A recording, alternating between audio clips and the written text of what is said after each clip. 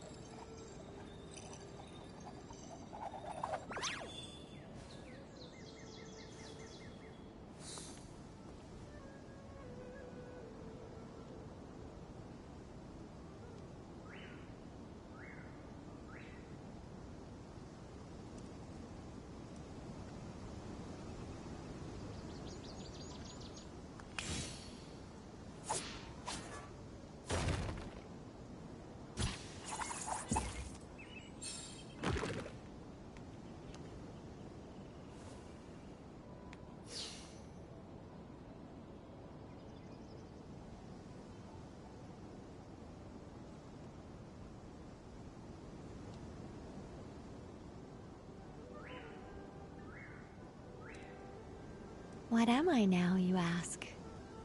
Just a human who's lost her voice.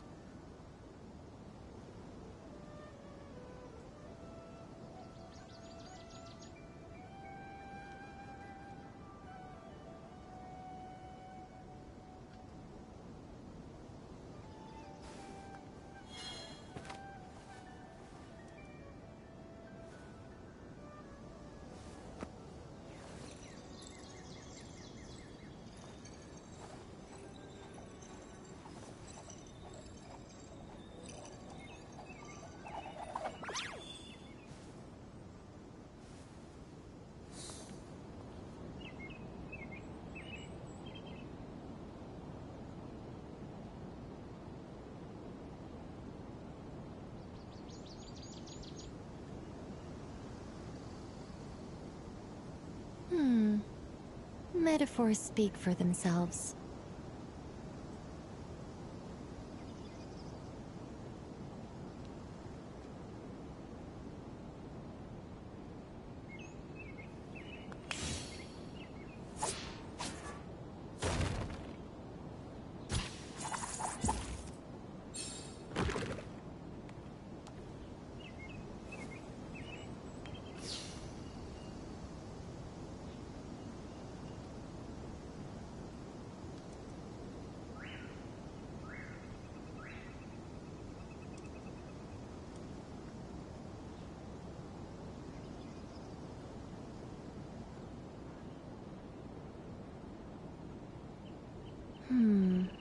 Not the best idea I have ever had.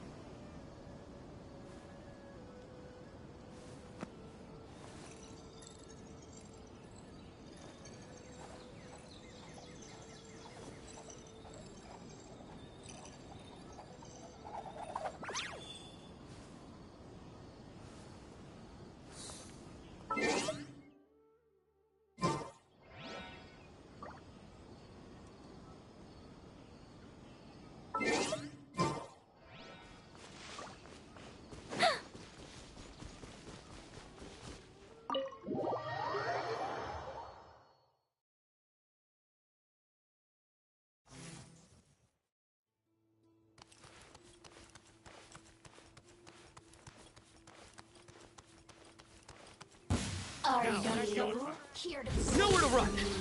The more, the merrier. We shall prevail. Surrender! Your sins weigh upon your soul. I'm going home. Look alive! Ha! Gloves off!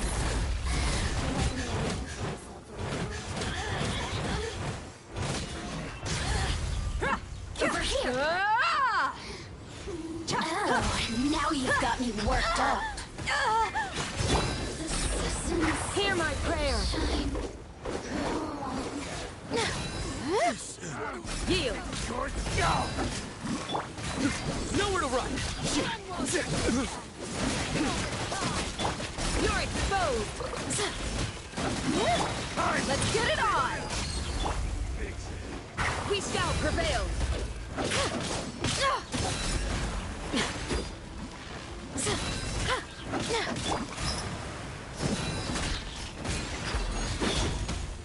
You're dead meat!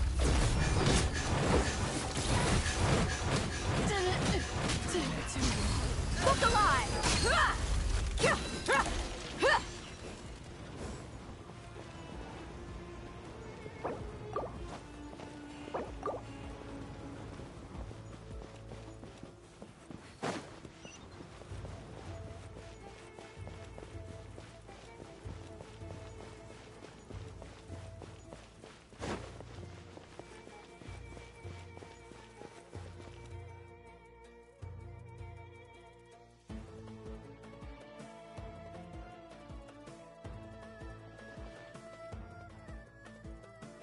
Look out! It's an ambush! Finally. We need to hurry. Take the middle road now. Mahamacho Sino, area clear. Don't relax just yet. More Fatui approaching from the right.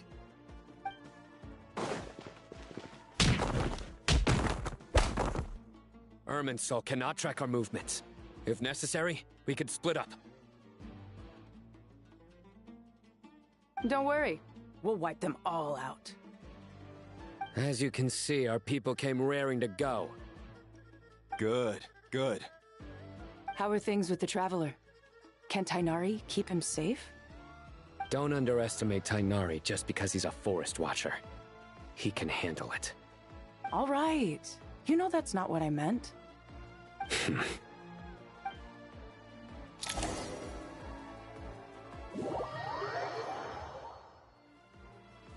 Sino and the reinforcements have drawn the Fatui's fire away. It's our turn.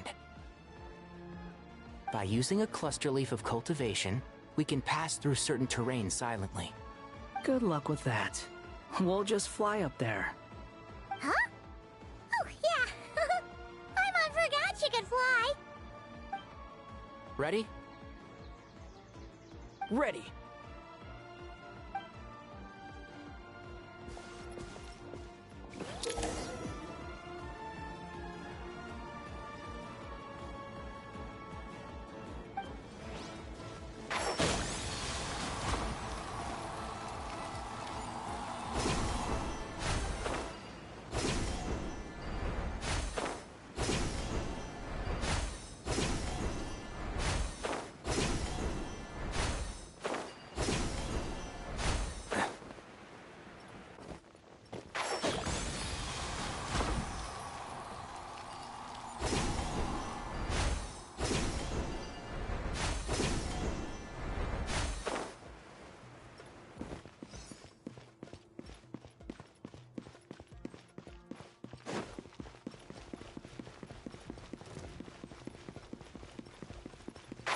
Can't see?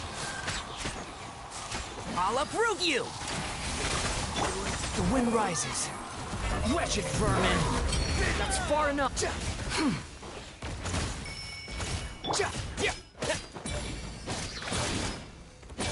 My everlasting flame! Fix it. Behold!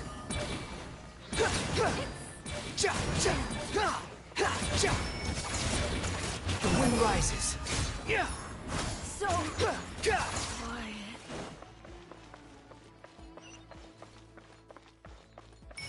Quit following me, Squall and Fury.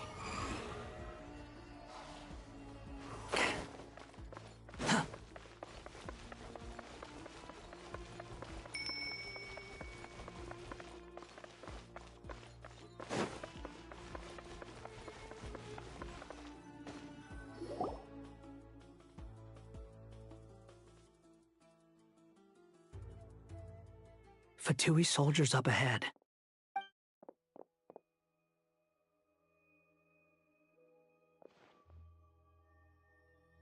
Careful. Prepare for battle. Hey! There's people over there.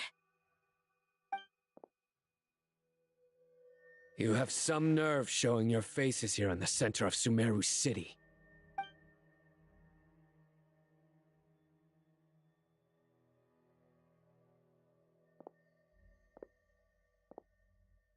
You're right on schedule. Well, this guy sure as heck isn't your average Fatui sergeant. They've stationed quite a few people nearby. It definitely looks like they were waiting for us. But something feels off. Everything about this guy feels too deliberate. I highly doubt he's just a subordinate of Dottores. And he's no mere sergeant. Whatever his rank is, it's high. Much higher than we thought. So you've been waiting for us. But it looks like you're geared up for a conversation, rather than a battle. Very clever, General Mahamatra Sino.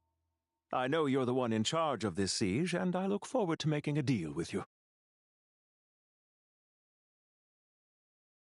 A siege? Sumeru City belongs to us! Historically, yes. But things can always change. We have quite a sizable force with us, you know. For instance... There's a Fatui ambush at the north gate. Can you handle him? We can for now. Yes, I'm quite sure both sides can hold their ground for the time being. The battle has not yet reached its climax. But what happens next? Do you enjoy watching bloodshed? Surely some of those here are people you count as friends. Once a war begins, some people must die. I doubt you wish that fate upon anyone you know. Wait a second. It's a trick. He's not even there.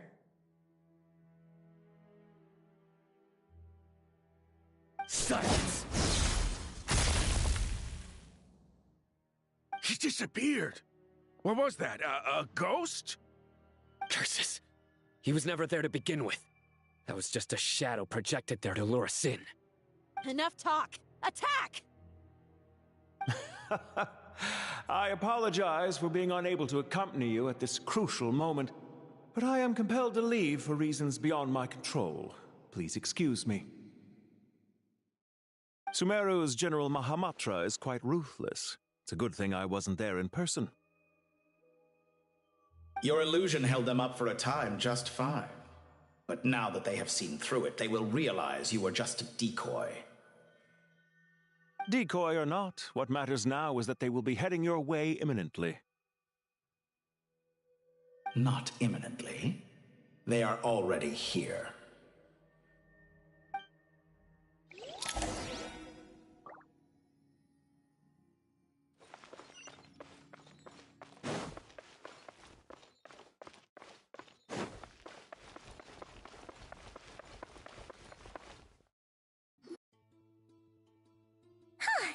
We made it! This is far enough. Tainari, you go help Sino. Don't worry about us. We'll manage from here. Are you sure you don't need me to stand guard? No need. Once the connection is established, we'll disappear from the sanctuary of Surasthana. Go help the others. All right. Goodbye for now, then.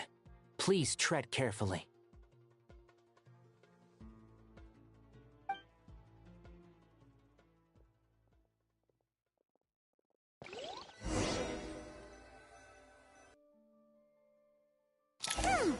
Now where's the interface Nahida mentioned? Come on, where's it hiding? Found it. It's over here.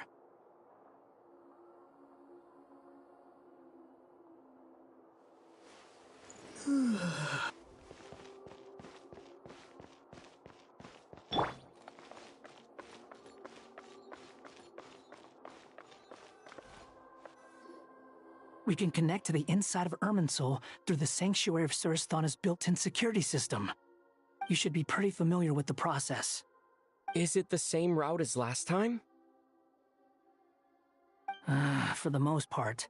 We don't need to adjust any of the parameters. Then I should be fine. And Paimon? Once you're both ready, we'll set off. Wait! The stakes are way higher this time, right? Maybe Paimon should stay outside and help the others. Then, you can focus on the fight without having to worry about Paimon. Huh? Why are you staring at me like that? It's nothing. I just suddenly realized how much you've grown. Hey, you've grown quite a lot yourself. Don't you two start getting into it again. Well, anyway, Paimon thinks she's pretty knowledgeable. Who's the best guide in Tavatigan? And don't forget, Paimon's a college student now. If we say Alhatham's not a weirdo, it's hard to explain how he came up with the idea of you applying to the academia. But for all that he counts, you're doing surprisingly well in your studies. Just goes to show how important it is to have someone supporting you. And Paimon's not the only one. Let's not forget that you only became a student because of Nahida's personal recommendation. That's fair. I have learned a lot in Sumeru. Oh yeah. Did you ever come up with that ugly nickname you promised me? What? No way! We're friends now! Paimon gave up on giving you one ages ago. Anyway, isn't Hat Guy enough of a nickname for you? Fine. Suit yourself. We need to go. Paimon, if you're staying, look after yourself. Will do. Paimon's gonna link up with Tighnari and Cyno. You guys are the ones who need to be careful. We will be. Bye for now.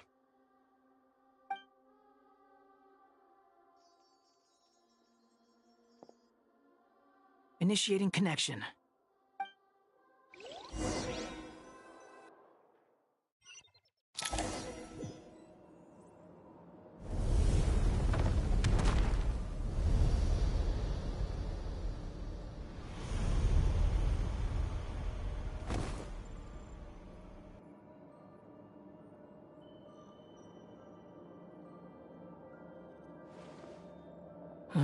Well, here we are again. Come to think of it, I still don't even know where we're going. Thanks to our terminals, it should be impossible for Irminsul to read. I can... Don't tell me. Only you need to know. That way, whatever happens to me next, it won't affect your progress. Listen to me. Your safety is just as important as mine. Don't even think about sacrificing yourself for the greater good. We came here together, and we're leaving together. All right, if you insist. I won't argue with you.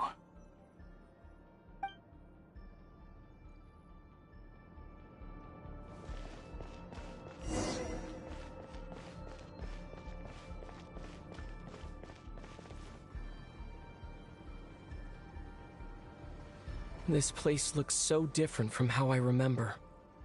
It's unrecognizable. It's a complete mess. Like someone's turned the place upside down. Must be Dottoro's doing. Either he's searching for some information he needs, or... It's still changing. He has to know we've entered Irminsul. But luckily for us, he can't pinpoint our location. Be on your guard. Don't let him find us. The red parts have probably been corrupted by Dottoro's power. Don't touch them, or you might alert him.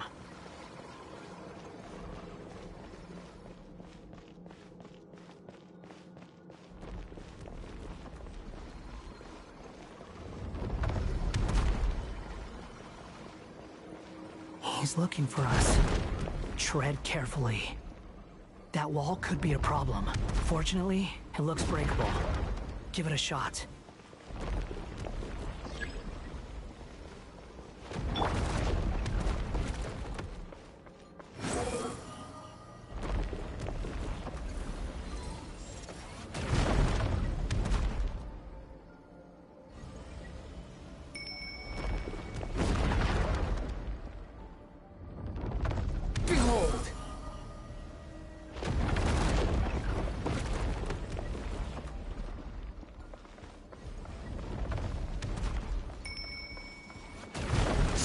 Fury!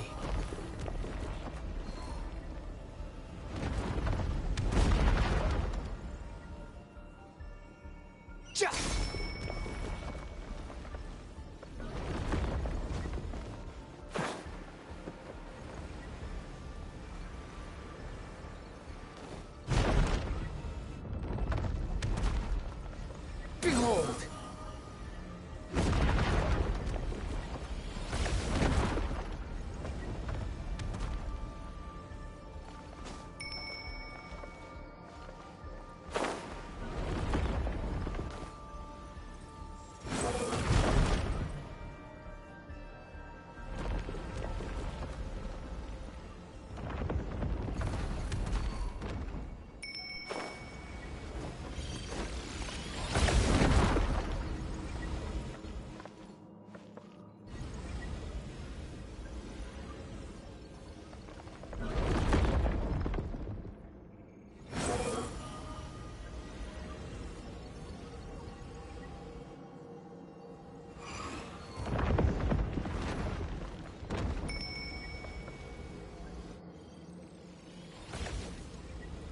The wind rises.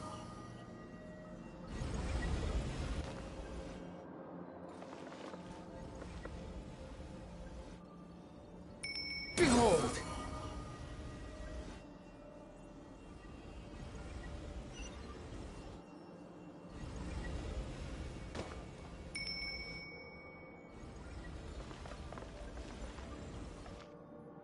The wind rises.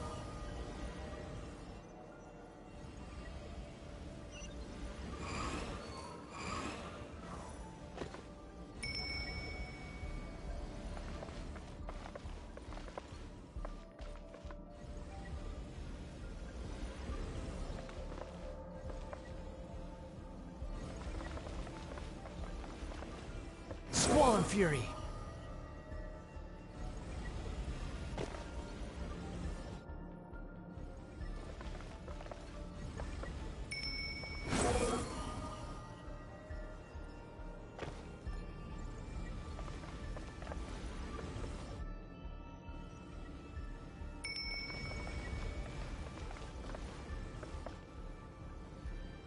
The wind rises.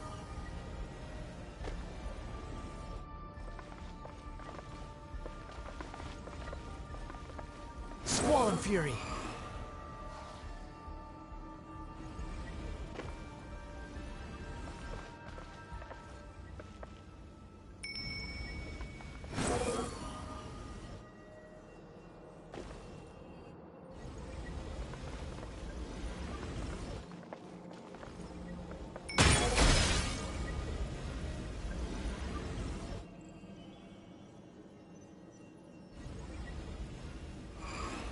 The same old trick again? Are you kidding me? Let's handle it just like we did before. This cheap trick isn't gonna stop us.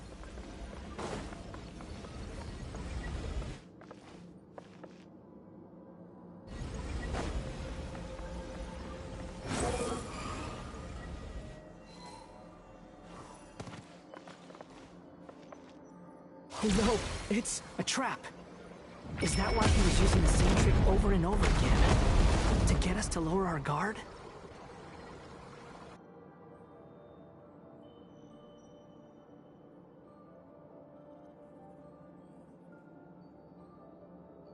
I'm trapped!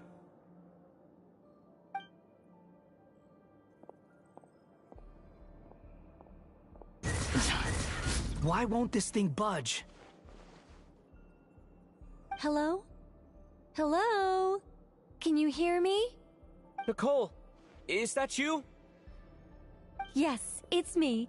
I'm monitoring your progress from inside the Eternal Oasis, and I have to say, this terminal is simply marvelous.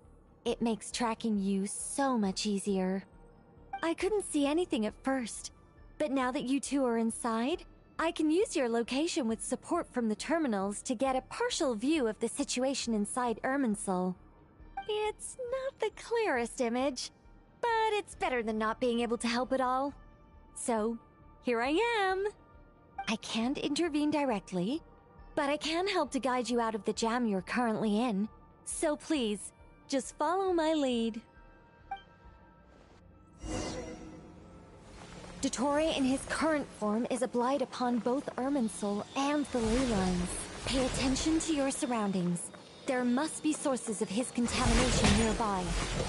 Is that one of them? Precisely. Take it out. Good work. But we're not done yet. Stay close, and let's see if we can find any others like it nearby. Too slow.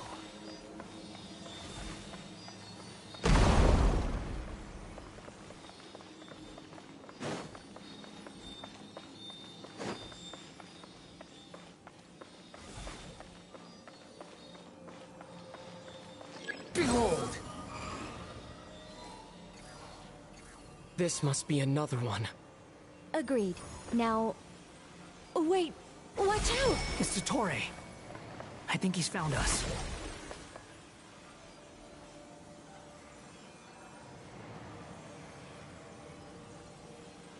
Quit following me. How amusing. The seal is broken. Quick! Get out of there!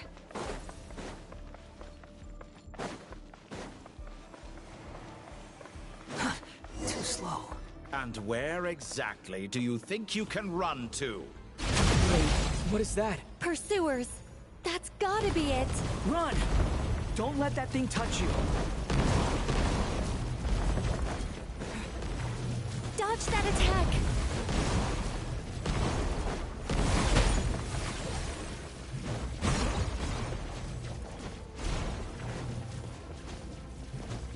There's more than one path. Which way do we go? To the left! Trust me!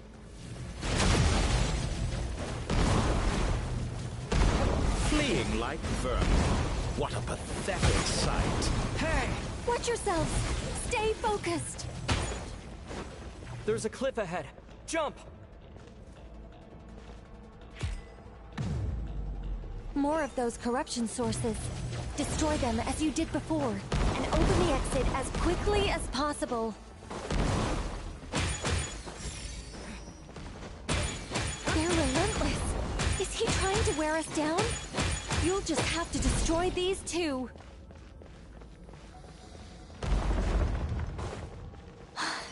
I think the pursuit is over. Hard to say. Stay alert.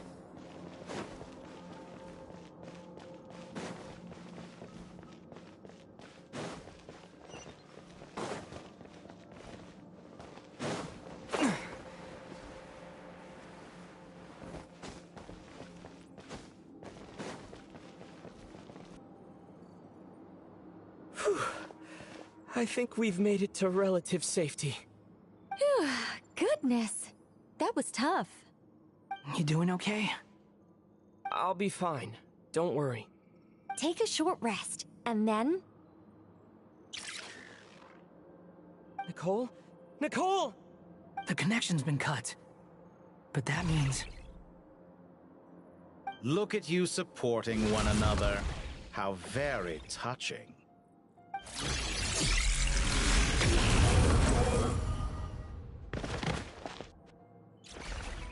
Dottore! Took you long enough to find us. You're more useless than I thought. Oh, really? I think I deserve a little more credit for my methods than that.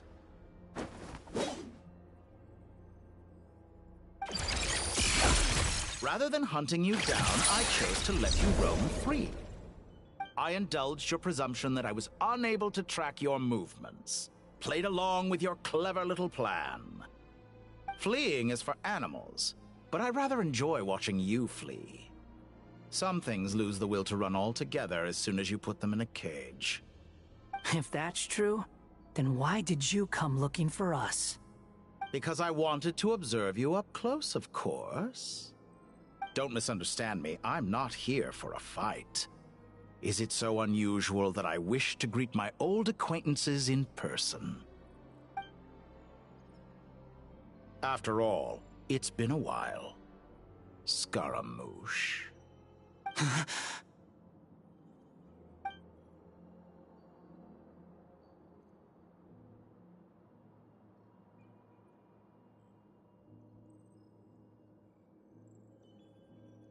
Why are you so afraid?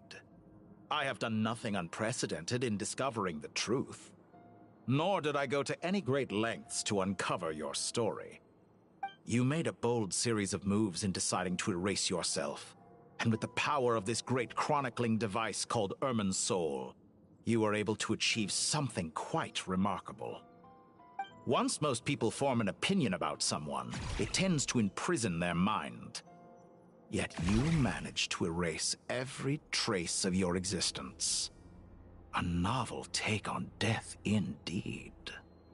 However, this meant that you stood out to me all the more when I saw you in Nodcry. I didn't even have to go looking for you. Just the sight of you was enough for me to intuit the truth. For someone in my position, connecting the dots was a trivial affair. It would have been more surprising if I hadn't managed to piece it together. You seem very pleased with yourself for figuring it out. I'm sure you'd even be more delighted to learn the full extent of your crimes. That would hardly be necessary. Besides, isn't there something that concerns you more right now? Something that fills you with dread? Let me put your mind at ease.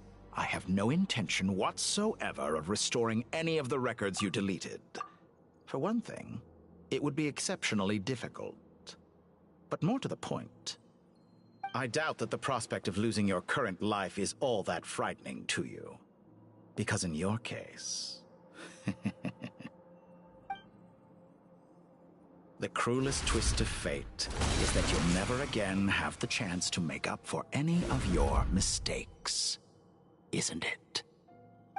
Dottore?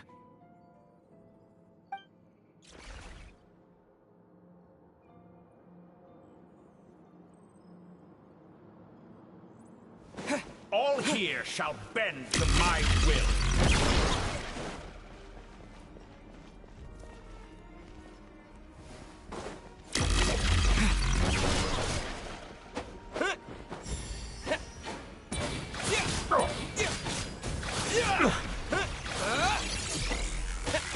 Squall Fury.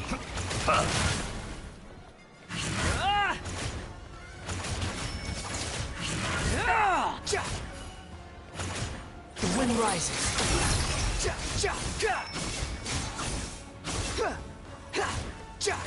I'm afraid you'll need to do better than that to take me down. I expected you to have grown stronger. Ah, how foolish of me. I forgot that you lack any means to increase your power. You will pay for everything you've done! Oh, will I now?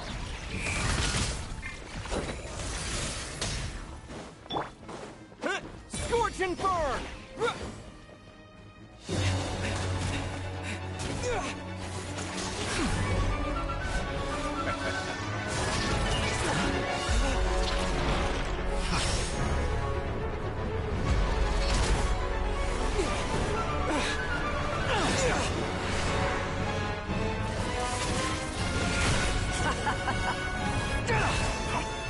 Does the prospect of death amuse you? I could ask you the same question! I'll distract Dottore. You focus on the mission. Got it!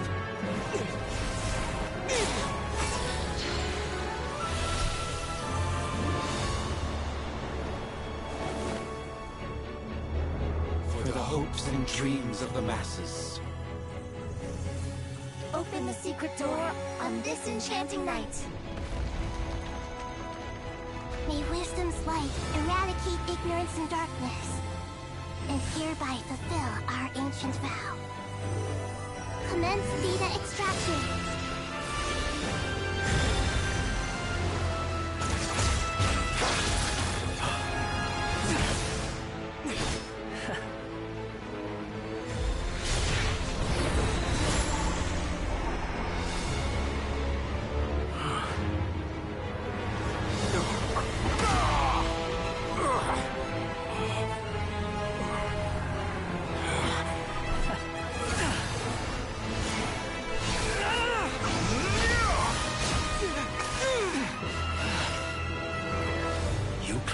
Outdated ideals and stand in the way of progress. You will pay for interfering with the grandest experiment of all time.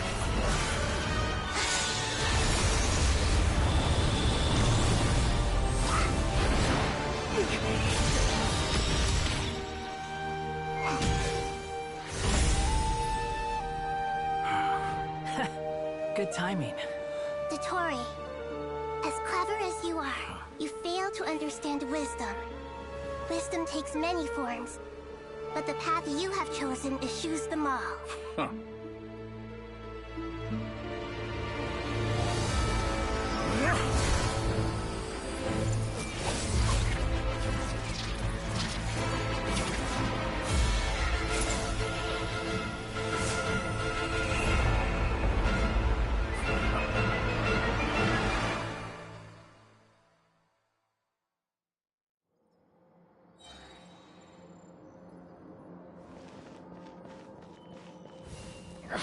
My strength is fading!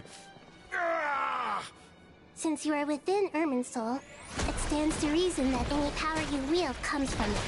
You're extracting the information from Irminsul just to strip me of my power. I will find his weakness.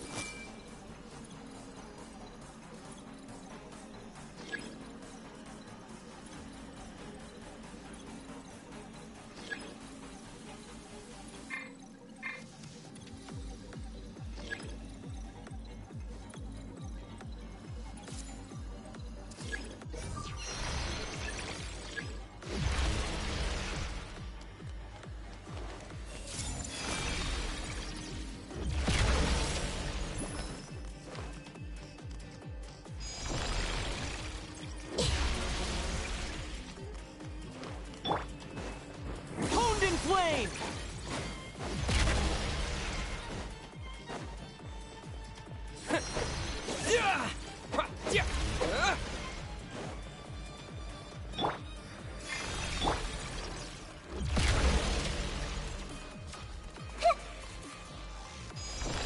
I see everything!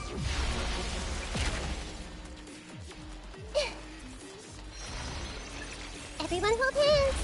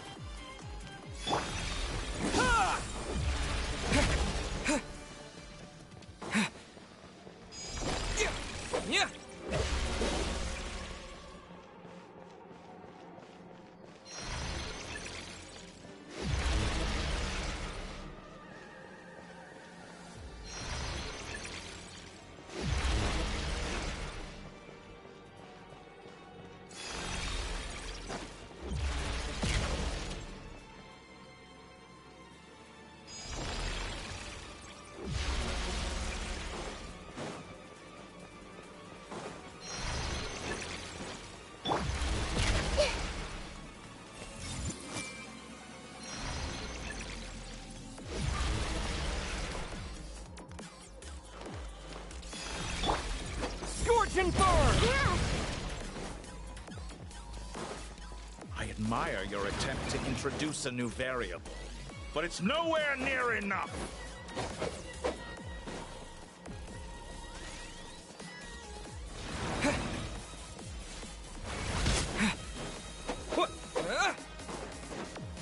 Just like a little buzzing fly.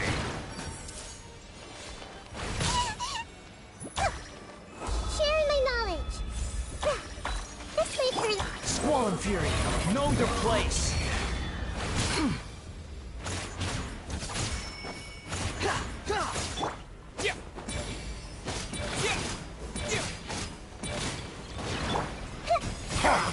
A petty trick.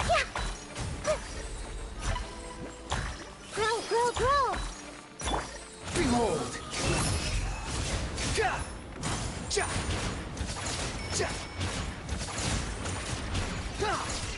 Quit following me. Everyone hold hands!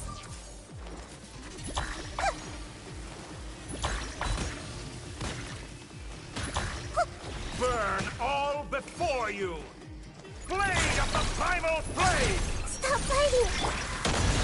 Squall Fury! We won't distract. They're so close. Just hold on a little longer. I'll hold him up. Traveler, Hat Guy, the rest is up to you.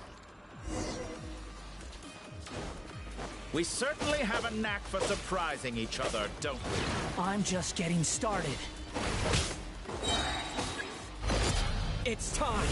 Say your prayers. Stay on the offensive, but watch your back. Behold.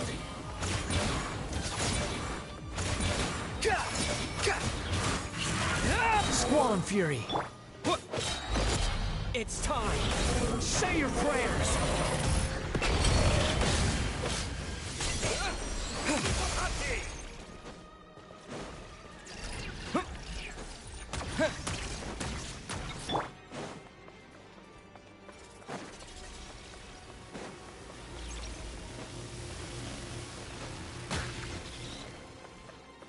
Burn Behold. all before you!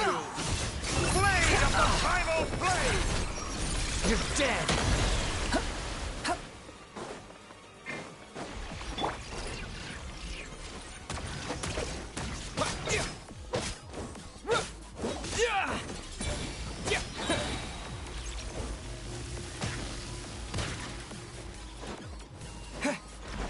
Let's try this! It's time.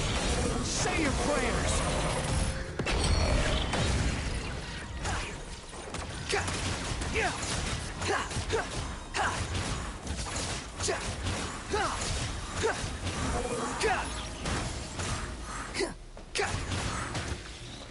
Burn all before you! It's time. Say your prayers.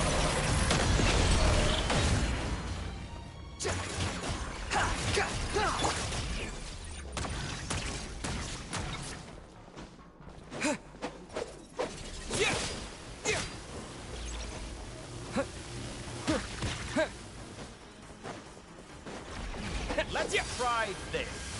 Muso no Hitotachi!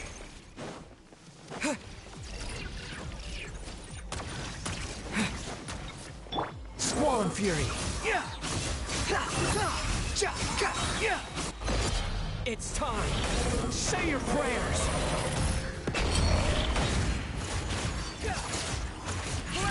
That's far enough. Quit following me.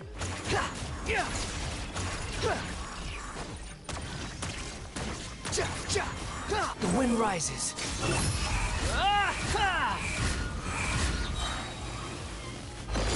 It's time. Say your prayers.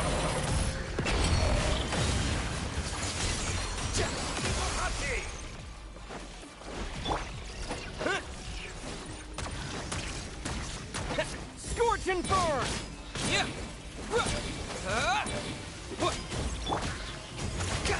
Squall Fury. It's time. Say your prayers. Finally. Time for you to die. Excited? Time for me to die? How could I have reached this place if death were something I feared? The last gasp struggle of a dying man is a pretty pathetic sight. And I know it when I see it. We shall see about that.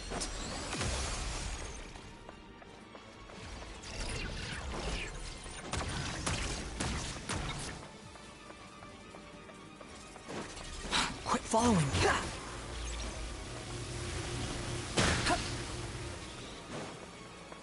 Burn all before you! Blade of the How primal amusing. blade!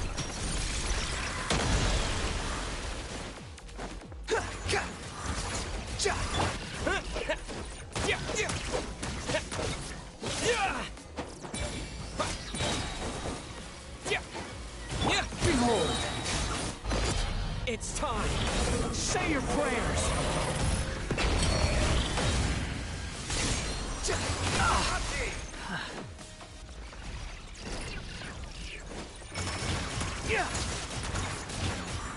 The wind rises. That's enough!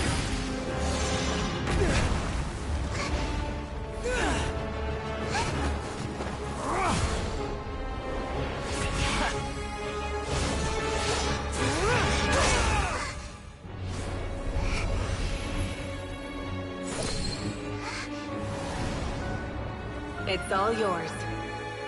Do with it as you see fit.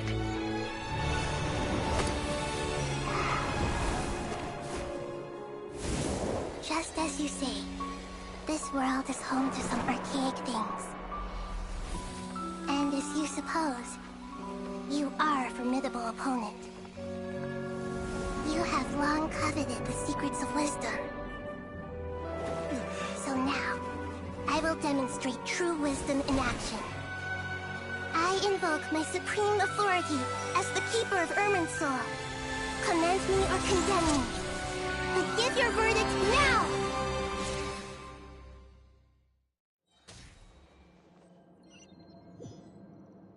Blessed One of Wisdom, Mahakusaladhama, are you certain that you wish to exercise your authority to destroy Irminsul? It represents both your roots and your finest accomplishments. You truly intend to abandon the very thing you have always fought for? This is my decision. Irminsul has been corrupted beyond redemption. Irminsul is the original tree of Teyvat. It is the means by which the heavenly principles maintains fate itself. The 7 Archons should honor and revere it, for their authority was bestowed upon them by the heavenly principles. It is precisely because I honor and revere it that I fight for the humanity it exists to protect. Wisdom is knowing how to weigh the options and make the right decision. If you truly care about the fortunes of this world, then it is me you should seek to preserve. Planting a seed begins the chain of cause and effect. Since you have become a great tree yourself, why should the loss of another tree be anything to fear? Till we meet again, Lord of Dendro.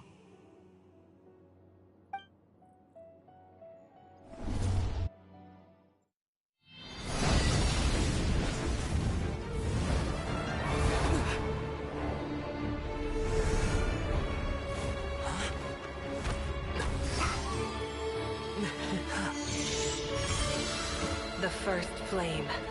The pure, cleansing fire.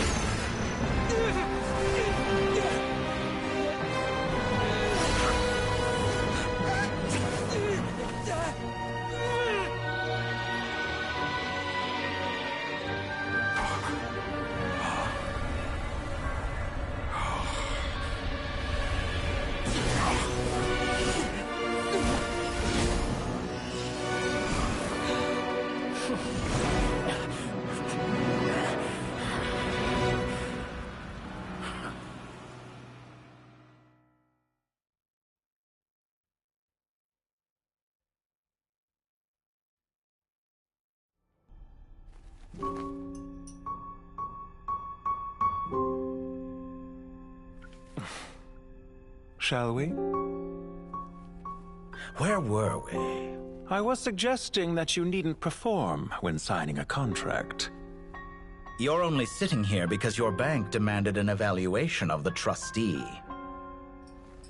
So you told a story about a young scholar from a merchant family in Sumeru?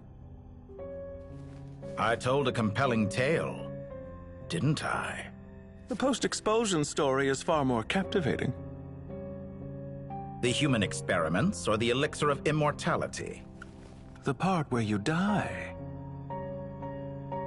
Ah, yes. My favorite part. The 35-year-old Segment thought of himself as Dottore, reserving the name Zondique for the original specimen. Of all the Segments, he was the most selfish. After his expulsion, Dottore searched for a new direction. He joined the Fatui, studied Elazar in great depth, secured resources. He was rather fortunate in his career. Zondik turned to Conrian technology and successfully created his segments. But this was not immortality. Even with backup segments, his body would still age. Still, thanks to Snezhnaya, Zondik found the ideal base for his experiments. Then a perfect partnership materialized at a crucial moment. The year that both parties realized they needed more time. Fortunately, Zondik succeeded. In a miraculous turn of events, he gained the extra time he needed. I seem to recall it differently. All right, it's true.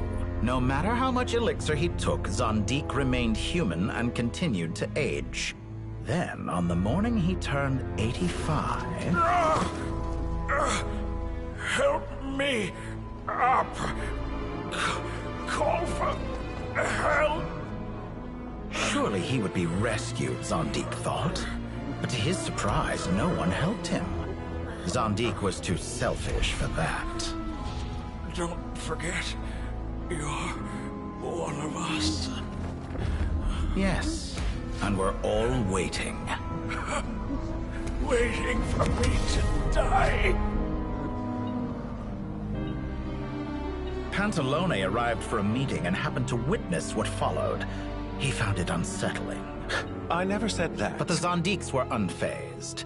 It was a rare opportunity for self-dissection.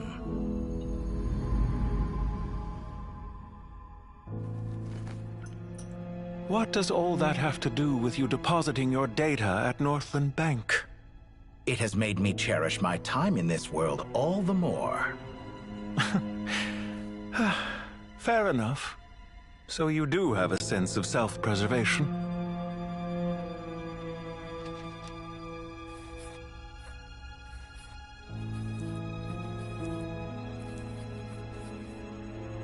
What do you mean?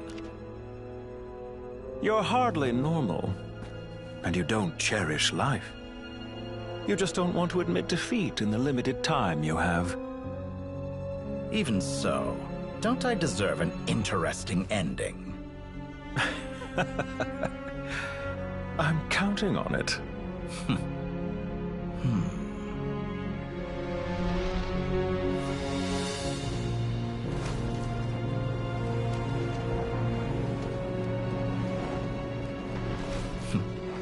If nothing else, I expect my funeral will be a grand affair indeed.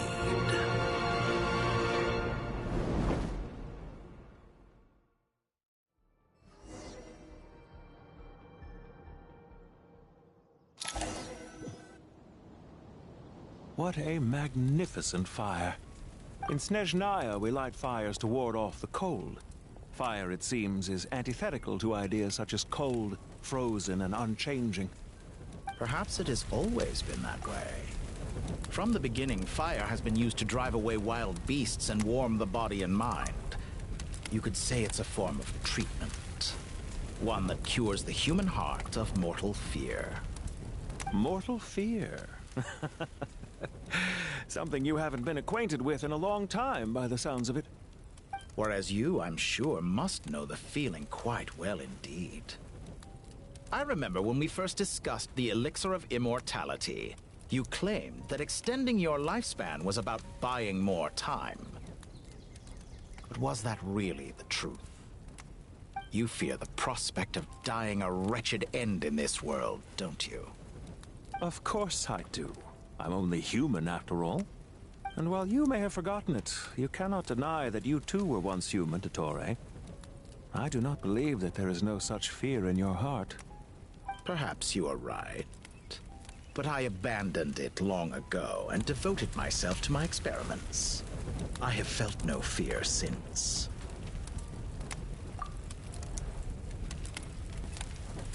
From the very beginning, I never thought you could win this game.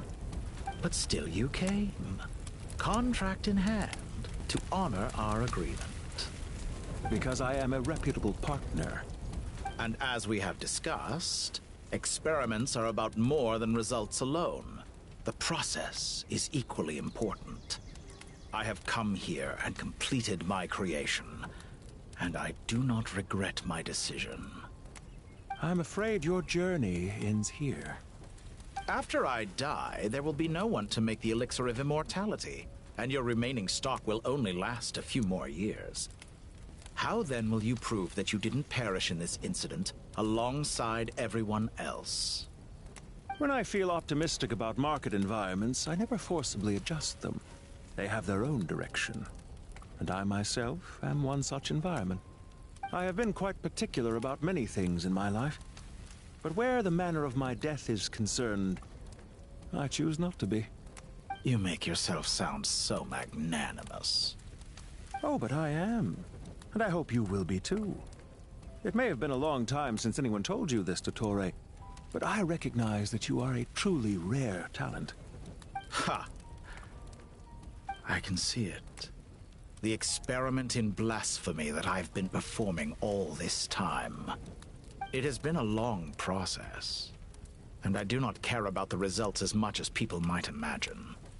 If the very goal of your experiment was to explore infinite possibilities, then there was never any reason for it to end. Indeed. Yet now, the experiment has officially drawn to a close. What should I call you? Zondik? Or do you prefer Dottore?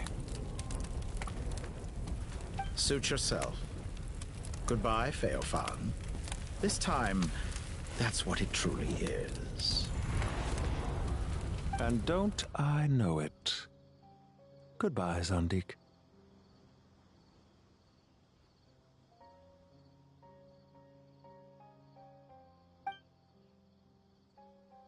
I could have carried out many more experiments, but to me, Lord of Dendro, this outcome is certainly not the worst. I believe you. But unfortunately, this is where it all ends for you. This experiment does not belong to you, nor do any of the results. Experiment. It sounds like you're trying to outdo me in my own field. Wisdom is conveying information in terms that people can clearly understand. You know exactly what I mean. Indeed. I can see no further outcomes. Ha. You have a formidable mind, and you are braver than I thought. Setting fire to the very thing your survival depends on. Your previous threat was empty, but this time, it is real. When necessary, wisdom can be as fierce as an inferno. Some of the flames that incinerate you come from within yourself. Perhaps you are right. You see what lies at the bottom of the human heart, and that is your wisdom. Here is where your journey comes to an end. All that is yet unknown belongs to those of us who will carry on living. It seems I have unwittingly been your arch-enemy all along. But now, it's all over. I do not deny your intelligence. But what you refer to as experiments, I would never describe in those terms. They are events that take place in the real world, and they are so much more than mere data. Goodbye. We will never meet again.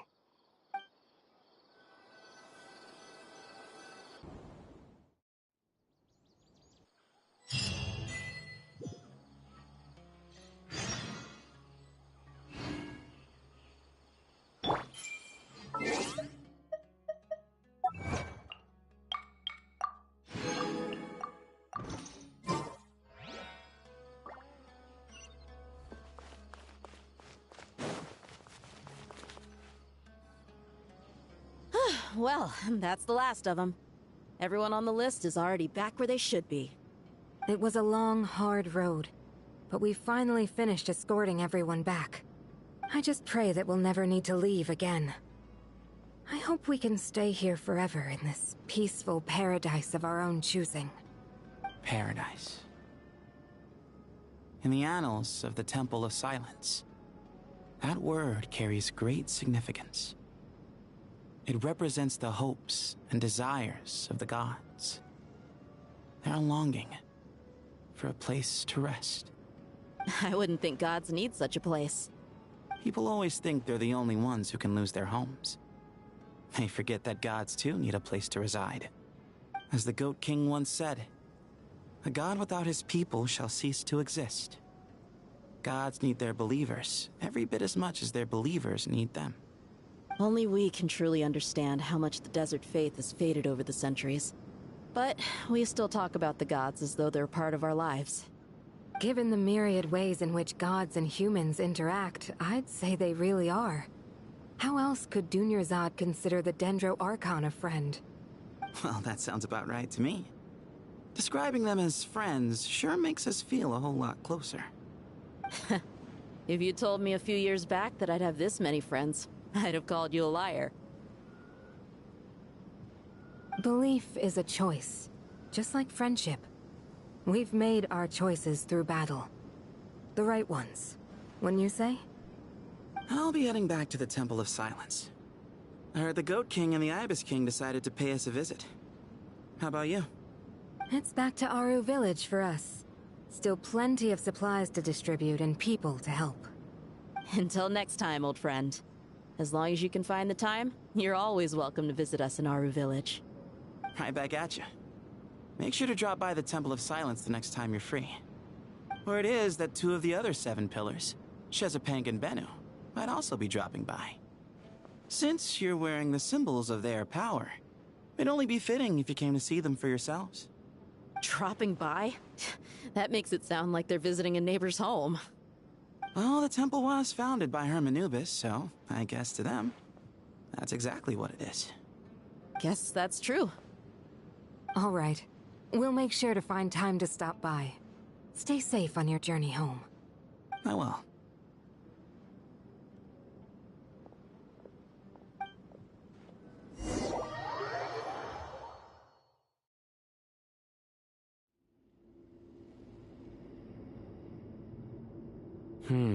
You do have a point.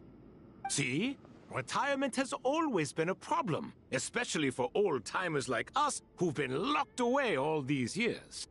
You finally step out into the light, and bam! You're face to face with a whole different world. Naturally. What do you think, Layla? Huh? Why would you think to ask me? How could I possibly be qualified to decide where the servants of King Deshret should live? Sorry if my question was unclear. Do you think their statues will stand out too much if we place them here? Hey, I never agreed to this. How could we possibly allow our statues to be left in Hermanubis' home? That would be like breaking into someone's house, then pretending it belonged to you in the first place. Different beliefs can coexist. We still need to respect one another.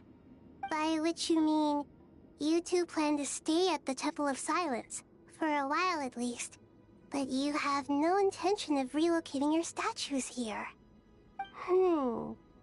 So, you see this as sort of a family visit? Is that correct? Family. Huh. You could say that. In a sense, Hermanubis would view this as his home. Just look at this place. Magnificent, is it not? The sad truth is, in the past, all 3 of us invested so much into misguided ventures. We failed to build what we should have, and wasted so much time instead. And what do you mean by that? I mean that for the most part, time spent associating with the likes of Sobek, and, let's say, Thoth, might reasonably be considered wasted. Why does that not surprise me?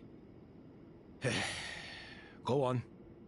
Anyway, given how much time we'll all be spending together, I'd say that the bonds we built will end up proving to have been a sound investment.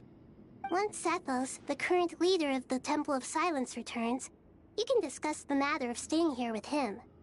But judging by the expressions of everyone here, I imagine you'll receive a very warm welcome. This sacred ground houses untold knowledge, after all.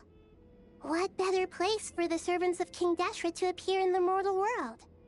How about we share a meal together first? I imagine it's been many years since you last tasted fresh food.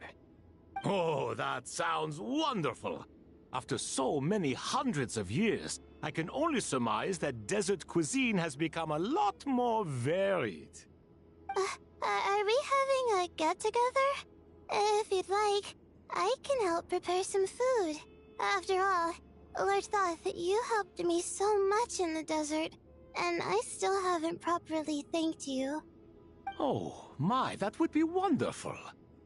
I'm touched that you still remember. How the times have changed.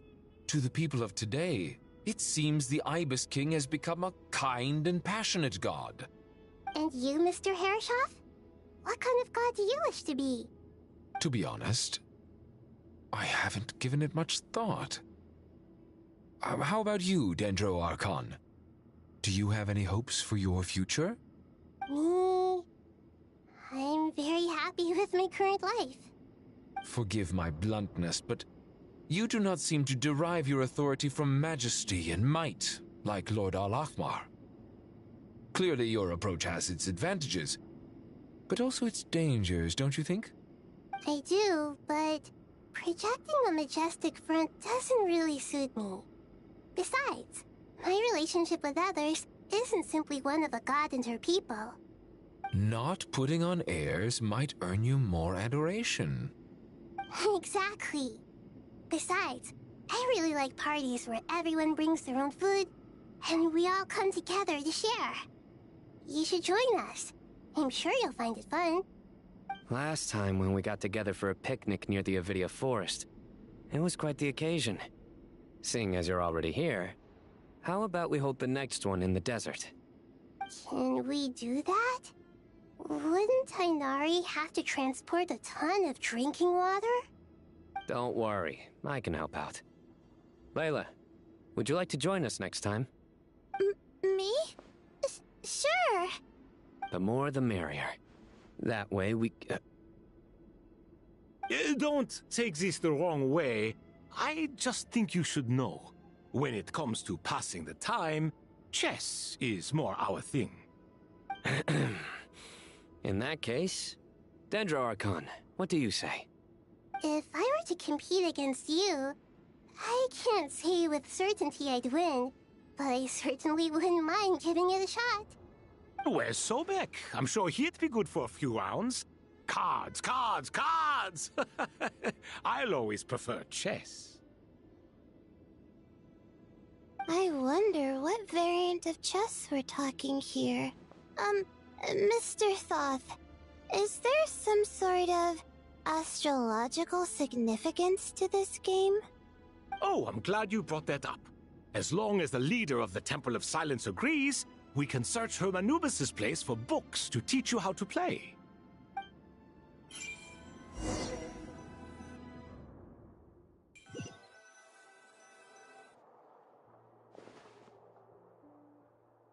Such devastation visited on Sumeru City. So many houses destroyed or damaged in the fighting. Who could have foreseen this? Look at all of this. It's going to take me forever to tidy up. I suppose living below the academia doesn't always work out to your advantage. I would have thought a little appreciation of my sincerity and effort in helping to clean up this mess might be in order. Helping? Effort? This is your house! Of course you should be putting in the effort! If anything, I'm the one who's helping. So you see yourself as just a helper in this situation. I must admit, I'm rather shocked. If you're trying to say that since I live here too, I have an obligation to tidy up, fine. I suppose I do. Wait a second, stop changing the subject! Nevertheless... In the wake of a great storm, a missing roof is a predictable inconvenience. Can you stop making it seem like I care more about this house than you do? Doesn't it upset you at all to see your home in this state? I won't pretend it's ideal, but that's no reason to be upset. This is the roof over your head, your shelter from the cold. The furniture is scattered, the paintings have fallen off the walls, the windows are shattered. Don't you feel even a little disheartened? The way I see it, these problems are easily solved. Ugh, this is precisely why I hate talking to you about sentimental things. It's like banging my head against a wall. You simply don't understand just how much work goes into making a proper home. It sounds like this is causing you a lot of anguish. You mean the house or the paintings? I mean your sentimentality. Oh, well, yes. But I'd rather not dwell on such things right now. Generally speaking, when anguish becomes the norm, people usually make an attempt to improve their situation. But there are so many people and things in life that are difficult to change. It's not like you can force them. Besides, anguish can be a source of inspiration, and I'm not sure I could break my reliance on it. I'm glad you're able to make yourself think like that. What kind of a response is that? I was stating a profound truth about the very nature of art. Suffering is the cradle of all creation. Even you can't deny that. And I wasn't trying to. I'm just happy for you. Pure and simple. Can't you tell? Happy about what? Happy that you can always find an answer that backs up your views. You... More often than not, life is a process of running into problems and then searching for answers. Yours more than most. Not everyone's so good at justifying things to themselves. It's something that you've been steadily mastering. Huh. What about you, then? What skills have you been mastering lately? Pass me that box. Huh? Okay. You may consider this my progress on the path to mastery. What? Wait a second. Isn't that box mine? Hey, it is! It must have fallen off that shelf. I'll hate them. Those are my paints and inks. Would you like me to put it in your bedroom for you? Huh? I mean, sure, if you don't mind. What kind of progress is this? Does he think he can bribe me? Not that giving me back my own things is much of a bribe. These books on the floor, they're a complete mess. And this one, didn't he say it was an out-of-print collectible? It's completely covered in dust, and some of its pages have even fallen out. Ugh, guess I should help him repair it. This one too. And this one.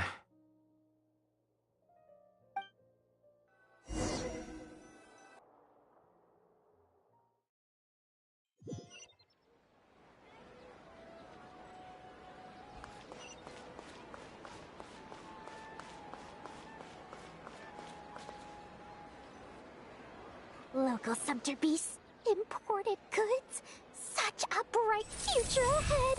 I can picture the Mora just rolling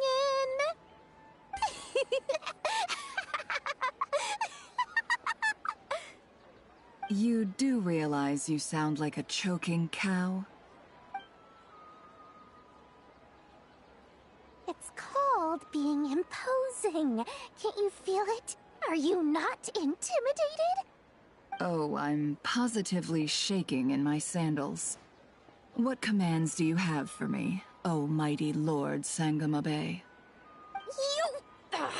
You've got a lot of nerve, Nefer. You went and told Candace and the others everything, didn't you? Seriously, do you have any idea how differently they see me now? Surely that's a good thing. I presume they're more disposed to actually like you now, maybe even view you as a friend. You traded my secret for sympathy! Thanks to you, I've lost every last shred of my mercantile majesty. How am I supposed to make anyone think I'm a big, scary investor now? The dark days of Lord Sangamabe are behind you. Why not take this chance to make a few honest friends? Speaking of friends, since when did the notorious Lady Nefer gain such an admiration for holier-than-thou types? A moon chanter here, an angel there? Who'd have thought it? A coming together of fates, nothing more. No need to throw around accusations of admiration. Forget it. You're right about one thing at least. Making friends is never a bad thing for a merchant.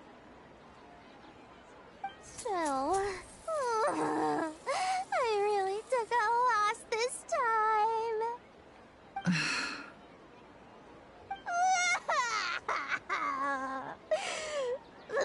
What are you looking at? I'm trying to see if you're really crying or if those are just crocodile tears. A little birdie told me that when Lord Sangamabe makes money, the tears flow from the center of her eyes. But when she loses it, they flow from the corners. Which is it this time? Ugh, you are so annoying. I'm not talking to you anymore. Nefer, thank goodness you're here. I've been looking everywhere for you. Huh?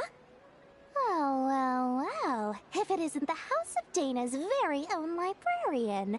What can I offer you today, Miss Katayun? Oh, no. I'm not here to buy. I'm here to bring Lady Nefer a book, and a fascinating one at that.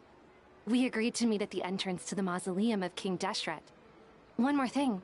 I bought this copy with my own money. It's not borrowed.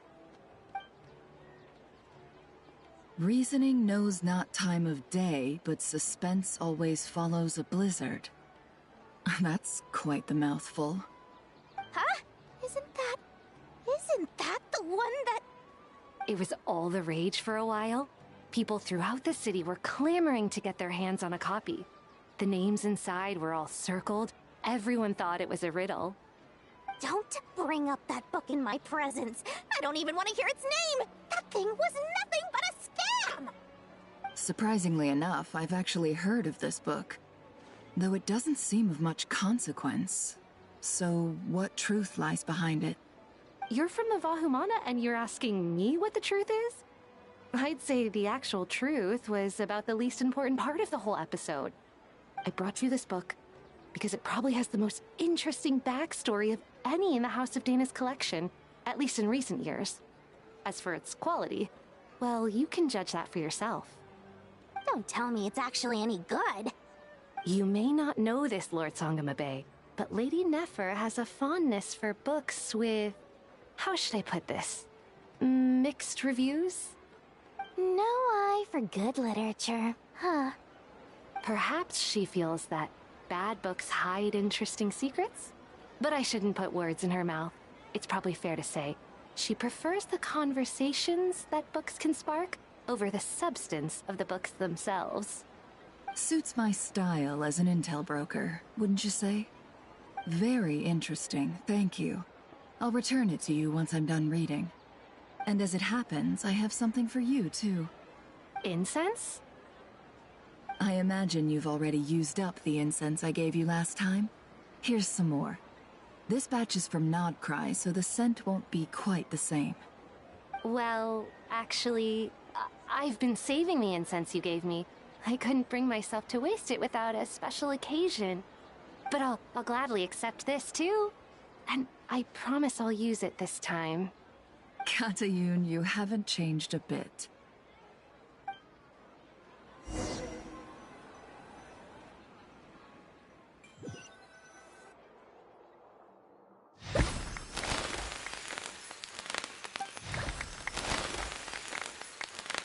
Congratulations, Kale. Well done, Kale. After studying for so long, you've finally become a full-fledged ranger. Sure hasn't been easy for you, huh? This really is fantastic news. All grown up. No longer a trainee, but an official forest ranger. Oh, the next step is to secure tenure in the academia. Thanks, everyone. It's true. I'm an official forest ranger now. Master Tainari, thank you for your guidance and support. I wish Mr. Sino were here so I could thank him too. Sino had a matter to attend to at the Temple of Silence. I don't imagine he'll be back for some time. But don't worry, we can celebrate together once he's finished. I'm afraid the party will have to wait. Kale still has some matters to attend to first. Kale? Is everything all right? No, Oh no, it's not what you think. There's nothing wrong with my health. I just have a few things I need to deal with. I've made plans with the Traveler and Paimon to visit Mondstadt. Master Tainari and Mr. Sino will be accompanying us too. Well, that's a relief. Let's get together when everyone's back. I'm sure you'll be doing even better by then. Of course. I have a feeling you're right.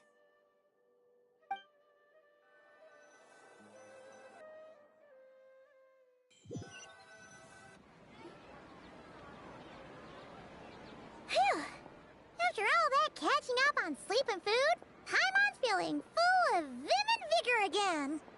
For someone who spends so much time resting, your recovery routine is surprisingly simple. Hey! Paimon's been working her butt off too, you know. She flew all over the city helping everyone out. Don't worry, I saw how hard you worked. Alright, we all know you're the most hardworking person in Teyvat. As long as you're rested and full, that's what really matters. Paimon's been looking around the place, and it seems like the city's already on the mend. But Paimon's been wondering how Nahida's doing. We should check in on her.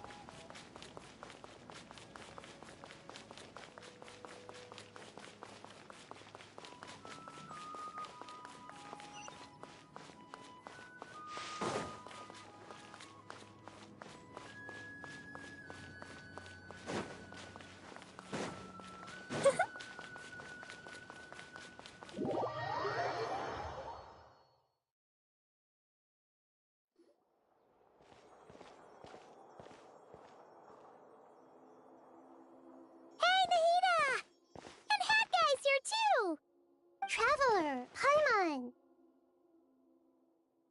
What's going on here? Nothing much. Nahida was just expressing concern for my physical and mental well-being. Oh, the Traveler told Paimon all about that. We've both been very worried about you. Are you feeling alright? You make it sound like I'm on the brink of some kind of breakdown. Truth is, I'm doing much better than you might imagine. If we can just get to the bottom of Dottoro's intentions, we can minimize his negative influence. That's the sort of thing I excel at. Just listen to that newfound optimism. It seems like having you enroll in the Vahumana was a truly inspired move. I can really see the positive influence. Observe, a classic Sumeru specialty. Chalking everything up to education and learning. To be honest, even I can sense the change in you. Everything Dottore said to you was a way to manipulate your mind. Fortunately, you're no longer under his sway. Can someone as old as me really continue to grow? If it helps, just think of yourself as a late bloomer. It's all a matter of phrasing, and it comes down to what standards you measure yourself by. For a puppet, developing at such an age is perfectly normal. But if you choose to call yourself a late bloomer, it sounds more like you consider yourself human. However you see yourself, well done. All right. I see what you mean. Anyway, what's your next step? What else can I do but complete my current courses? Everything else can wait. Anyway, that's enough chit-chat. There are still things in the city I need to help out with. I'll be heading there now.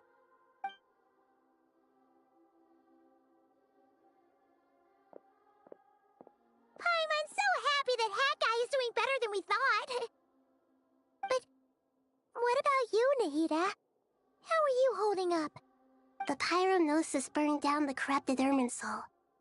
The flames blazed for 7 days and 7 nights before they finally subsided. All that was left were the parts underground. Now, Aru shoulders the responsibilities that once belonged to Irminsul. The situation was contained before it got out of hand, so Tevat's most vital information has largely been preserved. Irminsul has a strong influence over you, doesn't it? How will you cope now that it's gone? There is no need to worry. Thanks to Nicole's extraordinary talents, my connection to Irminsul has been severed and transposed onto Aru. Angels can do things like that? They can. Such abilities are precisely what makes them so powerful. The goddess of flowers, Nabu Malikata, once claimed that she too could perform feats beyond the reach of mere mortals. In my eyes, much of what she went on to achieve reached such transcendent levels. Her and Nicole really are both fascinating and magnificent. So, does that mean your situation is stable now? Correct. Just imagine that Aru has become the new Irminsul, and the essence of my existence has been bound to it. The wisdom of Sumeru has ultimately converged into a single, unified entity. Should we ascribe this all to fate, or is it merely fortune? Whatever it is, the important thing is that you're okay, Nahida. Dendro Archon, Lesser Lord Kusanali. Oh, thank goodness you're here. Greetings, Traveler and Paimon. Sir Nevis, do you have something urgent to say? Yes, there's something I need to report. We've received a message from Snezhnaya.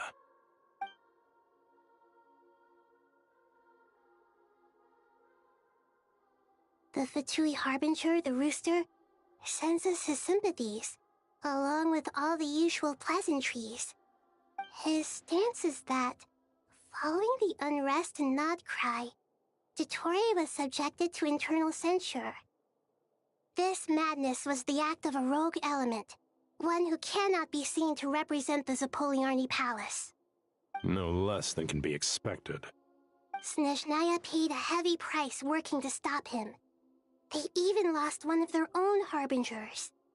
The letter goes on to say that even so, Snezhnaya cannot claim to be blameless. Apparently, they will deal with Dottore's subordinates in accordance with Snezhnayan law, holding all those involved in his crimes accountable. Additionally, they are supplying relief funds and supplies, which are already en route. They hope this will aid in Sumeru's reconstruction. Sounds like he's got an answer for everything. True, but as diplomatic rhetoric goes, it's highly effective. Completely watertight, both in logic and sentiment. This disaster has had a profound impact on Sumeru.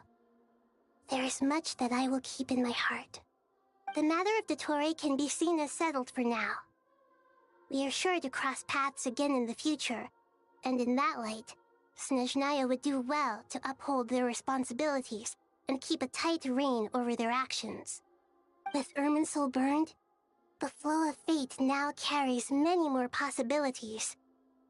I will be watching carefully. Perhaps we can move on to a less serious matter? Dendro Archon, will you eat with us once this matter is dealt with? Everyone wishes to celebrate together. Your presence would be most welcome. Of course! Junior Zod, Sino, and Hypatia all told me the same thing. If there isn't enough room for everyone, we can arrange back-to-back feasts. What a wonderful idea. That just leaves the question of what we should eat. Not more tomatoes, surely. More? Dendro Archon, what do you mean by more tomatoes? Those good friends of yours are always talking about tomatoes. Sometimes when I'm walking through the city, I can even hear them arguing in the fields. Since you see them so often, you must hear about tomatoes even more than I do. Tomatoes. Tomatoes. The word has a certain magic to it. Like the autumn fur of a sumpter beast swirling in the wind, sometimes flying up my nose. Tomatoes. What can we make with tomatoes? Wait, why tomatoes?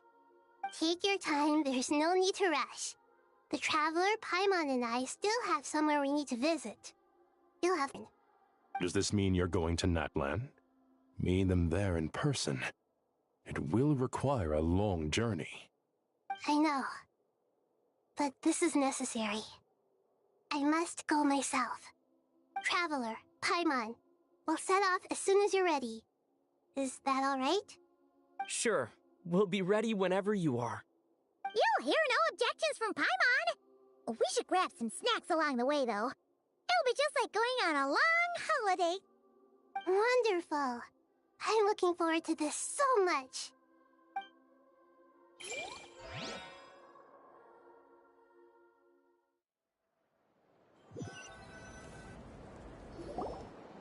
Natlan is such a lively place. It's super cheerful and positive, too. I can see that. There are people outside exercising at all hours. Such a healthy way of life.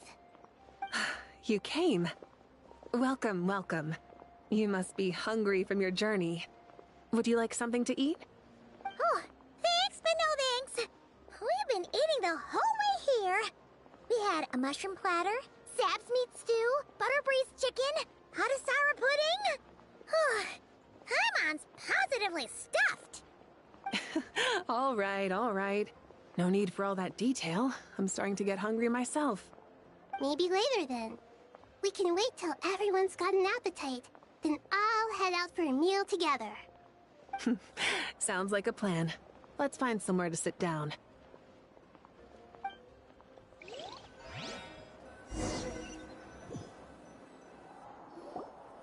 I should tell you, I already have some sense of why you've come. Why's that, Malika? To say thank you. Your senses are spot on. But on top of that, we also feel guilty. Because the pyronosis has vanished? I sensed its loss. Despite scouring through the remnants of Irminsul, we couldn't find any sign of the pyronosis. Not even any trace of it burning to ash. That's certainly unusual. Still, the potential fallout from Irminsul's loss is significant, to say the least. Perhaps the pyronosis's disappearance is simply a knock-on effect of the impact it's had on a certain strand of fate. There's no need to feel guilty. We were clear that this time, there was to be no returning, only giving. Pure and simple. Thank you really is a fascinating phrase. We use it to express gratitude for the smallest of things. Yet, when faced with a kindness too immense to describe, we use exactly the same words. It's not that we lack other means of expression, It's that when we truly need to express our feelings, the simplest and purest words are always the most powerful. You're right. In Natlan, we prefer simple expressions too. Companionship, friendship, support. They might not sound fancy, but the sentiment behind them is sincere. That's wonderful to hear. Sincere feelings are often a vehicle for the deepest wisdom of all. Irminsul's destruction doesn't seem to have done you much harm. I'm glad to see you're doing well. There's still a lot of work to do, but before we begin, we felt it was important to come here and speak with you. Partly to express our gratitude, but also because we felt that seeing you, in a sense, is like basking in warm sunlight. That's a nice way of putting it. I like that. To tell you the truth, though, I'm not a fan of somber meetings. So, since there's nothing more to say, why don't we go bask in some actual sunlight? The weather's beautiful today. What a great idea! Paimon's gonna lie back and soak up some rays.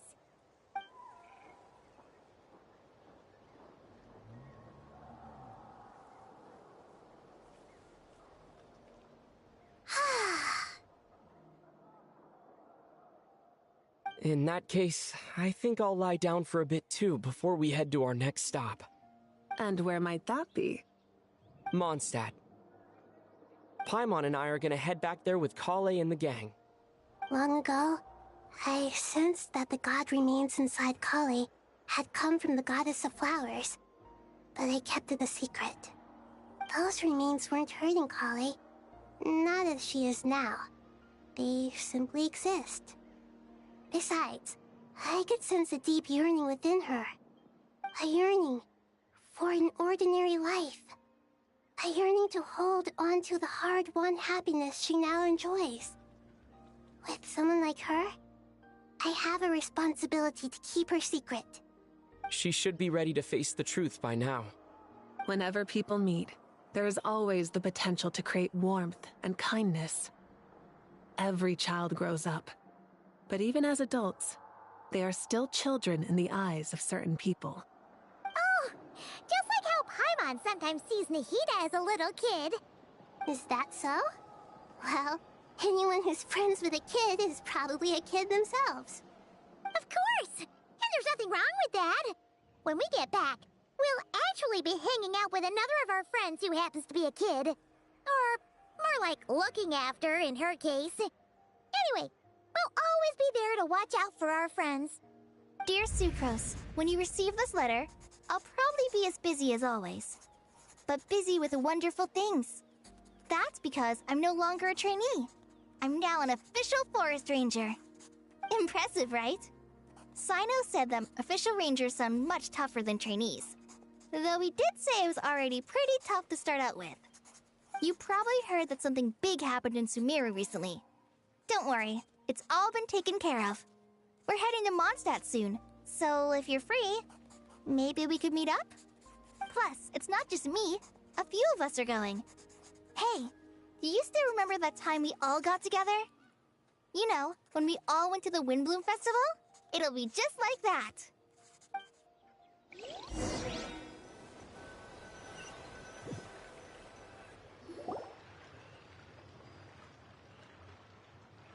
Dainari, is that...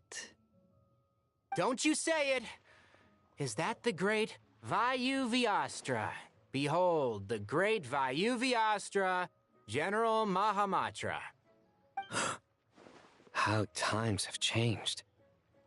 I wasn't expecting you to beat me to the punchline. You've changed. You've really upped the aggression in your battle against Sino's jokes. Kale, how did you know what I was going to say? For the love of...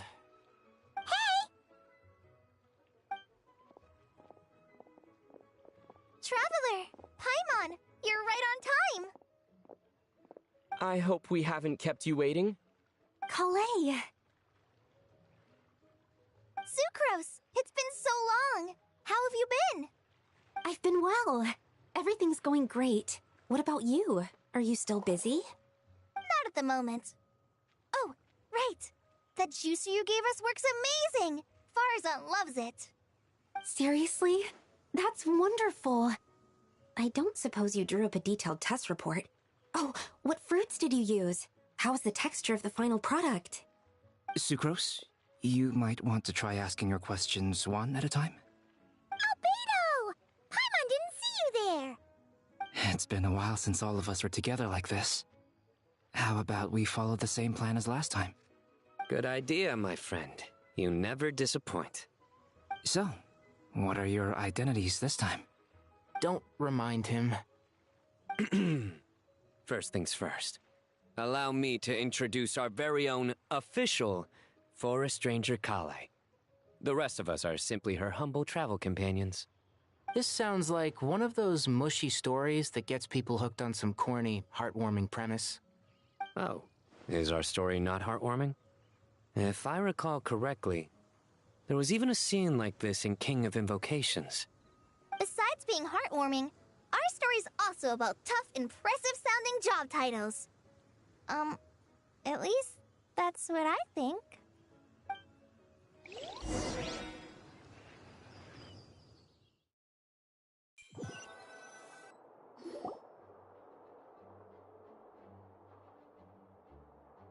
Oh, you're here already?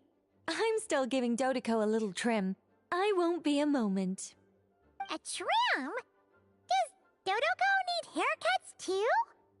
Of course. It's important to know how to take loving care of the apples of your eye. All of these trivial matters get left to me.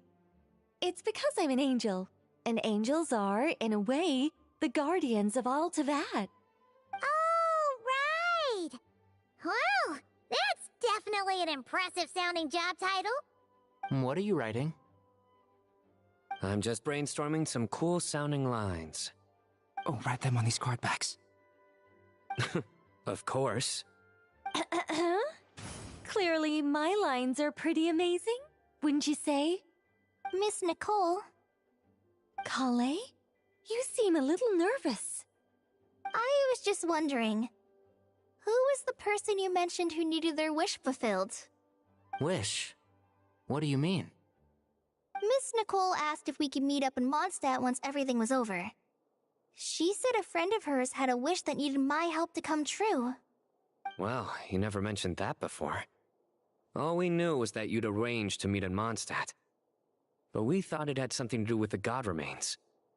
To be fair, everything I told you was true. Anyway, my friend is waiting. Come on, let's pay her a visit.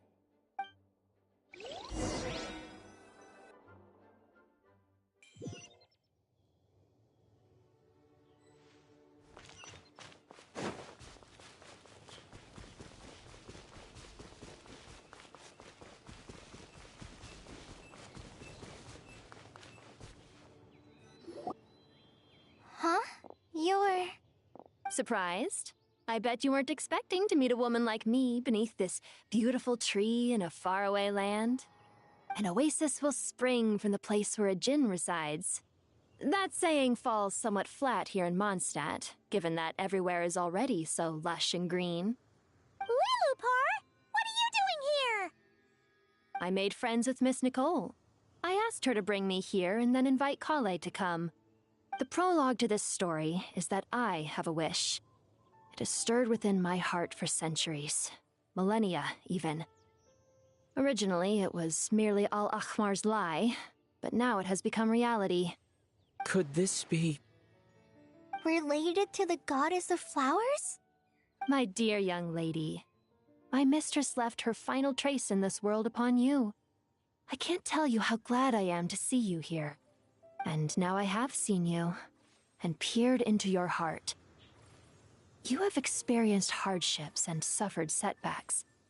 The torment an ordinary person might expect to face has befallen you threefold. This is the source of your resilience. But, beneath all this, I've witnessed the seeds of desire.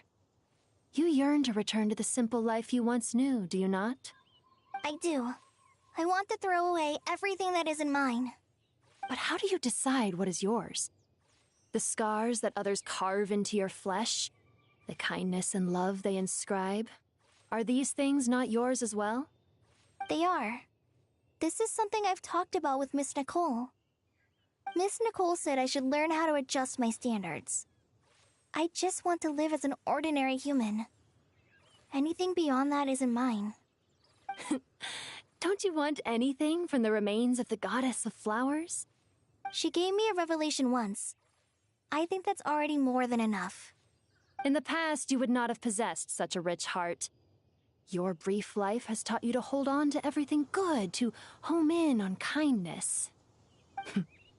How fascinating. You're nothing like Nabu Malikata, and you're certainly not her. Of course not. I'm not some great and powerful being, Miss Lilopar. Yet I am a Djinn. We exist because of the Lord of Flowers.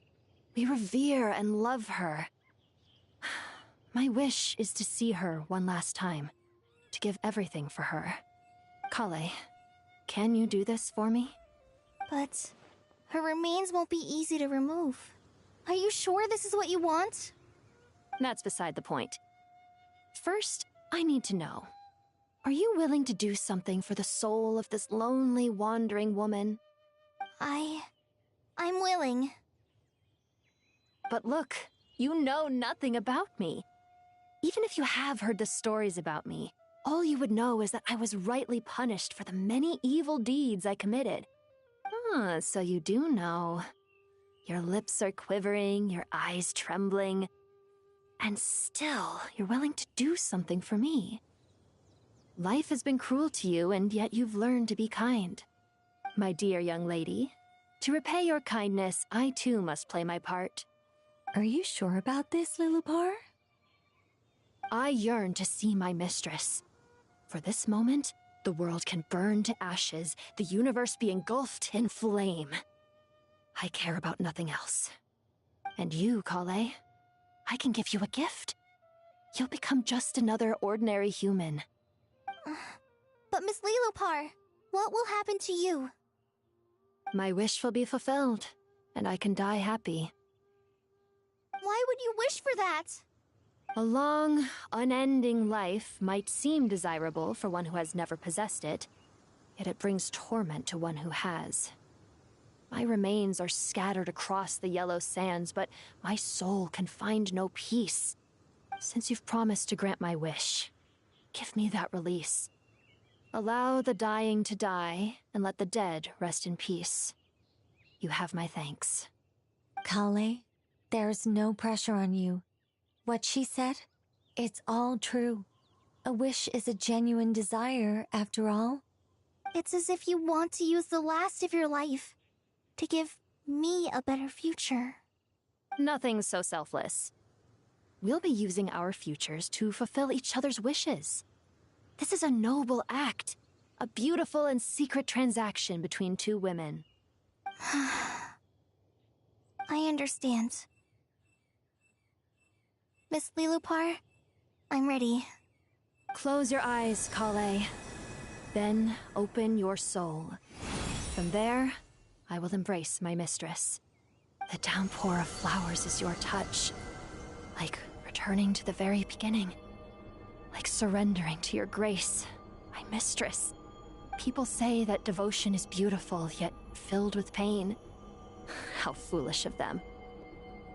For me, devotion is beautiful, pure and painless. Devotion is my love. Thank you.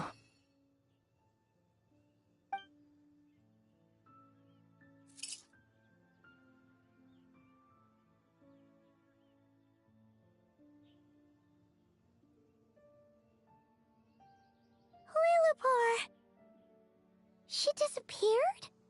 She left, carrying the blessing of flowers.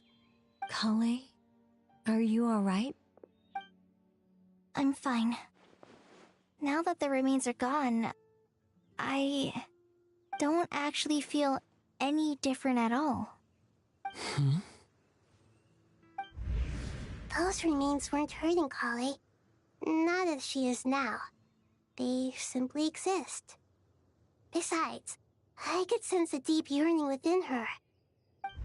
Kale must have already received what she was yearning for. I'm doing fine. I feel relaxed. There's really no need to worry. Then my wish has come true, too. To become ordinary? That's just one of my wishes. Actually, I have a few more.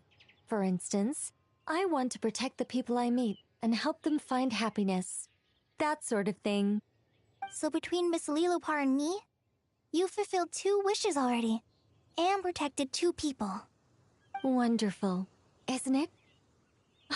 I feel so fantastically happy. I guess that settles things here. So what's next? What do you want to do when we get back to town? Clay, look who I've brought to see you. Hey, Kale! I heard you guys were holding some kind of secret event. How come you started without me? Huh? Oh no, it's nothing like that. We were just saying goodbye to an old friend. Really? Who? Me. The old me. So that's what this is all about. Did you come all the way to Mondstadt for that? Because we knew the old you so we could witness the change? Exactly. The old me is gone. I puffed her into the air, and she became a fluffy pink cloud, floating into the sky, before disappearing forever. Do you think, maybe up in the sky, she has friends waiting for her with test tubes, flasks, and bows? Oh, when you put it like that, it doesn't sound so bad after all. What do you think, Miss Nicole? I think maybe that's right. At least, if it were up to me, I'd consider that a happy ending. Dear Sucrose, even though my childhood ended long ago, these past few days have really felt like growing up again. I've become stronger, and I feel like I can finally accomplish things by myself. Surely someone as mysterious as you will find a friend like this fascinating?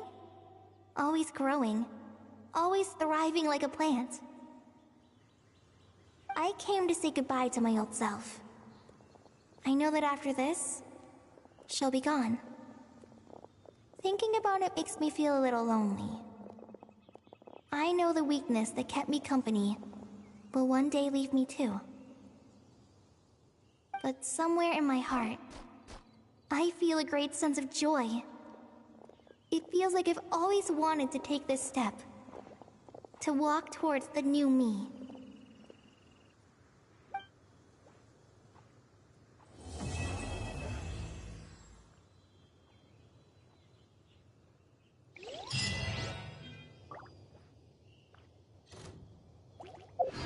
Such defiance!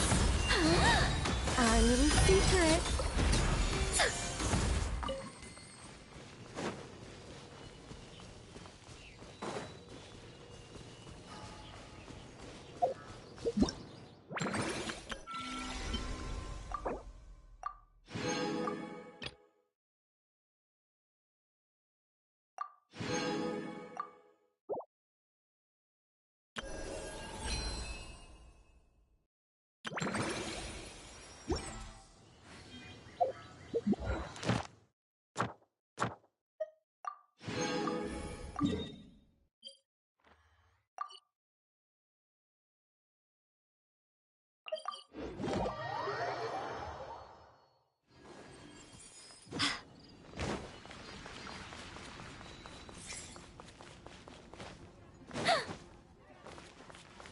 Ad Astra. Thank you for completing to Ad Astra.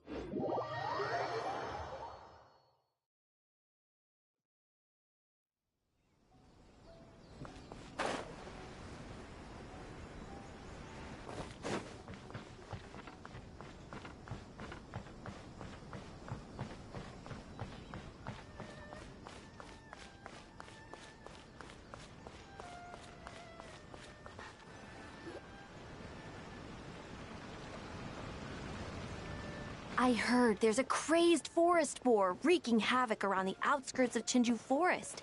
Didn't you go for a walk there a few days ago? Did you see it? Nope. Really? Then what about that weird kid? Word is, she's been asking around that same area about some witch. The rumors about that place are just bizarre. We should head over and check it out for ourselves.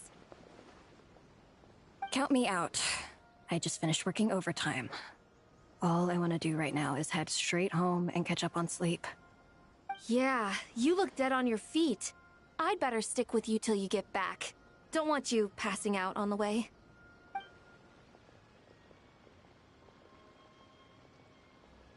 Did you hear that? No! The part about the witch! What if it's one of the mages? Come on! We gotta go check it out! Break, Schmake! Besides, Paimon doesn't believe for a second you're not curious about this. If there's a mage around here, something big must be going on! Maybe there's nothing to it, but if the rumor's true, we might be able to help out!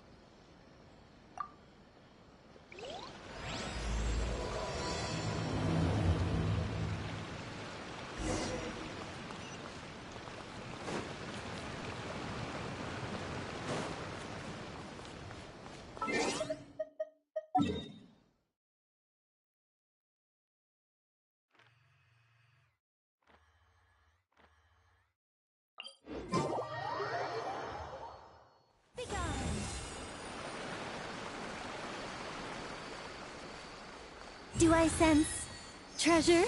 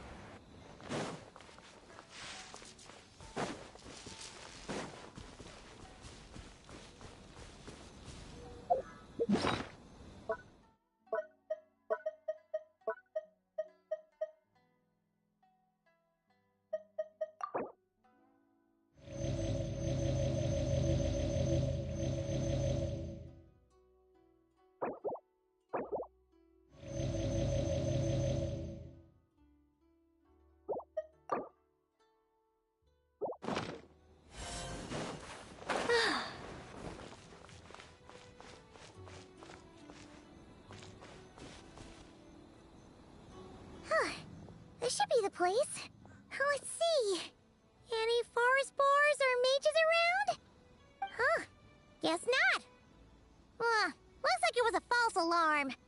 Makes sense. Paimon doesn't recall ever seeing a forest boar here before. And all that stuff about a witch? Why would they come all the way here, out into the middle of nowhere?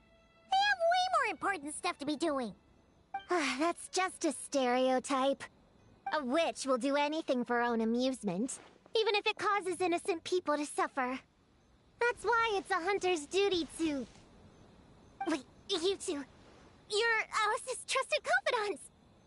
The renowned duo of the Traveler and Paimon.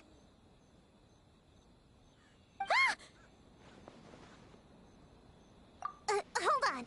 Let me start over. My name's Prune, and I'm Alice's... friend. Yeah, friend.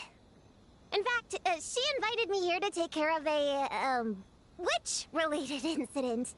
But we lost contact due to certain uncontrollable circumstances, so... Guessing this is the weird kid who was asking around about witches? Yeah, I heard that. And don't give me that look. I'm not some weird kid wandering around for no reason. I'm here for a professional investigation. The point is, I know Alice. Uh-huh. You don't sound super sure about that. Don't believe me? Look, Alice gave me these.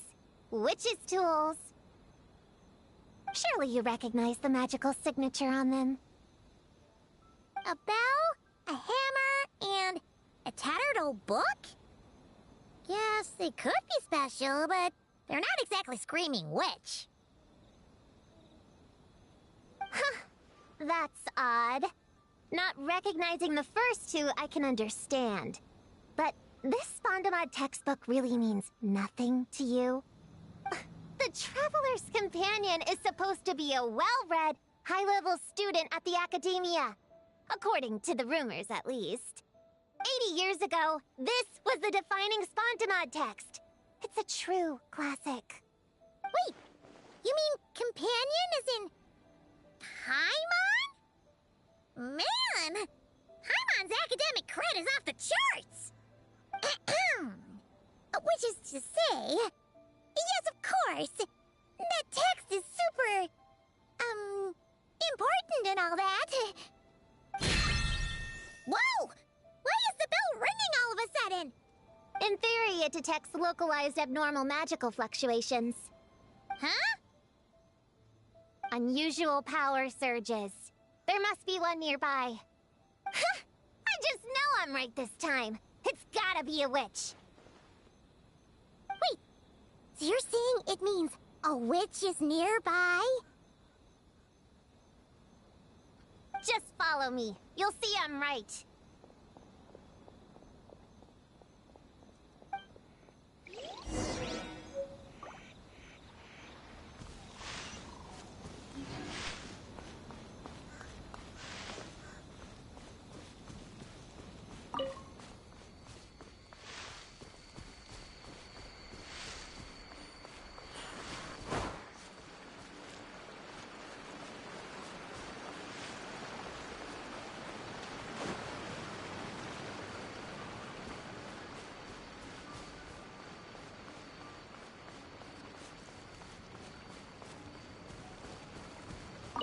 Monsters? You said it was gonna be a witch!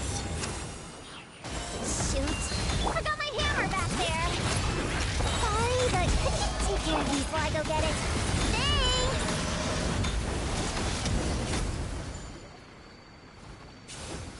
Nice one, Traveler! You're just as good in battle as all the rumors say. Thanks for stepping in, and I apologize. I shouldn't have rushed in like that. But I wasn't lying! Alice said that when the bell rings, a witch might appear. I just didn't realize the probability was so low. It's okay. We believe you. Besides, if it's one of Alice's gadgets, it must be able to do all sorts of weird things. We know all about that, don't we? Oh, I knew it! Oh, hey! There's a card here!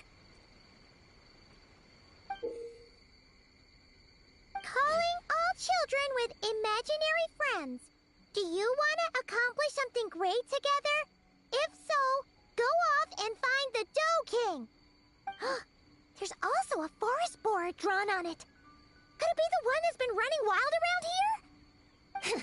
Another one of her schemes. What do you mean? A plot to lure in children using the things they love the most. And using their own imaginary friends against them? Oh, it's despicable, reprehensible, and absolutely unforgivable! You think it's that serious? Then we've got to do something.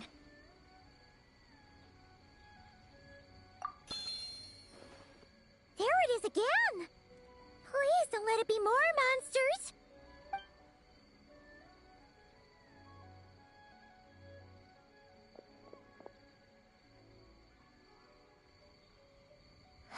Considering what happened before, you're right to be cautious. I'm gonna go ahead, but I won't force you to come along. What should we do? We can't just leave her on her own.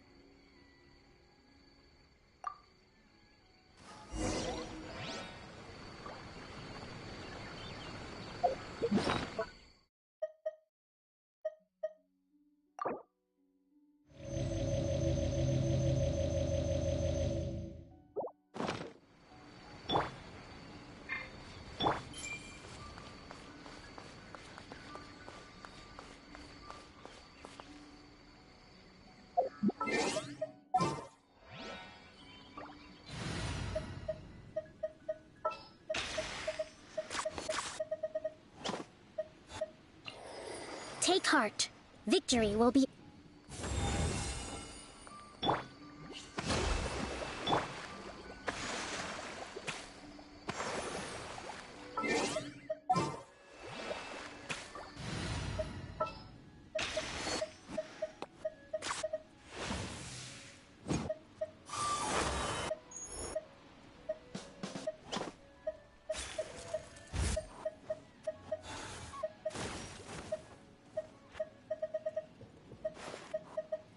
Hello, everyone.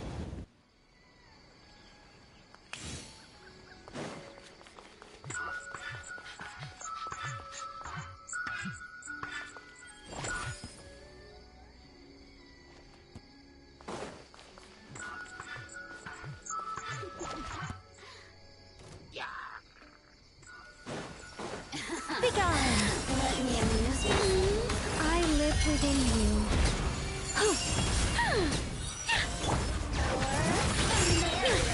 Brave names echo! Leave it to me! A turning point in space! A moment, please.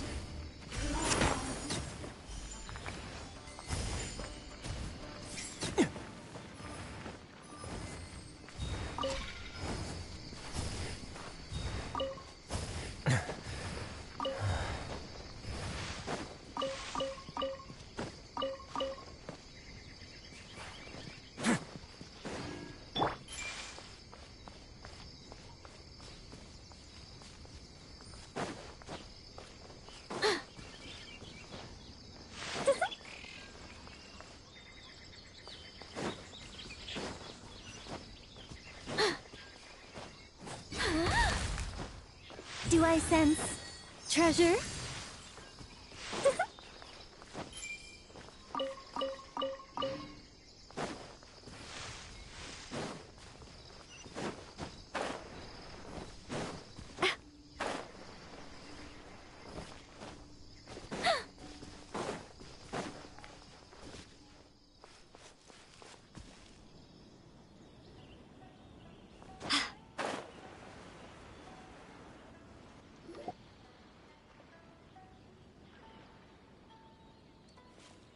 There's no mistake this time. This has gotta be the witch's stronghold. Gonna blow them all up! Blow it up! Blow it up! Guess the rumor about the forest boar is true, but it talks? What is it planning to blow up? Isn't this kind of concerning? pretty sure what Klee said is just as concerning. Huh? Honorary Knight, Paimon, and Prune? Wait, you two know each other? Yep. Prune moved to Mondstadt not too long ago. She taught me this game called Answer or You're Toast. It's super fun. What? Hey, I told you not to tell anyone about that! It's not like that! It's just a game where you answer questions and, in return, you get to eat toasted snacks. Huh, that sounds right up Paimon's alley! You should come next time, Paimon. The more people we have, the bigger we can make the fire, and the more fun it'll be. Never mind that for now. What are you doing here, Klee? This animal didn't hurt you, did he? No, he wouldn't hurt me. We were just playing. This is Popcorn, my new friend. Wait, he looks exactly like the drawing on this card. Oh, yeah, that's the request for help that the Dough King drew. But don't worry, the Hexen Circle's on the case. The Hexen Circle? Do you know where the witches are, Klee? Come on, you can tell me. Yeah, they're inside the secret base. I'll go get them. Back in a flash.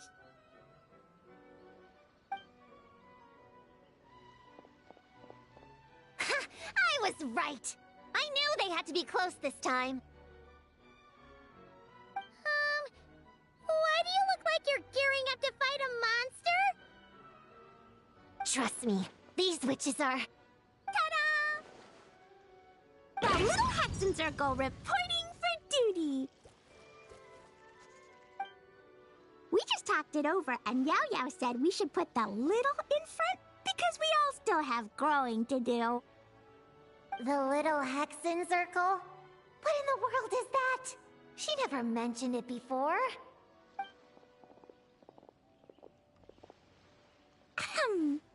I'm Little Witch Klee. Oh, and the Little Hexen Circle was my idea. It's always a good day when I get to see you two again, Traveler and Paimon. Oh, right. Klee mentioned she was bringing a new friend to the base. Guess we should introduce ourselves then. I'm Little Witch Yao Yao from Liyue. I just joined the Little Hexen Circle, and I'm looking forward to learning a lot. Oh, hi. Your turn, Chi-Chi. Nice and slow. Just like we practiced, okay? Still remember what you wrote down? Mm-hmm. I am Little Witch Chi-Chi. That's all.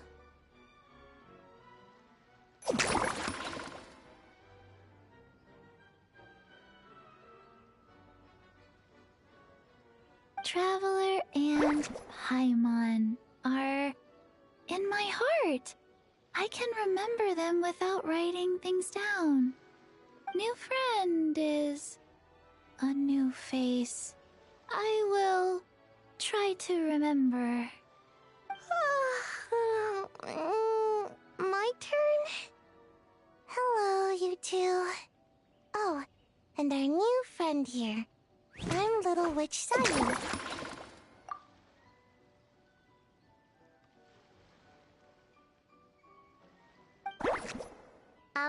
Hello, friend, or, witches. You can call me Prune. Sure looks like the real deal. You even have introduction magic, just like Alice in the Goal. Mom's a super impressive witch. Guess I just take after her. Wow, Prune! So, when you said there were witches around here, you were talking about Klee and the others? Yes, of course. A little witch is still a witch after all. Was this Alice's idea? Does this organization take orders from the main Hexen Circle? Prune is the best. She's my friend. Oh, and Mom said she's her friend, too. What? Your mom said we were friends. What's with the surprise? Didn't she just tell us herself she was Alice's friend? So, Paimon, Prune, wanna join the little Hexen Circle? Do it, do it! You can come into our secret hideout, and we can all share snacks and toys. Plus, you get to share Mom's cool introduction magic, too! She said I can use it on all the little witches. I'll pass. I stopped playing pretend a long time ago.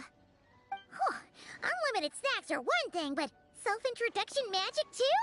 That's so cool! Wait, no! Paimon's not ready! Alice also loves putting people through trials, remember? What if Klee inherited that trait too? Paimon can't swear allegiance now! She'll look like such a joke if she doesn't pass the test!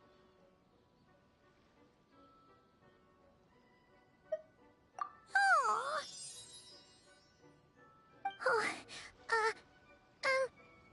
So, fellow little witches, does Paimon need to pass some sort of trial to join the little Hexen Circle? Nope. All it takes is an invitation from Klee. That's how we joined. Yep. Wow! That's a lot simpler than Paimon thought. That's to be expected. A child's world is simple. Adults are the ones who make things complicated. So, Paimon's a little witch now? Oh, what's her introduction magic gonna be? Mom says the content of the introduction is super important, because it's kind of like a first impression. So the person who knows the little witch best should decide. Just picture it in your head, then hold my hand, and the magic will transfer. Yeah, you definitely know Paimon best. So, in your eyes, what kind of little witch would Paimon be? Okay, Paimon, hold out your hand. Done! All right, little witch Paimon, go ahead and introduce yourself. Oh, that's it? Okay. Here goes nothing. Hello, everyone! Little Witch Paimon reporting for duty!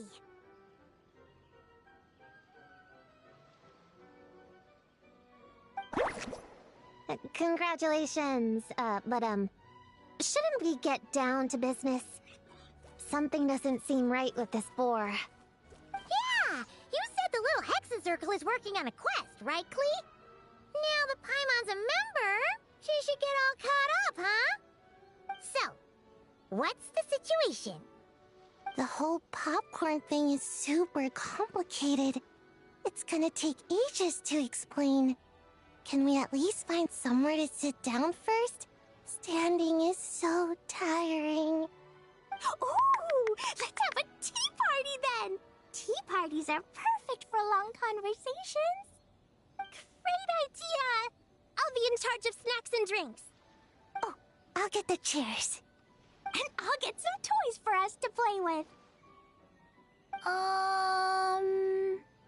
You can come with me, Chi-Chi. Help me pick out some good snacks. You're more than welcome to explore our secret base in the meantime, Honorary Knight and Prune. All right. Guess I can do some reading while I wait.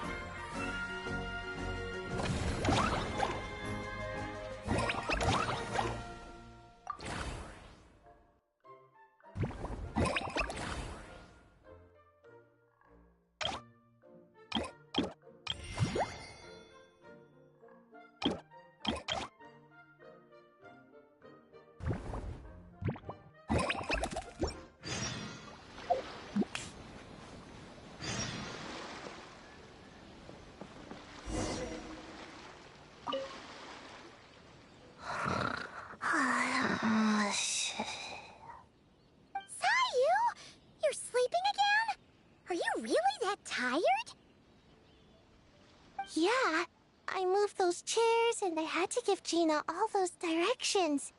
It was hard work, so I rewarded myself with a nap. Gina? Oh, like short for Mujina. Cute. I knew it. I knew people were gonna think that. No, it's a name. A regular name. It's not short for anything. Okay, not short for anything. Got it. Oh, Gina's my imaginary friend, by the way. She's invisible to people most of the time, so I never introduced you. Huh. Paimon never really thought about it before, but of course you all have imaginary friends. That's what kids do, right? Shh! Don't call me a kid, or you're gonna jinx my chances of getting taller. Soon, I'm gonna be a full-fledged ninja who can hold her own. I just know it. But before then, I guess it doesn't hurt to tackle things with a friend. Besides, even if Gina helps me, it's not like most people would see. So, it would still look like I could hold my own. You know, holding your own and being alone are two different things, right?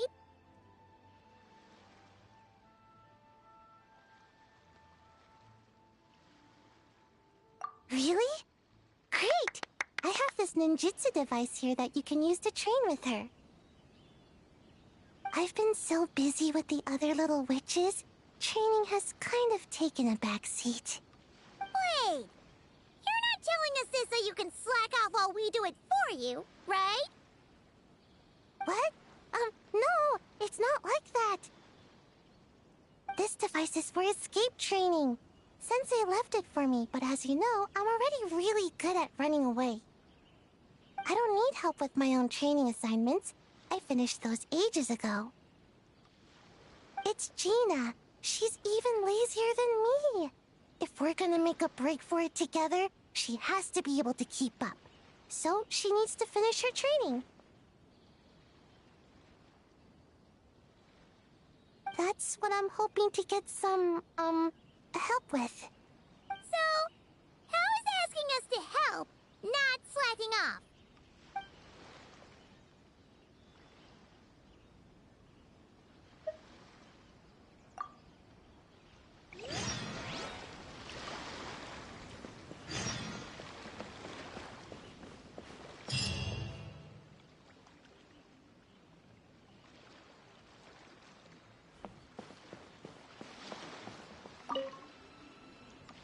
Chi-Chi, you can't just drink sugary stuff. I told you how many glasses of water to have a day. Still remember? 1, 2, 3, 4. 2, 2, 3, 4. No. It's okay. That's what I'm for. Your personal, hydration assistant. No better time than the present. Here, have some now. Aw, you really look out for Chi-Chi, huh, Yao-Yao? Traveler, Paimon! Perfect timing. What kind of snacks do you like? Salty? Sweet? Oh, let's see what we have. Paimon's bag is full of snacks, too. Pick out whatever you like. Snacks and toys are meant for sharing. Here.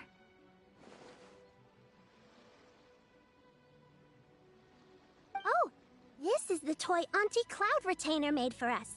She built a lot of fun adeptal arts into it. After she heard from Master that we were coming to Inazuma, she lectured us all about being safe on her own. But she didn't think telling us would be enough, so she made us this mechanism to play with. She said the most effective lessons are the ones combined with fun. Be home before dark. Tuan Tuan and Yuegui go together. Chi-Chi and Yao Yao have to hold hands. Yep, that's what she said, huh? Nice remembering, Chi-Chi. Auntie Cloud Retainer's adeptal arts are amazing. She made a whole domain where our imaginary friends can play. I even got to meet Chi-Chi's imaginary friend for the first time, too. She's a cute little finch, just as adorable as Chi-Chi herself. Her name is Tuan Tuan. Chi-Chi's obsession with finches is suddenly starting to make a lot more sense. Yuegui is like the mechanical Yuegui, but different. Oh, right. Just in case you're confused, Uruguay is also my imaginary friend. It all started after Auntie Cloud Retainer gave me the mechanical Uruguay. We've grown up a lot together since then. Tuan's grown too. She got chubbier, but she can also fly higher. Aw, that's awesome! Real or imaginary, it's nice to grow up with friends by your side. Oh shoot, I almost forgot I'm supposed to be in charge of drinks. I'll be done soon. You guys should try out this mechanism in the meantime.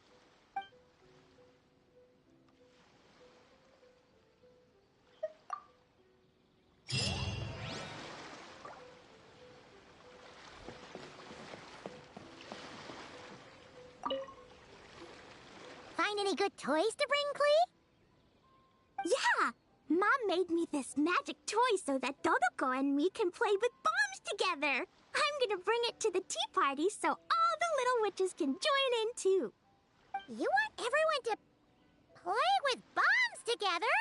That's way too dangerous for a tea party! It's not dangerous. The toy makes it so that Jumpy Dumpty doesn't explode, so I can use it all I want without getting sent to confinement. That's what Mom said. You guys should come play too. Dodoko came to Inazuma with me and really wants to meet you. Huh? But you usually carry Dodoko with you, don't you? We met ages ago, remember? No, not that Dodoko. The Dodo clan has lots of Dodokos. Some are like me and like going on exciting adventures in new places. But a lot of Dodokos live in a different place most of the time, so you haven't met them yet. A different place? Yeah. Back in Mondstadt, Prune showed me a picture book about it. She said that place is a made-up world for kids, and Dodoko is my imaginary friend.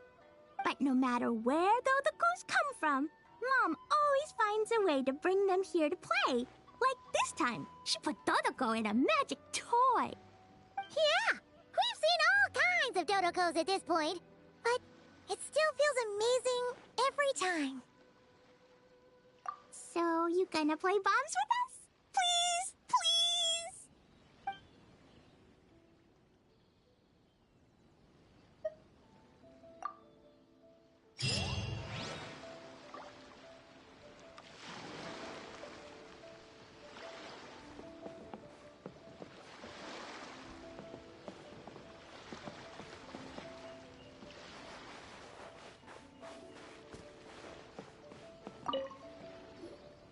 Leveraging elemental combinations to boost damage output.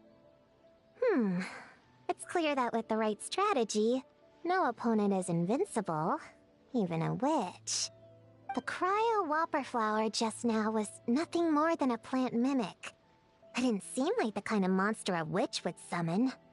Faced with its burrowing and cryo-spike attacks, evasive maneuvers are of particular importance. The Traveler's footwork alone is a revelation that deserves to be studied. Not to mention his combat moves. I'd better make some notes. Hunting Training Revised, Draft 16. Done! What you writing there, Prue? Whoa! Oh, you scared me! You have to at least make a sound if you're gonna walk over here like that. Paimon doesn't walk. She flies. Well, whatever. Did you, hear all that just now? In that case, I need to tell you something.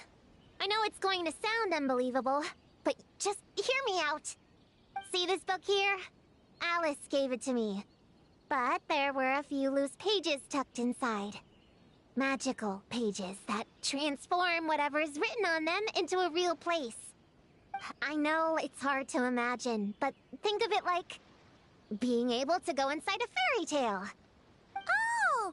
So like Simulanka. We went there ages ago. What now? I've never heard of that place. Wait, does that mean there's actually a fairy tale book that people can go inside? So, what kind of fairy tale did you write, Prune? Can we go inside and take a look? I never waste them on something so childish and unrealistic. There are only a few sheets of this paper. The obvious choice is to use them for my own benefit. So, after teaching myself all the material in this textbook, I wrote up a full combat training plan. With a little time, I'll be able to take down Alice with my own 2 hands. Huh? Didn't you say you were friends?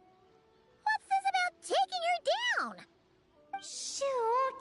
I got too excited and let it slip! Oh, wait a second.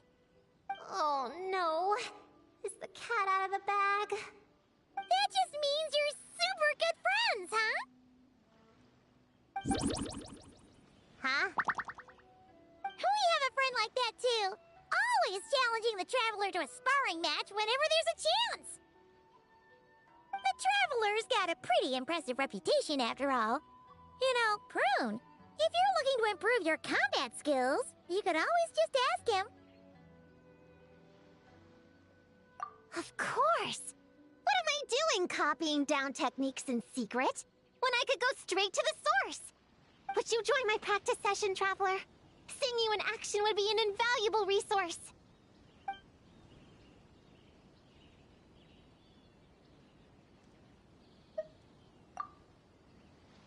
Looks like the Little Witch's tea party is ready.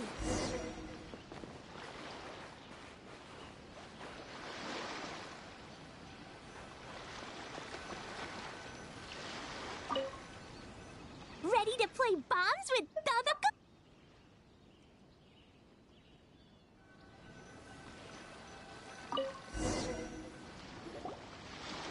Ta-da! Welcome to the Little Witch's tea party! You want something to drink, Prune? Too far to reach? Here, Paimon will help. Thanks. I'll have a hot tea then. No sugar. Oh, we actually don't have tea here. It's too bitter. None of us like it.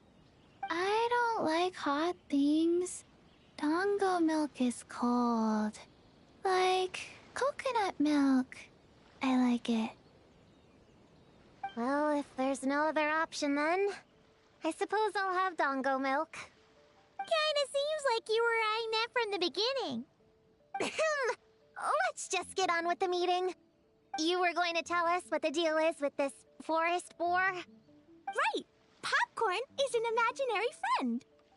What? No, that can't be right. We shouldn't be able to see other people's imaginary friends in the real world.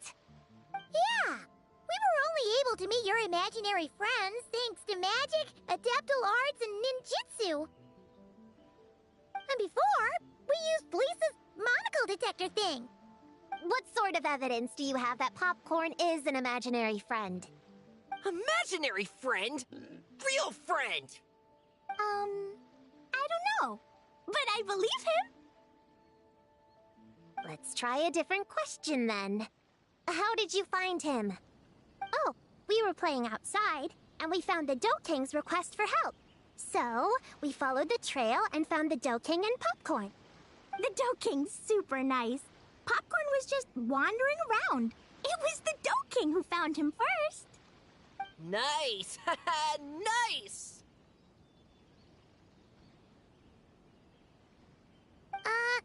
Is Popcorn always like this? Doesn't really seem like he can hold a conversation. Popcorn was in bad shape, wandering alone. Angry, running super fast. The Dough King looked worried.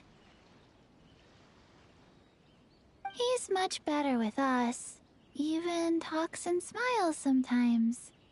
Well, most imaginary friends are dreamed up by kids, so it makes sense that he'd feel more comfortable around them. Yeah. So, to get this straight, the Dough King found Popcorn wandering around, lost. Then teamed up with the little Hexen Circle to get to the bottom of it? Yep. We're in charge of looking after Popcorn while the Dough King does some investigating. We're gonna meet up tomorrow. Well, I didn't say it 100% was. I was just hypothesizing. So, what's a little Hexen Hexen Circle planning to do next? We're gonna do what little witches do best and help him out.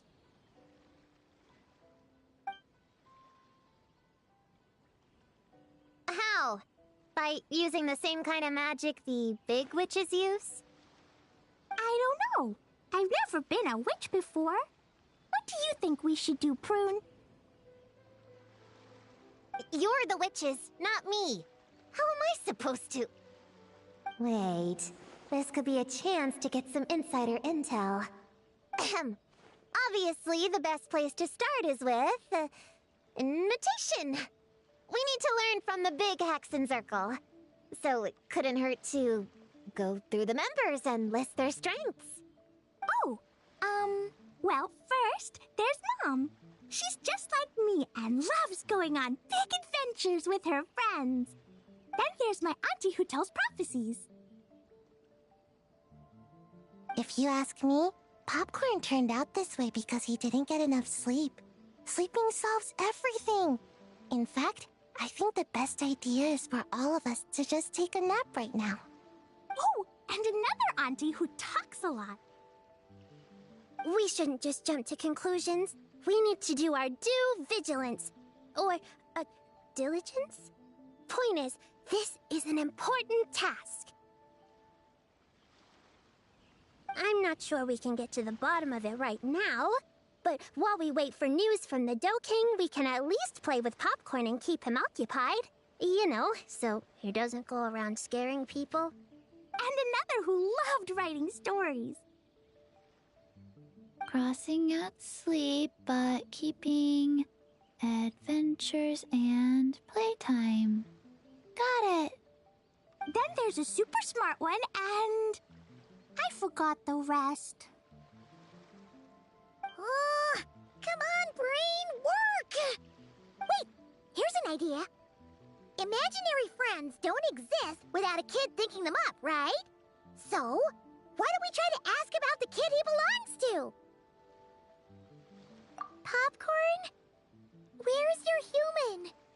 How did you guys get split up? Oh! Ha! Smash, smash, smash! Amura is hurting! Gotta help her! You gotta help her! Amura must be his human then. What happened to her?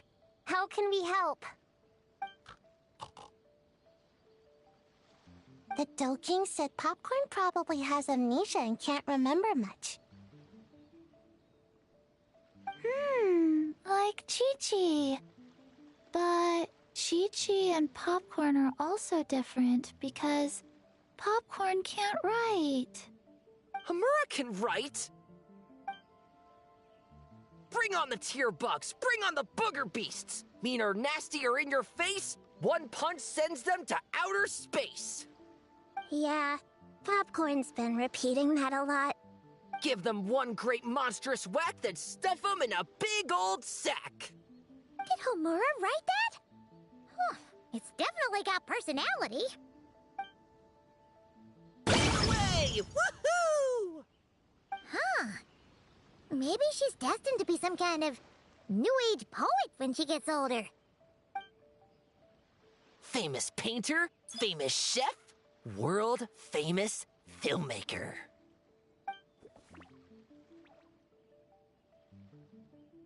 Hey, high expectations put a lot of pressure on a kid, you know. What if she doesn't live up to them? Hamura is the best, no matter what! Can you tell us what she looks like? We'll help you find her.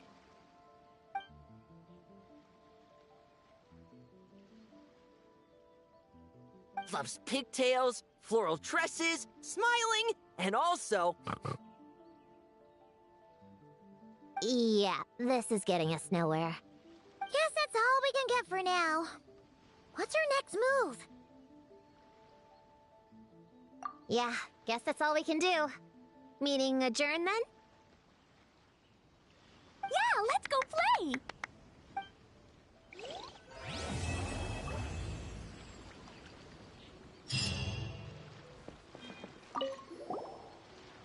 Everyone! It's the Little Hexen Circle's 3-day anniversary! How many days till we reach 100? sure I can count that high. But I know there's 7 more days until day 10. 10 is such a big number, huh? You need all your fingers to count that much. Well, after Sayu, Klee and I met on Dragonspine that one time, we promised to play together. So, when I got Sayu's invitation, I asked Master and Dr. Baiju if I could bring Chi-Chi along. They thought it was a great chance for Chi-Chi to meet some new friends, so here we are. This is Chi-Chi's first time here. The Sakura are pretty. The red girl smiles a lot. The sleepy girl, sleeps a lot. What about you, Klee? Did you come by yourself? Yep. I've been to Inazuma before, so I knew the way. Mom said it's good to, broaden my horizons as I get older, so she was all for it. Besides, Mr. Albedo and Doran were with me until I got on the boat. Then there was a bunch of nice adventurers to keep me company. And as soon as I got off, Sayu was right there on the dock waiting for me. Yep. This is my reward for completing a really tough mission for the Shu Matsuban. The boss gave me the time off and funds to invite some friends here, and the Shrine Maidens agreed to help host them. Aww. It's so nice seeing you guys having so much fun together. Yeah, it's like being surrounded by Dodokos. I'm having a blast.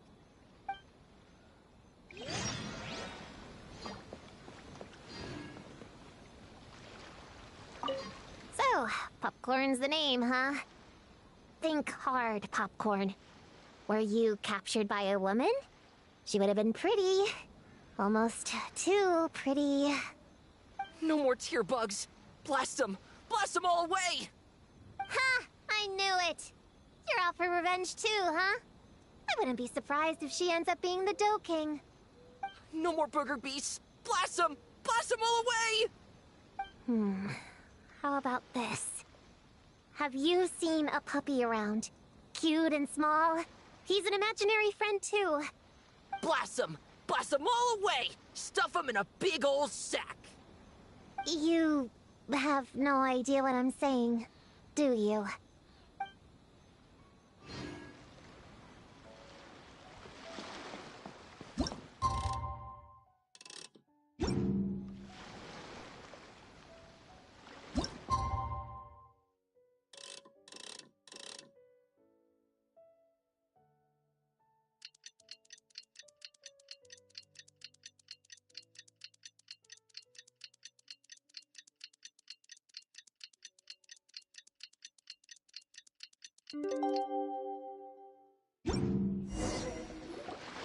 The Dough King is here! Oh, and someone new! Hello, I'm Hyakujitsu Hakushion. I'm a Yumekui Baku like Kohaku here. Or the Dough King, as most people know her. She told us about what happened. Oh, Traveler and Paimon. I didn't know you'd be here too. I hope you've been well. Shion! What a coincidence! We were gonna head to Aiza Bathhouse, but something came up and we had to change our plans. Well, you're welcome anytime. Mizuki is away on business, so I'm in charge in the meantime. It's, quite the task, but I'm trying my best. Sounds like you're here for the same incident as us then. Wow, small world. So, the Dough King is a Yumekui Baku. I read about them in Little Known Creatures of Tevat, Inazuma edition. Cute in appearance with soft dough-like bodies. Some can even take human form. A friendly and approachable type of yokai. Yumekui Baku help humans regulate their emotions by devouring nightmares. That's all on page 136, if you were wondering. That was quite the knowledgeable introduction. We appreciate all the help so far, little ones. Little witches! We're the Little Hexen Circle! Oh, noted. Thank you, Little Hexen Circle. As for our friend Popcorn, we discussed the situation with the Baku that patrol the wilderness last night. And, well, the situation is a bit complicated. Klee, why don't you and the other little witches go play with Popcorn for a bit? Okay, follow me, everyone!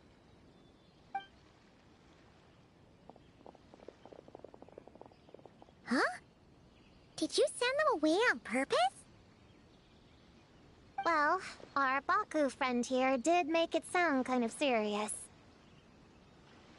It's not good for kids to be exposed to the dark side of the world too early, so I thought it was better to be safe.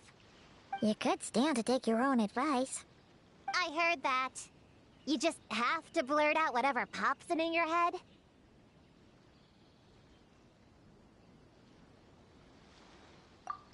Well, they would have got impatient and run off to play sooner or later. I just hurried things along. I'm not sure it's quite as serious as that, but allow me to explain. After Kohaku sent Popcorn off with the kid... the little witches, she found this in the area. Okay, this is giving Paimon the creeps. What is it? It's a nightmare fragment, formed from an accumulation of negative emotions. You can think of it as emotions materialized in physical form. Popcorn happens to bear an identical signature to this fragment. We think he must have come into contact with it and undergone a similar process of materialization. Wait, so that must be why we can see him in the real world. Exactly. Imaginary friends are, at their essence, a harmless collection of positive emotions originating from the subconscious. But under the influence of the nightmare fragment, Popcorn is much less stable. Yeah, he's definitely been pretty hot and cold, and his memories are all messed up. Yeah, we tried to ask him about his human during the Little Witch's tea party. He said Homura is hurt and needs help. Based on what we know so far, it's possible Homura had a nightmare, which in turn affected Popcorn, and that's how things turned out like this. The Yumikui Baku have a way to fix this, though, right? You deal with dreams all the time! We have to help Popcorn! His human must be worried sick! Of course. In our experience, once a Baku consumes these negative emotions, the affected party should return to normal. That includes Popcorn and the human suffering from the nightmares. We were going to do just that. But then, we received word that there are 3 other locations with a similar signature. Here, take a look.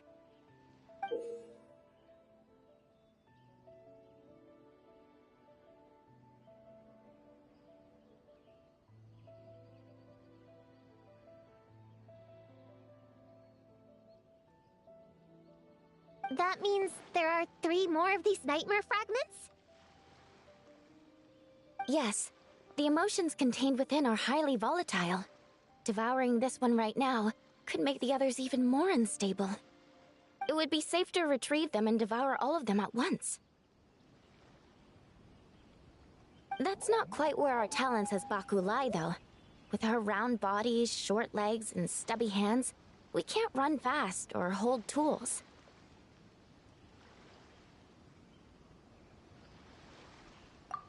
Really? Oh, I can't thank you enough.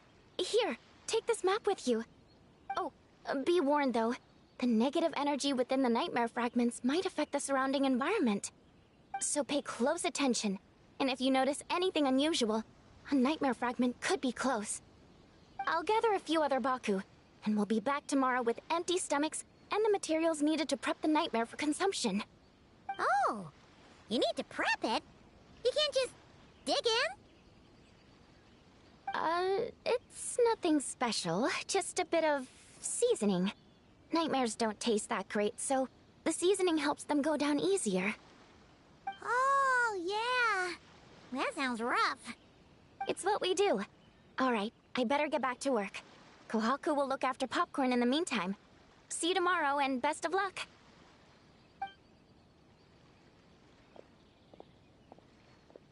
So, when are we doing this thing? Whoa! When did you get here? Paimon didn't hear a thing! I wouldn't be a very good ninja if I didn't know how to move around without making noise. How else would I sneak off to go take a nap? I even learned a new ninjutsu to help. Hidden Muchino no Jutsu!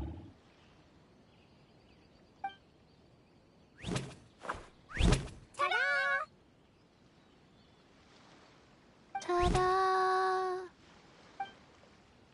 So, we Yeah, Popcorn is our friend. We want to do our part to help him. Come on, we can't be bringing this many kids along. There's just too much to worry about.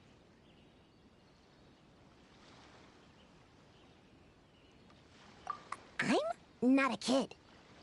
Whatever. You can learn a lot about someone by traveling together. Might be my chance to find out about the witch's weaknesses. All right then, let's gather our things and get a move on.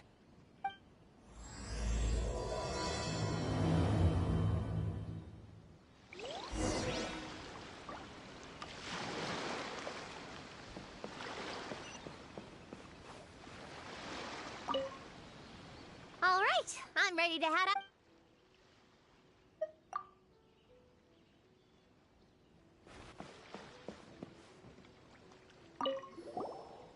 I'm gonna bring a whole bunch of bombs. If we run into meanies on the road, I'll blast them straight to space. I have an umbrella in case it rains or gets too sunny. Oh, and I prepared some herbal insect repellent for everyone. Should come in handy. Here, put this in your pocket, and you won't have to worry about bug bites out in the wild. I have some for Prune and the Traveler, too. If you fall, don't cry. Come find Chi-Chi. Chi-Chi will help apply a cold compress. Oh, and the roads in Inazuma are kinda complicated. Make sure to stick together, and don't go wandering off alone. If you do get lost, just stay where you are, and I'll come find you. We should look out for Prune and the Traveler, too. The little Hexen Circle needs to keep them safe. Yeah, the Traveler's always the one protecting other people. It's about time we flipped the script. Oh, and in case we need an energy boost when we're out in the wild, Paimon prepped a bunch of tasty snacks we can eat on the go without getting too messy. So, if anyone gets hungry, just let Paimon know.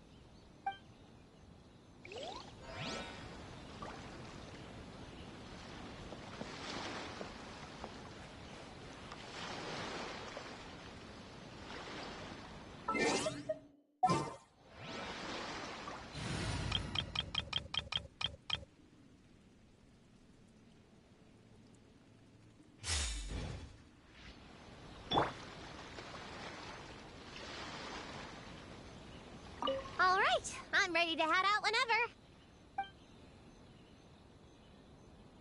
Based on the map our Baku friend gave us, the closest fragment should be Chinju Forest. Let's go.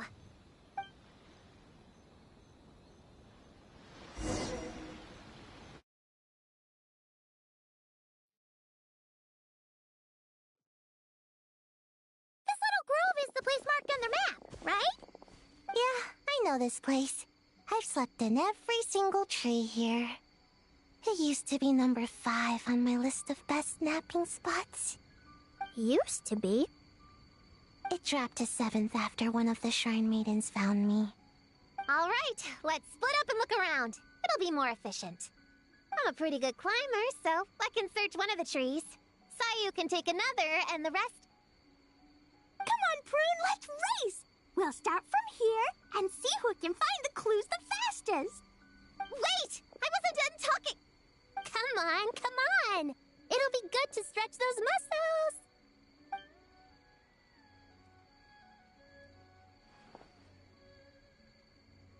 Count us down, okay, Traveler?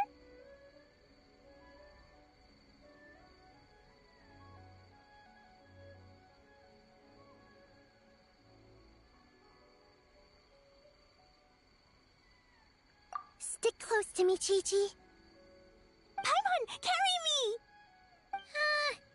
I'm not so sure about that. Whew. I've got this. The Yoo-Hoo Art Mad Dash technique has never failed me. Who says I have to go along with this craziness?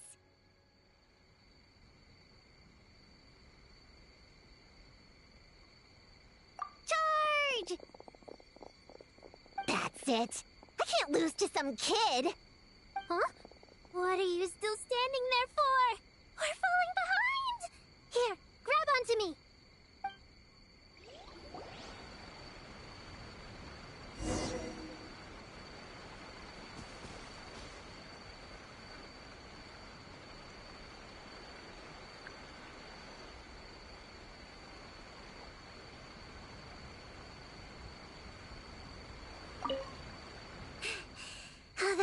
was pretty tiring, huh, Chi-Chi?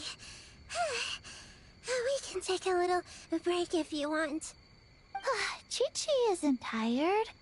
You're sweating, Yao Yao. Here, Chi-Chi will wipe it off. Dr. Baiju says sweating makes it easy to catch a cold. Gotta get dry fast. You remembered all that? Oh, make way for Boo Boo Pharmacy's little helper, people. No, it was in my notes. Right next to... Find nightmare fragments. Oh, that spelling is a bit... you know what? We'll fix that later. Let's focus on the fragments. Gotta put our herb picking and radish harvesting skills to good use.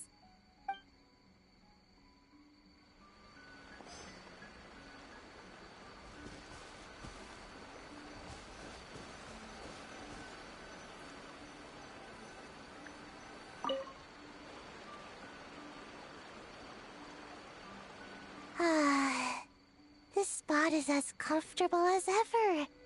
Makes me super... sleepy. No, wake up! Right, I brought mint. That'll help me wake up.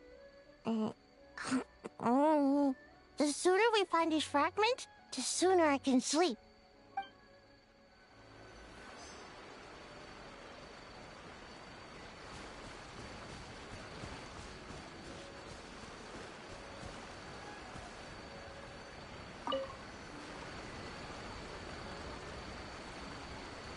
Man, this tree is kinda tough to climb.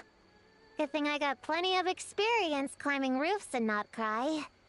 Never thought that'd come in handy here. The Baku said to look for things that seem off or out of place. Let's see.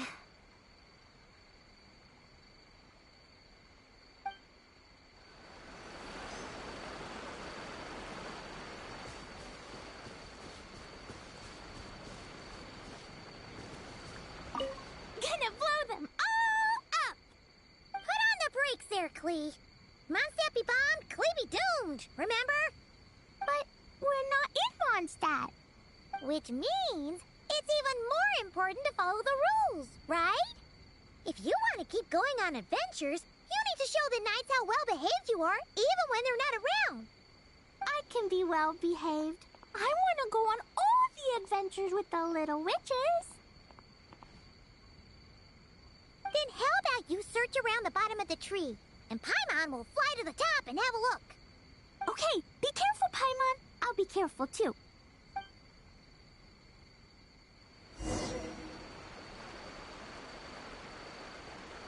Huh? A giant tail? That can't be right.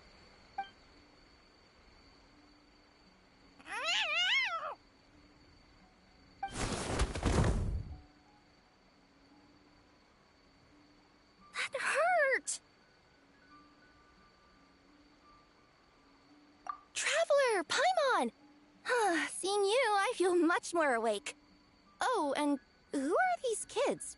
Friends of yours, I'm guessing? Nice to meet you. Hello, Miss Cat Lady. We're little witches. What brings you here, Kirara? Oh, it was a pretty light day delivery-wise, so I came here to sharpen my claws. Must have dozed off at some point, and then someone yanked my tail. Sorry about that. It kinda seemed like something we were searching for. You're a Nekomata, right? That was in the little-known creatures of Inazuma, too. On page, Whoa! You remember the page number for this one, too? Shoot, I forgot. Don't look at me like that. Anyway, I could give you a ball of yarn to make it up to you. Oh, yarn? No need. You just startled me, that's all. It's not a big deal. But you sure know a lot, huh, kid? I'm not a... Never mind. Have you noticed anything strange around here, Kirara? Well... I usually like to nap under that tree over there, but for some reason it felt off today, so I decided to sleep in this tree instead.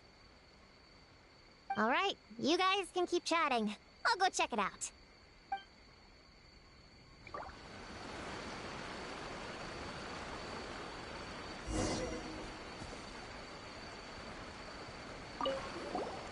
Miss Nikomata, can you recommend some other good napping spots? Well, the cardboard box is always good. Or a grandmother's lap. Miss Cat Lady, I know another cat person, but she only has one tail. Is she gonna get another when she grows up? I doubt it. Unless she's also a yokai from the Nekomata clan. What's the difference between a yokai and a yaoxie? What's a yaoxie? Oh, it's a kind of evil monster. You know, Chi-Chi, I bet it's like the difference between a good yokai and a bad yokai. Just like how there are good people and bad people. That's right! Kirara's a super nice yokai, just like the Dough King.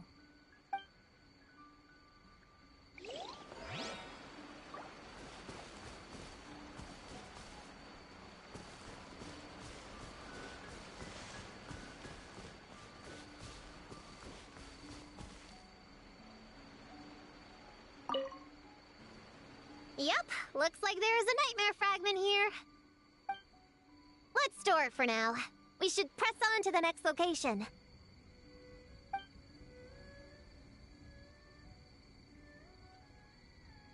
Alright, the next location is to the east of Konda Village. I've got it memorized, so let's move.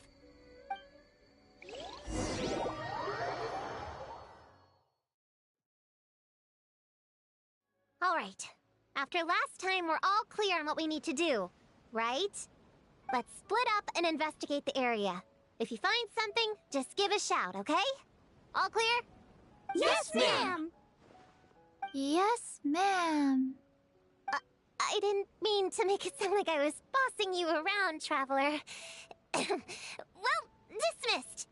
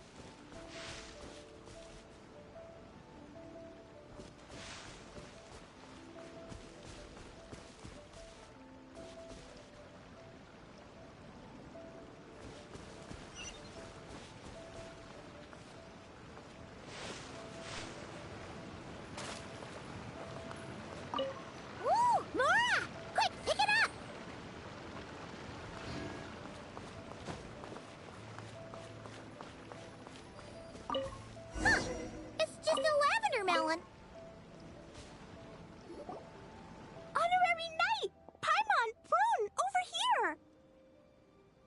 Find something? Yeah, something huge! A bunch of bugs in a line! I've never seen something like this before!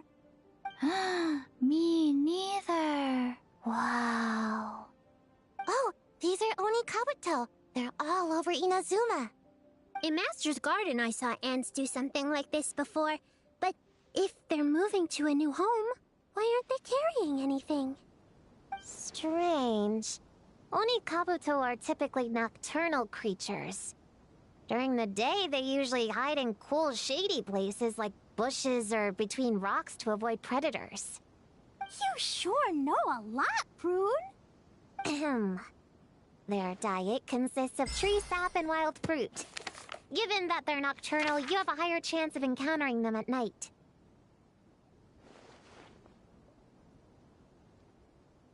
You can say that again. Bullchucker! What are you doing here? We meet again, Lavender Melon. Hey, I'm out here looking for an Onikabuto upgrade. Bigger, stronger. You know the deal. Never stop the grind, am I right? What about you? Whoa, wait a second. We've got ourselves a whole patch of little Lavender Melons here. Ah, I know. You must be out here playing make-believe, huh? Well, I happen to be free as a bird. Want me to join? Yeah, you can play a mean old demon king with great big horns. Old, huh? You sure about that? Quick, everyone hide! Cover your heads! If he gives you a noogie, you'll never get taller. You guys run! Paimon will hold him off. Listen here, bullchucker. You want to get to them? You have to go through Paimon first. Flying lavender melon's got a feisty side, huh? Well, guess you'll just have to be the first victim. Uh-oh, noogie incoming! Then, Little Witch Paimon curses you to lose 10,000 mora every time you give a noogie! Oh, well, good thing I'm sitting pretty with nothing but a cool 500 mora in my pocket. Shoot! Wrong strategy! Run! Whoa, slow down there, little lavender melons, or you're gonna trip. You know what? Because I'm cool like that, I'll give you a 10-second head start. 1, 2, 3, 4, 5, 6, 7, 8, 9, 10.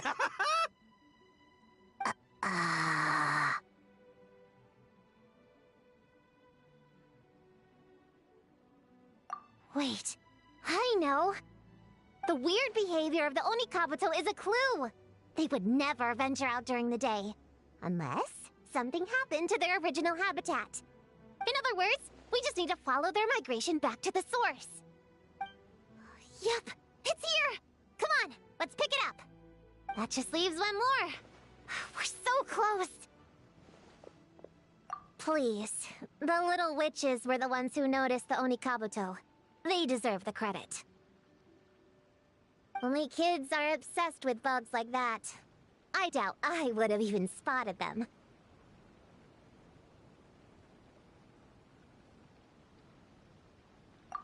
That's not the point. We have a job to finish. Let's call everyone back. We should head to the next location. Well, we can't just leave them here with that Oni. He doesn't exactly strike me as a responsible adult. Let's see. Our last stop is the beach north of Konda Village. Time to go!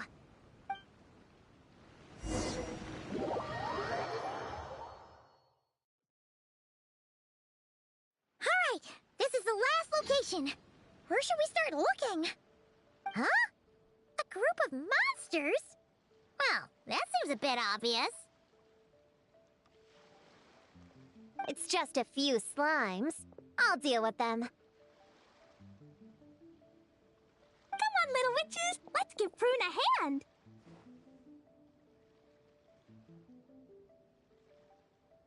Good luck! Paimon will cheer you on from the sidelines! And don't think that's Paimon being unhelpful! We've been through tons of tough battles, and cheering people on is always super important. You could even say it's the key to victory. Right, Traveler?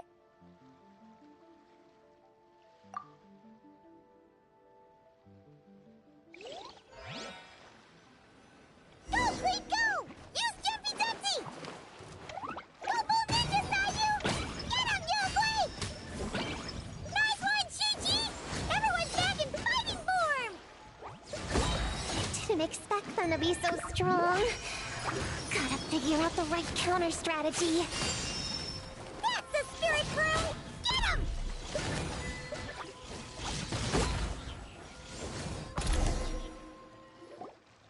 Wow! Your teamwork was amazing! You came in like whoosh, and then went all bam bam, and then kapow!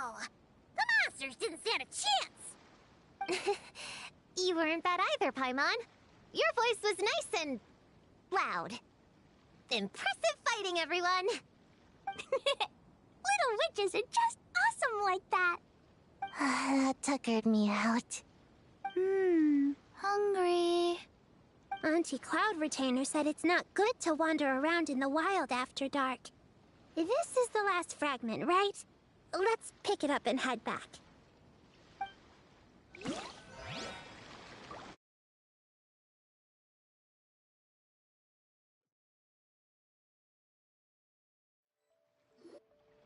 Popcorn, Dough King! We're back! Whoa! Look at all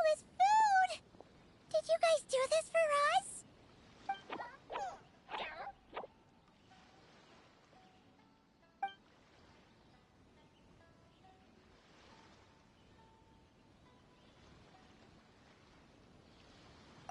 Popcorn, we spoke to the Dough King, and we're gonna get you back to normal tomorrow. Yeah, and once Homura's nightmare gets eaten, she'll get better too. Then we'll help Popcorn find Homura, and we can all play together. Wish all our imaginary friends could come out and play too. Ooh, Mom's magic can do that. Have you learned that one yet, Klee? No. All I know is the introduction magic for the little witches. Huh. I bet Master, Auntie Cloud Retainer, and Uncle Mountain Shaper could do it. They all have those super impressive Adepti abilities. My sensei definitely could too. A great ninja can do anything. Oh! What about you, Traveler? Could you do something like that? Yeah. Guess Paimon has a lot to learn from the other little witches, huh? All the imaginary friends hanging out together. Just thinking about it is interesting. Does Paimon have one too? Nope. But Paimon already has someone to keep her company. Someone she can talk to no matter what. The Traveler. What about you, Prune? Do you have an imaginary friend? Of course! He's my best friend. His name is Descartes. He's a puppy and he's super adorable. Just like you. I guess if you think I'm cute, then sure. Well, we're just about done here, right? We should all get some rest. I'll walk you back. You should stay with us, Prune. The Shrine Maiden Lady got us a huge room. We've been staying there together these past few days, and there's more than enough space. Yeah! We even had a pillow fight last night. Well, I already have my own accommodation, so... Come on, Prune! Play with us! Pretty please? Fine. Let's go.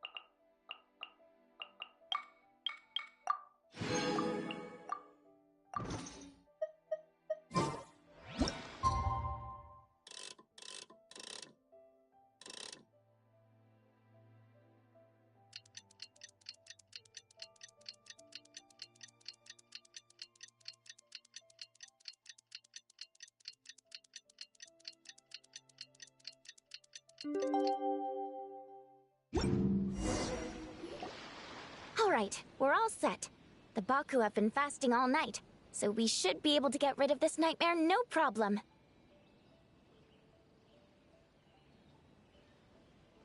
The scent matches what we found earlier. Yep, these are the ones. Here goes nothing.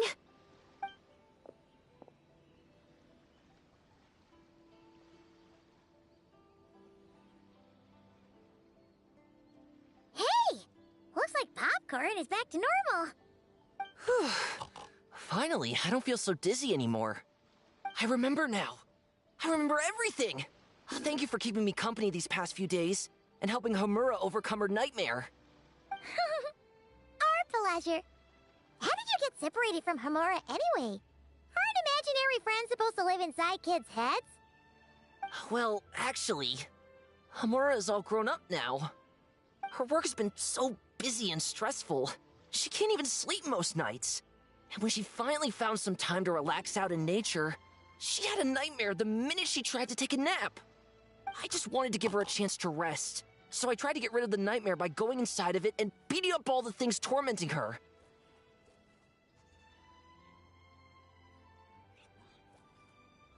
But then, I got swept up in a massive storm, and when Homura woke up, an ominous-looking shard was left behind right where she was sleeping. The nightmare fragment.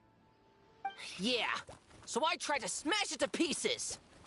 Guess Popcorn's temper wasn't just the nightmare talking. No, but it definitely made it more extreme. But I failed again. Then I got super dizzy and, well, you know the rest. Well, we got rid of all the nightmare fragments, right? So is the problem solved? Homura is free from the nightmare, but her psychological state is still abnormal. In fact, the problem could be quite serious. While digesting the fragments just now, the Baku sensed that there was no attempt from Homura to overcome the emotions contained within them, which is a sign of emotional numbness. She hasn't given a sincere smile in ages. She doesn't let her imagination run wild like she did as a kid, or think up crazy scenes in her head. I can't encourage her through her imagination like I used to. All I can do is watch her lose her spark. When someone gives up on seeking and relishing in their own happiness, negative emotions can become all-consuming. And if that happens... What? If that happens, then what? We see patients like this a lot at the clinic. On the outside, it might seem like nothing is wrong. But on the inside, a sense of emptiness begins to take over, until the person loses the capacity to recognize beauty in the world.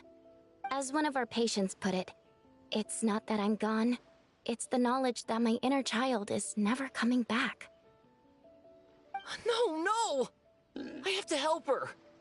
Where did she go? Will she be back for dinner? No, Chi-Chi. That was just a metaphor. Or, personification? One of the two. Who says she can't come back? Sometimes, after I get let out of confinement, I dash off so fast even Master Jean can't catch me. But then, Dodoco reminds me that that's a surefire way to get sent back to confinement, so I turn around and go back.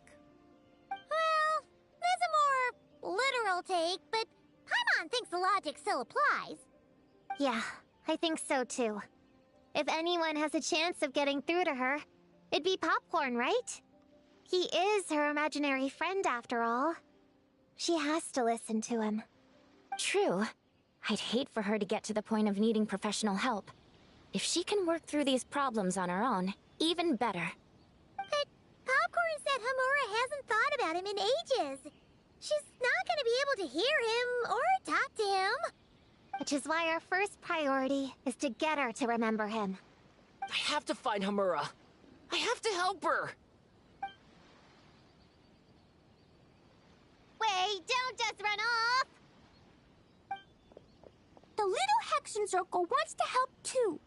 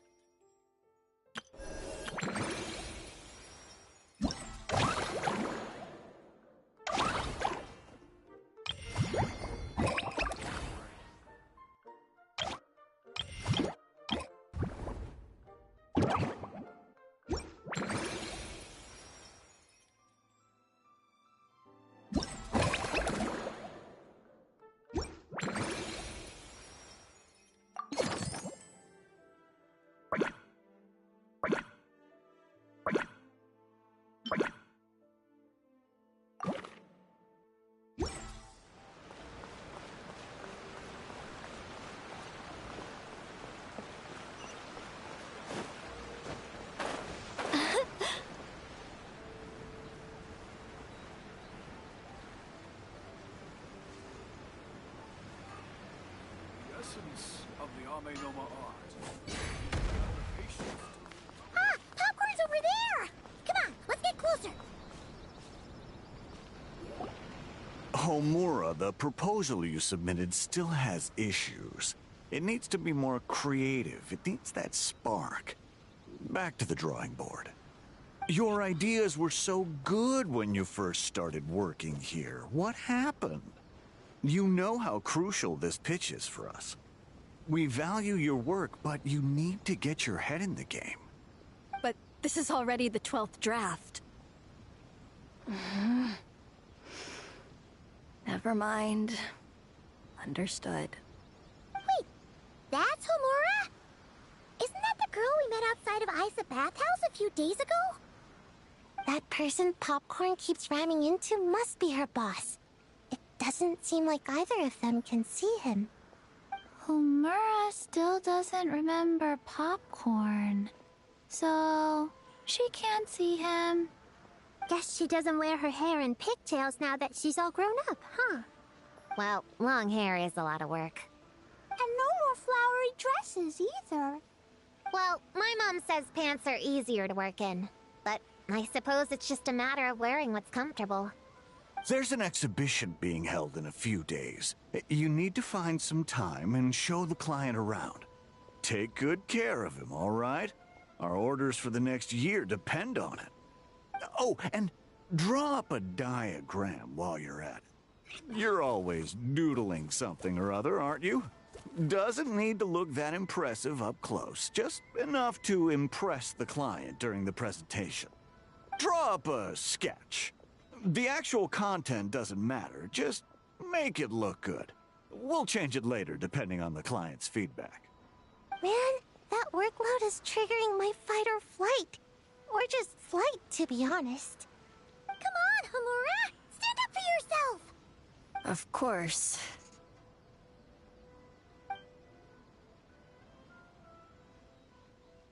Oh, come on! Where's that explosive temper you had as a kid? Like in that poem you wrote. Wait, that's it. The poem! We can use that to remind her of her childhood and get her to remember Popcorn. Bring on the tear bugs! Bring on the booger beasts! Mean or nasty or in your face, one punch sends them to outer space. Give them one great monstrous whack! Wait, what comes next? Sayu? Shoot.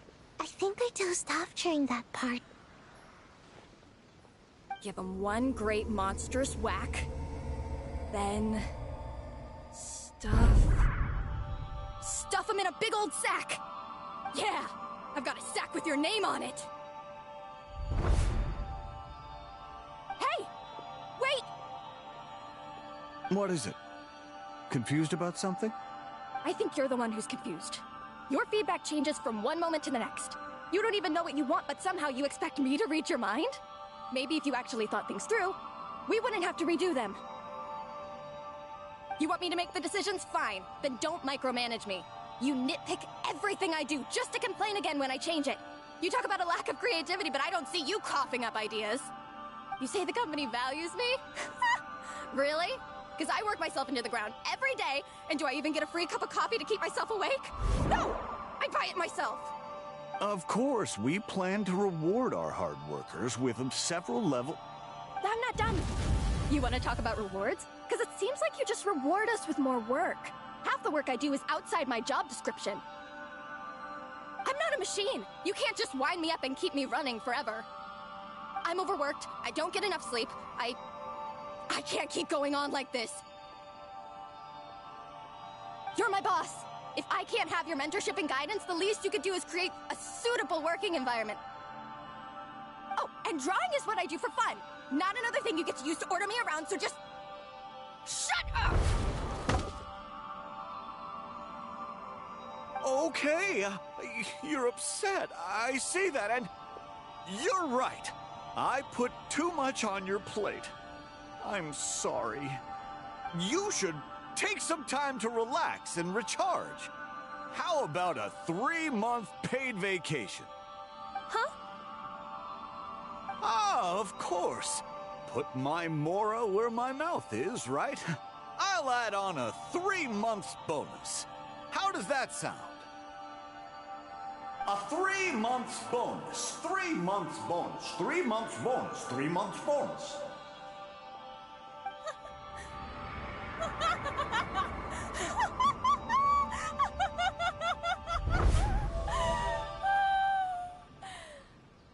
Everything okay?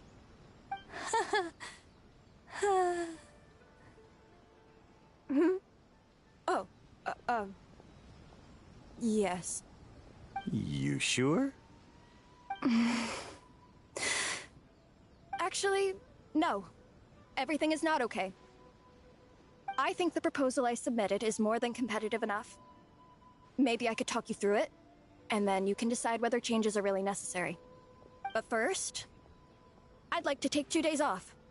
We can go over it when I get back. Is that okay? Listen, I get that things come up, but now's not the best time. We're up against some tight deadlines, so just hang in there. I'm sorry, but I can't. I have too much work, and it's starting to impact my health. I hope you can understand. You never said anything, and your work is always on time, so I just assumed you could handle it. I complete my work on time because I'm a professional. It's those unreasonable, last-minute tasks that force me to work overtime.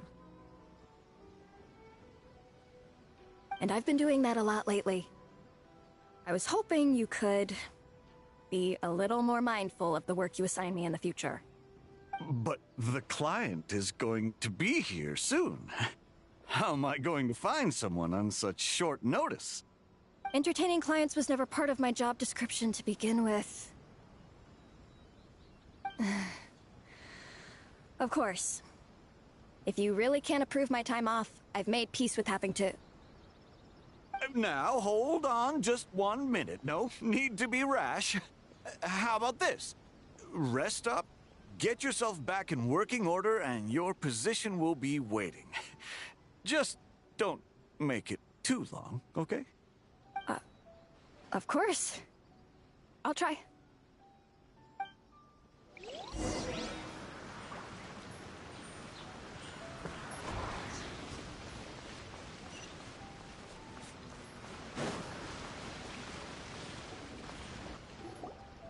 Whoa. That was close. I was about to say I'd made peace with having to meet the client. Popcorn! It's really you! Oh, and you're not alone. Hello, Miss Homura. We're Popcorn's friends. Wait, so my imaginary friend has real-world friends besides me? This isn't also in my imagination, is it? I see. Thanks for doing that. I haven't been doing so hot lately, so I've been having nightmares. Sorry you had to go through all that trouble. Don't worry. The nightmare's been devoured, so you should be able to get a good night's sleep from now on. But the Dough King said you still have mental issues. Wait, no. That's not... You can't just say that, Chi-Chi. Adults can't handle being that direct.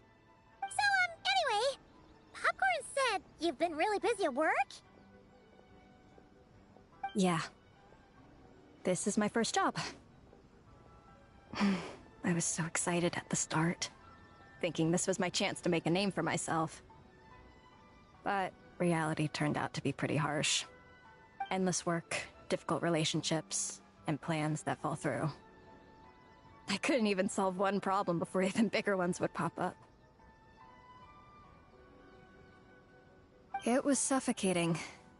Even after getting off work, I was too tired to do the things I used to enjoy. All I wanted to do was lie down.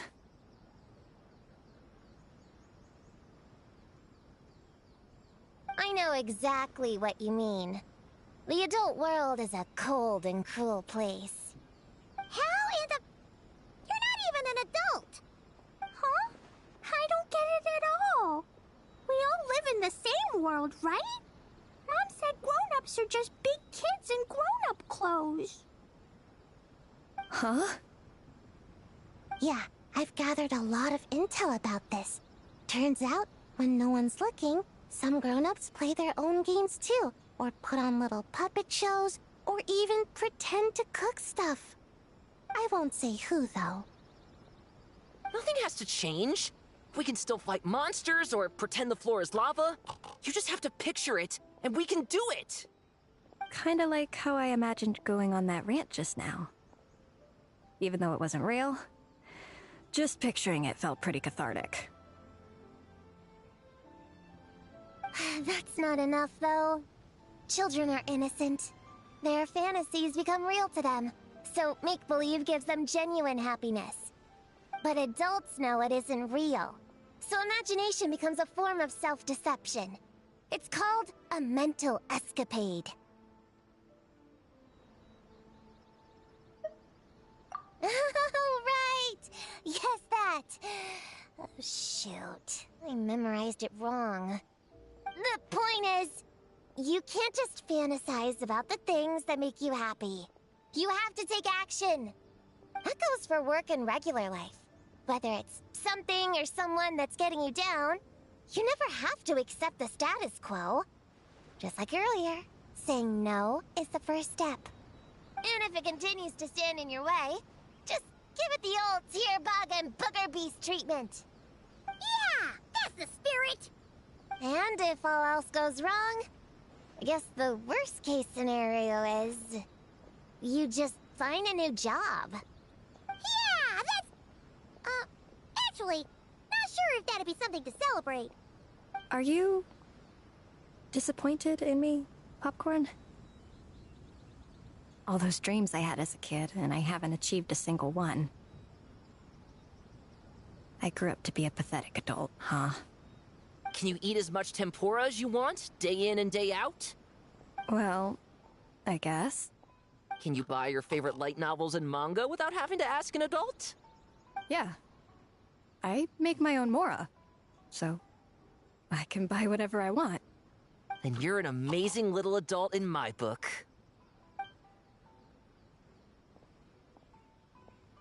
Huh. I never thought kids would be the ones to give me a much-needed pep talk. But you make some great points. I'll try to take a different approach. Oh, and thanks for everything. You too, Popcorn.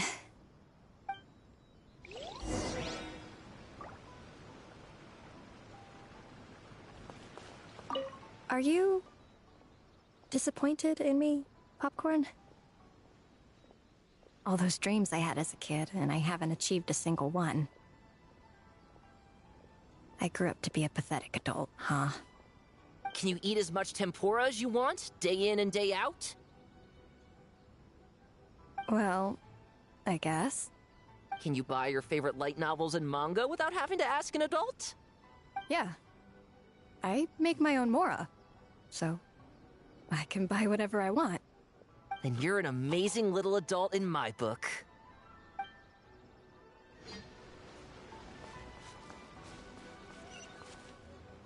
Aw,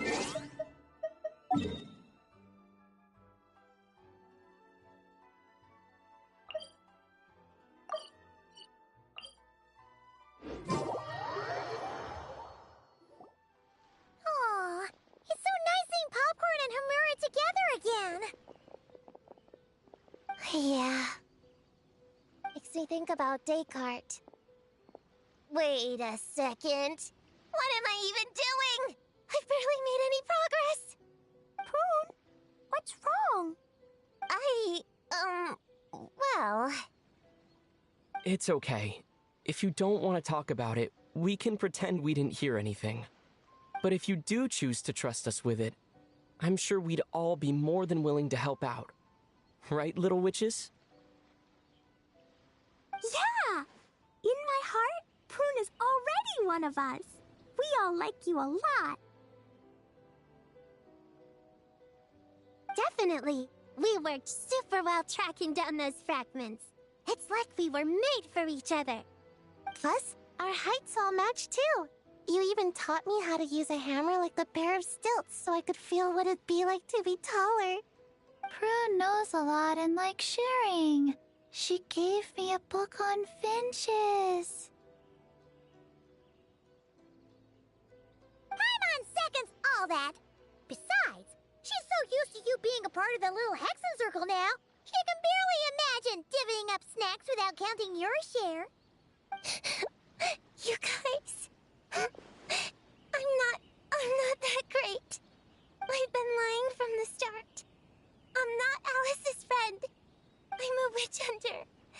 Witches are my enemies. I'd never be friends with someone like her. She challenged me to a debate. And when she lost, she took my imaginary friend away. Like it was nothing. Descartes is my best friend. She said the only way to save him was to defeat all the witches. I went to Mondstadt to find them, only for the trail to lead me to Inazuma. So I took a boat overnight to get here, and then I met you guys instead. It wasn't supposed to be like this. You're not evil witches at all. Just a group of innocent kids. And you've been so nice to me. I can't treat you like my enemies. I can't. It's okay, it's okay. Just let it out.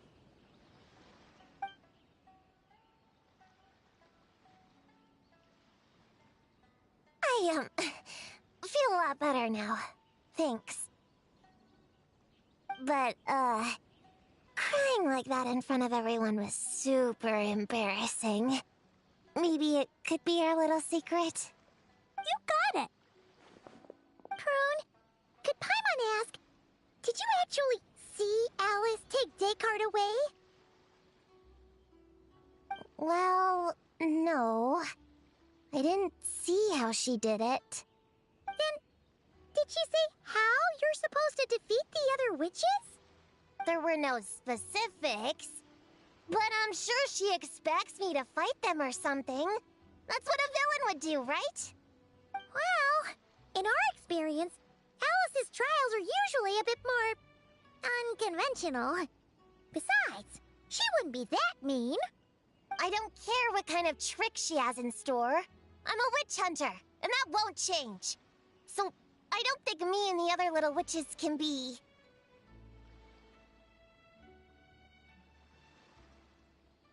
What?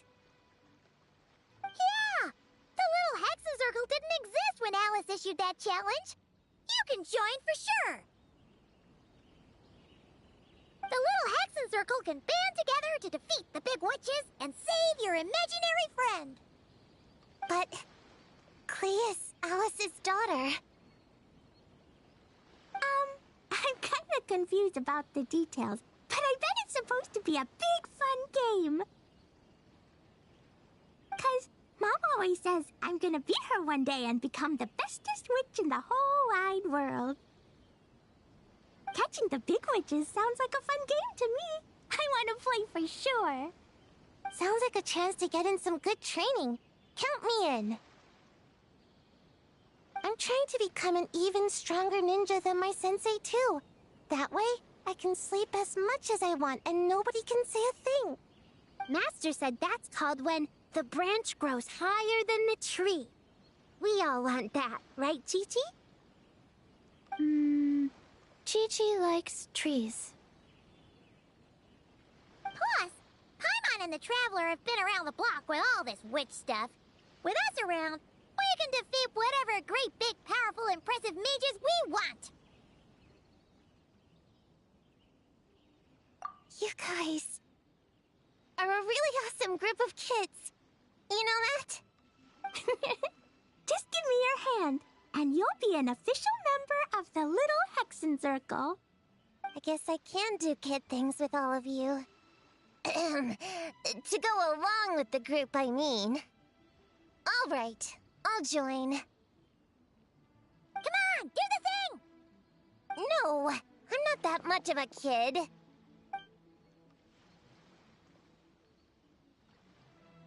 Fine.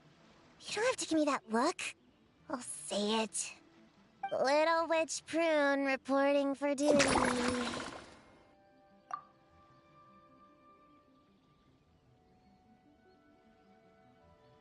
Ugh, so embarrassing. Wait, is this for real? But I haven't defeated the witches. Did you escape on your own? Are you hurt? Here, let me see. Wait, what's going on? Is it Descartes? Yeah, he's back. He's really back. What did he say? He said... it's a long story, and he'll explain later. Whoa! A weird-looking dog! What do you mean, weird? He's adorable! Hold on. You can see him? Wait, are these... your imaginary friends? How come I can see them? Wow, look at all of them! Tuan Tuan flew away. She wants to go play over there. Come on! Let's go! All the imaginary friends can play together! Wait, what? Wait for me! Did you see that? Everyone's imaginary friends are here! In the real world! Let's catch up and see what's happening!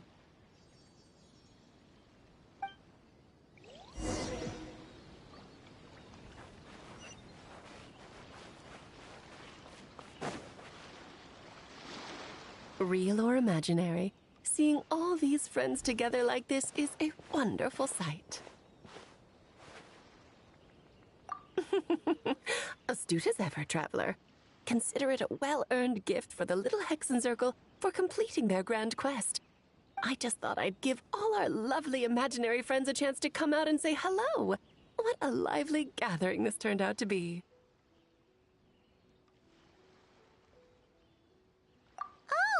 Right! After fixing the whole nightmare situation, Popcorn should have gone back to being a normal imaginary friend. We shouldn't be able to see him. Unless... You think I would deny my little witches the chance to witness their touching reunion? Clee would have been devastated if she'd missed it, and I certainly can't have that. So, you didn't take Prune's imaginary friend, did you? You don't go around bullying little kids. No, I did not take her imaginary friend. Paimon knew she was right to defend you earlier. In fact, when I met little Prune, her imaginary friend was on the verge of disappearing. What? You've spent quite a bit of time with her now. What's your impression? Well, even though she looks like a small, cute kid, she seems more like a grown-up. She's smart, mature, and super reliable. Precisely. Prune has always been a precocious child, ever so curious about the world. She studied things beyond her years and began to grow up rather quickly. I'm sure that all sounds well and good, but it's unfair to expect a child to step into the adult world so soon. With all that weight placed on such small shoulders, something is bound to break. In this case, her childlike innocence. You've witnessed how devastating the effects of that can be for yourselves not too long ago. Right! Like what happened to Hamura. She'll stop dreaming and, eventually, she won't even be able to remember her imaginary friend. That's why I made up the whole thing about capturing Descartes and sent her to Mondstadt to defeat all the witches. You tricked her! The mages don't even live in Mondstadt! Ugh! That's a mean thing to do to a kid, Alice! Paimon shouldn't have spoken up for you earlier! Why, thank you for the compliment, dear Paimon. I am the great, big, mean Dodo King, after all.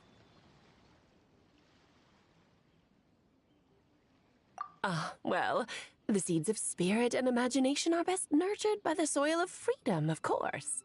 It was to give Clee someone else to play with, wasn't it? Sharp as a tack, Paimon. The witches of the little Hexen Circle do not disappoint. In any case, all's well that ends well, right? After spending time with the little witches, she regained her childlike innocence and was able to reunite with her imaginary friend. Ah, quite the amazing feat the little witches pulled off, huh?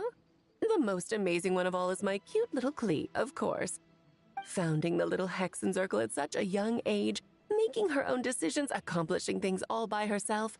Don't be shy on the compliments now, okay?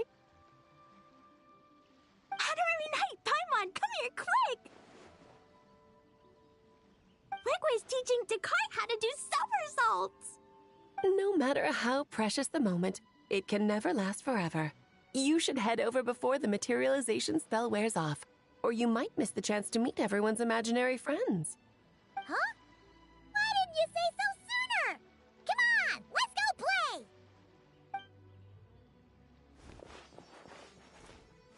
It's through embracing our inner child that all of us can wield the magic known as happiness.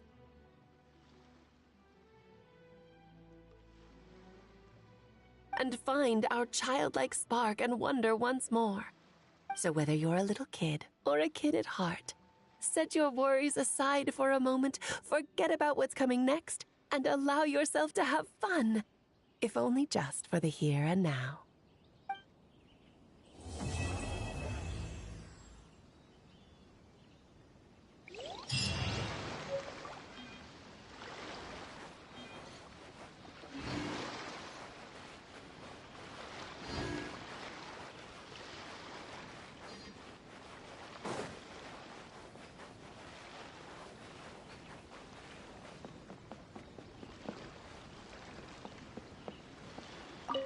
Whoa! I never thought Gina would be so big! Her belly is super soft, too. It's a great spot for a nap.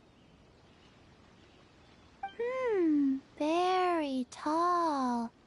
Taller than Sayu. Wow, Chi-Chi. That was cold. Oh, I can warm us all up! Sparks and splash!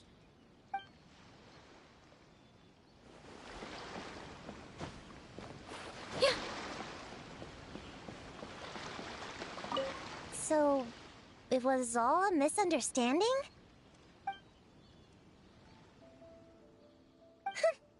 That makes it even worse. She tricked me! Hold on. I never said I regretted coming here. And no, I don't regret joining the little Hexen Circle either.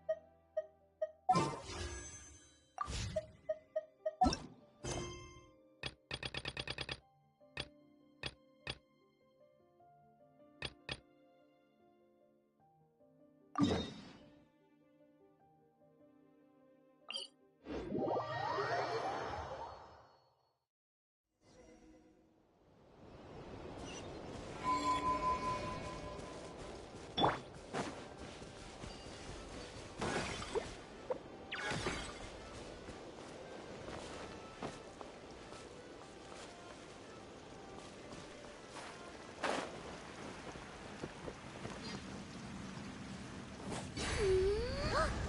It's that ball of light again! Let's follow it! Hey! It disappeared behind that door! Does that mean we can open it now?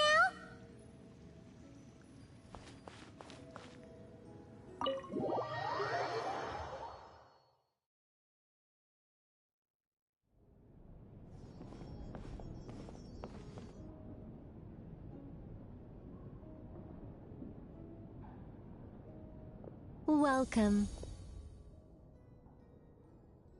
Wow! Your home's so pretty! Paimon loves what you've done with it. I knew you'd appreciate it, Paimon. Hearing that makes it all feel worthwhile, even if I had to squeeze it in during my spare time. It all started the day I finished building the secret lodge. I was planning to keep the streak going and build a few more, but there was no one around to inspire me. So after a while, my enthusiasm just sort of fizzled out. Is there no way to have fun, enjoy myself, and feel like I've accomplished something all at the same time? Then the answer suddenly popped into my head. Wait, have we skipped straight to the answer? Keep up, Paimon. Time waits for no one. Look, it's right in front of your eyes. Through this door? Well, not just this door, but you're not wrong. Everything has to start somewhere. What better place than here? Are you ready? Oh, wait a minute! You're going too fast! Paimon can't keep up! What are we supposed to be getting ready for? Oh, don't you worry about that. You don't need to get ready for anything. It's just a turn of phrase. Based on my observations and understanding, you're not a fan of complex introductions and explanations. You prefer to find your fun in the heat of adventure. Am I right? Glad to hear it. In that case, brace yourselves. I don't plan to hold back. You know us angels. We just can't resist the satisfaction of guiding adventurers to treasure. Well, seeing as the goal is to be kind and help others find happiness, why shouldn't I start by giving my own friends a few happy pointers? So, I had a sudden stroke of genius. I transformed my little lodge into a place where you can relax and have fun. I even hid treasure in each and every room. To tell you the truth, even compared to the other angels, I'm quite the expert when it comes to hiding things. If I were to bury a chest in the wild and not show you the way, I'm afraid you wouldn't be able to find it even after months of searching. Anyway, I digress. I don't want to make things deliberately difficult. Nor do I need you to run around the wild just to keep me entertained. All you have to do is find 3 feathers right here in this room. And once you're done, let me know so I can watch you open your reward. A nice, big treasure chest. Ah! So we're going on a treasure hunt! Ha! Paimon can't wait! Exactly! A treasure hunt. It's going to be so fun.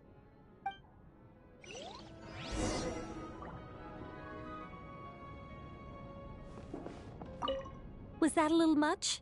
Don't worry, it's incredibly simple. Just put your thinking caps on, search high and low, and claim your prize at the end. It's exactly the sort of escapade you two excel at.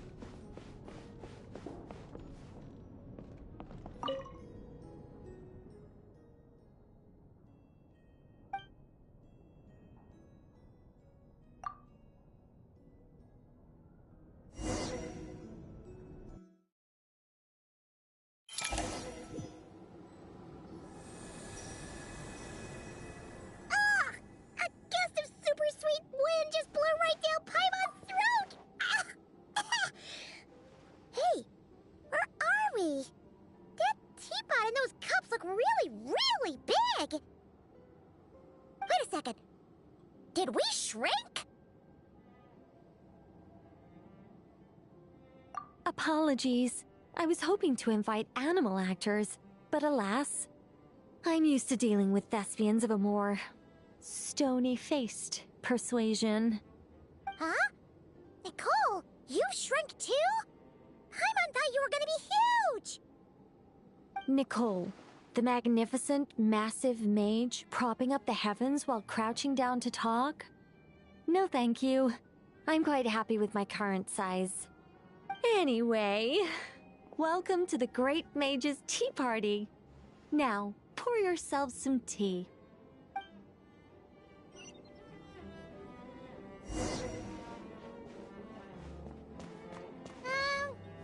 Does the Great Mage's Tea Party involve us boiling the water ourselves? It's called participation, Paimon. This is all about creating a sense of participation.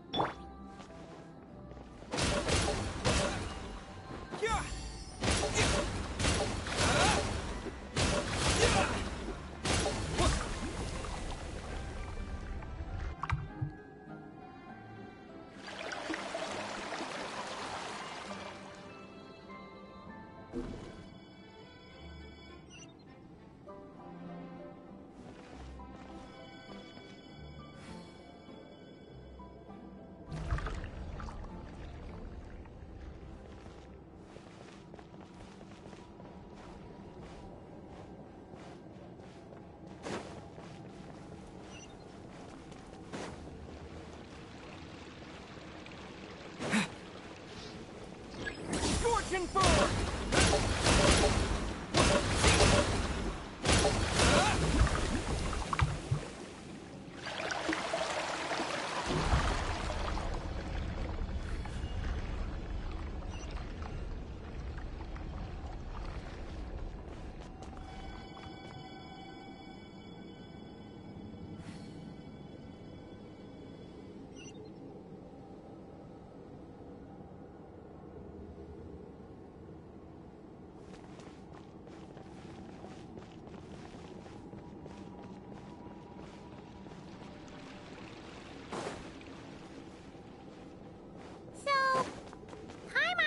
We need to add sugar ourselves too? Alice takes 3 sugars, Anya prefers 1, and Barbeloff likes hers without. Okay. Should Paimon be writing this down? No need, no need. I'm just thinking out loud.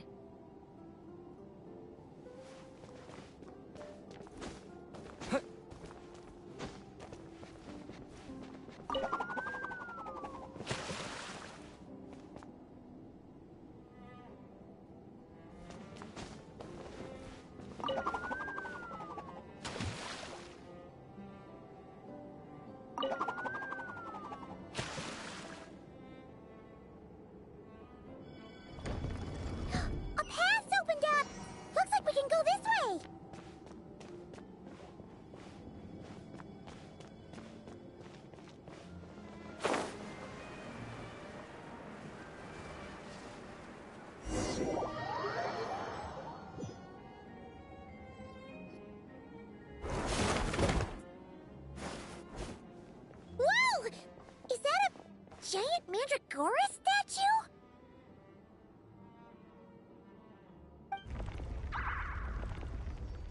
Hold on a moment. Sorry, just a minor technical difficulty. Let me see.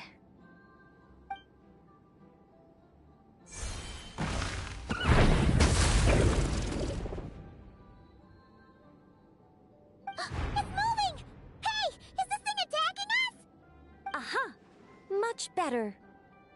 What do you mean, much better? Come on, it's barely attacking you.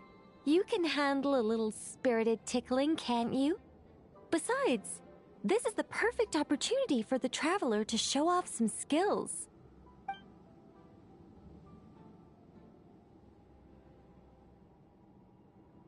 Hey, Nicole! Help us out here, will ya? All right. Heaven's will made mine.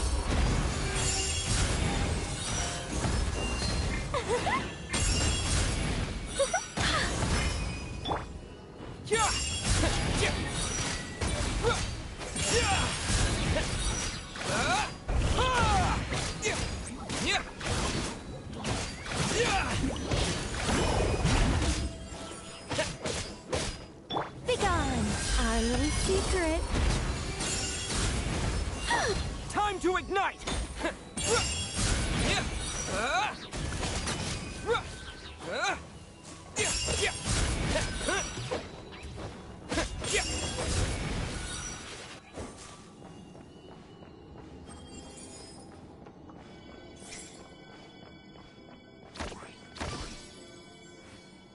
And look, the tea's still nice and warm. Just right, in fact. Did you just plan this whole thing just so you could sit back and enjoy this moment yourself? Come now.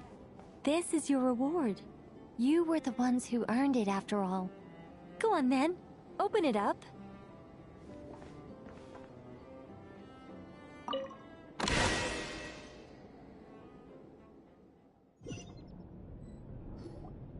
Can't help but wonder why you're so excited about these rewards, Nicole.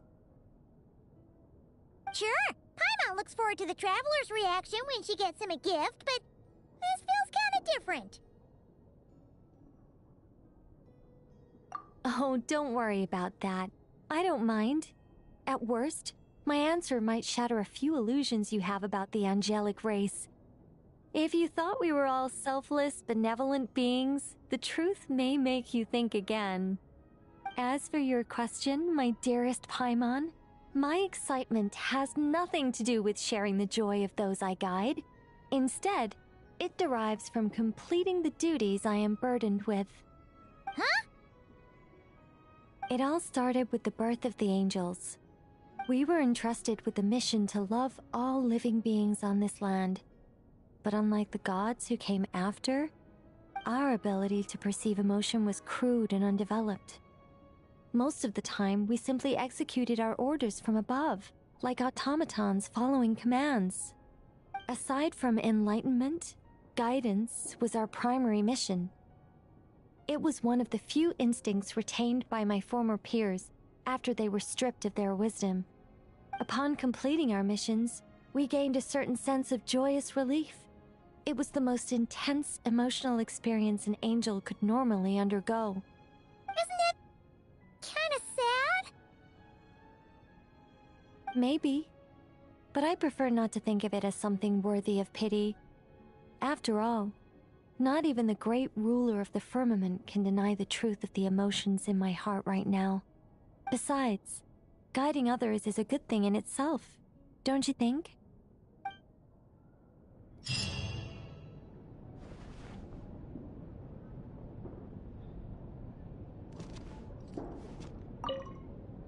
If you don't mind, could you come back a little while later?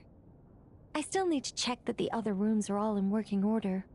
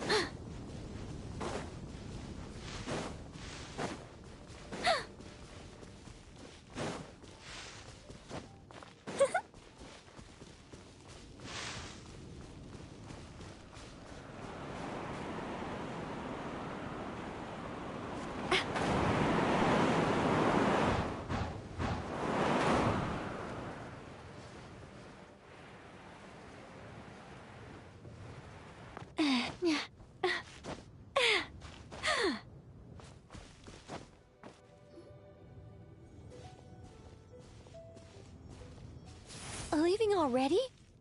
Hey! Barbie! Aren't you forgetting something? Like a whole bunch of stuff you were supposed to give... me? Nonsense. Your arrival is more or less in line with Barbie's prophecy. Though, to be honest, I did think you'd be here a little later. Anyway, before we get down to business, it might be best if you two have something to eat? No, of course not. But my hearing happens to be quite sharp, and I heard Paimon's stomach rumbling a mile away. Whoa! Paimon's stomach is rumbling for two! We must both be super famished.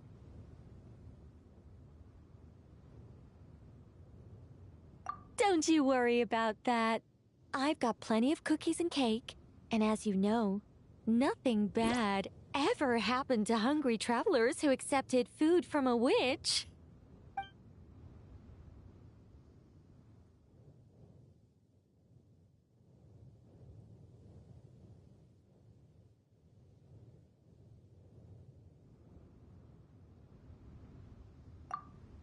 Oh, Paimon's so full. No matter how much she puts in her tummy, there's always more on her plate.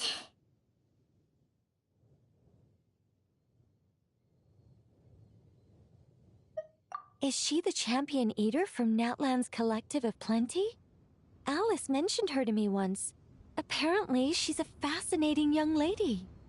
I imagine if she were to attend one of our parties, we'd need to set out 3, maybe even 7 plates. Paimon really can't eat anymore. She's coming apart at the seams. Can we get down to business now? Oh, well, sorry. All right. I gather you're here to deliver my homework. The one that Barbie prophesized?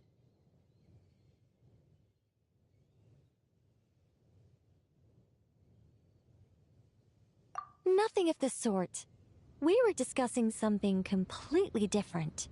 The moon's massive shift has knocked her hydromancy out of whack. So she needs to head back for a while to undergo a period of silent meditation. While she's away, I'll be taking over responsibility for everyone's homework. I also plan to help her add the next round of homework to the dictionary. Huh. You can just swap the person in charge like that? Not like I had much choice. Before Barbie and Alice even told me about it, they'd already inscribed my special homework in the dictionary. As much as I'd like to erase the whole thing and keep on casually observing the world, Alice is busy maintaining Tivat's borders, and Barbie is off realigning her hydromancy. Octavia didn't bother to come back, and you can forget about Rhindaughter. The other mages all have their own affairs to attend to, so the duty of supervising this homework has fallen to me.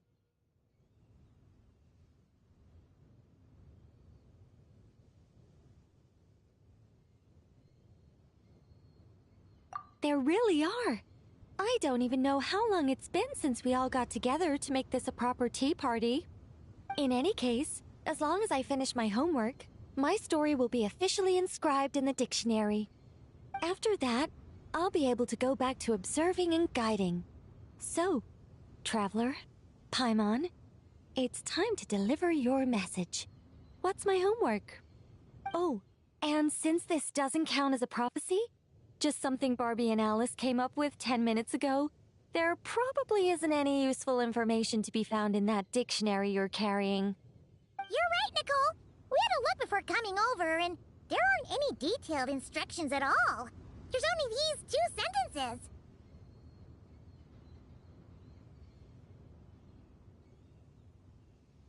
All right, that first sentence was clearly written by Barbie, but I bet my bottom more it was Alice who added the second. Anyway, let's get cracking on this homework. Just let me think. Where should we begin? Huh? Oh, Barbie gave me a rundown of my tasks just now. Basically, I just need to go to a few homework locations, make sure everything's up to scratch, and conduct some field work. Wait a minute! Paimon thought she was giving you a prophecy. How down count as a prophecy? Well, you see, I naturally view anything Barbie says to me as some sort of prophecy. Besides, when Barbie wrote this homework of mine, all she actually did was flip straight to the final page of my story and tell me the ending in advance.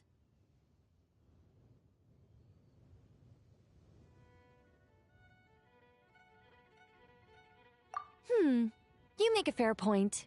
But then, what's the difference between a prophecy and a spoiler anyway? All right, enough dawdling. Come on, follow me. We're going to... Yes, that seems like as good a place as any. Just like that? Hold on, how are we supposed to get the...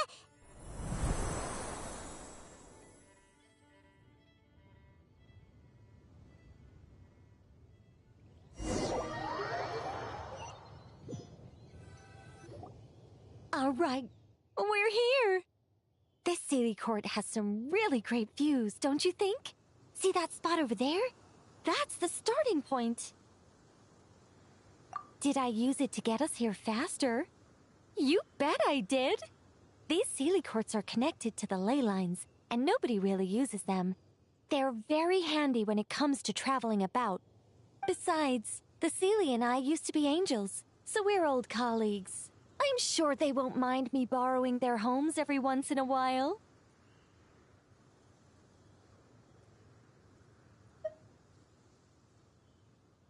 Yes, I read about that in the dictionary. Based on how it ended, you and Lord Barbados must have played quite a beautiful tune. Such a shame that Barbie couldn't hear a single note. When Alice heard about it, she laughed so hard her hat nearly fell off.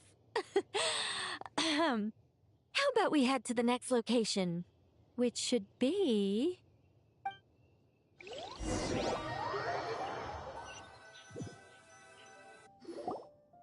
Is this Wolvendam?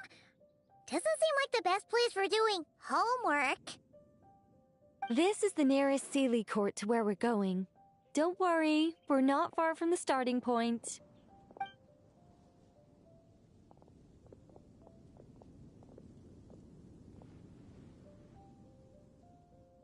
Whoa! Where did all those wolves jump out from? Hey! We're not here to hurt you! We're friends with Razor!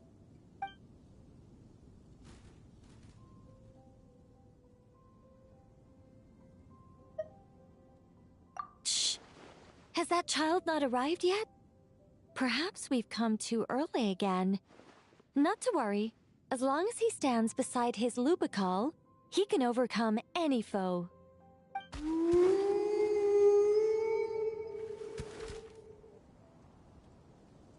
Why'd they come back? Oh, did they hear us talking? If only Razor were here, he'd be able to tell us what they want to say. You're not wrong, Paimon, but there's a lot more he'd need to understand than just the chatter of wolves. All right, that's about it for this place. I could do with a good rest. Come on, let's go. Time to head back for a cup of... Whoa! When did this door appear?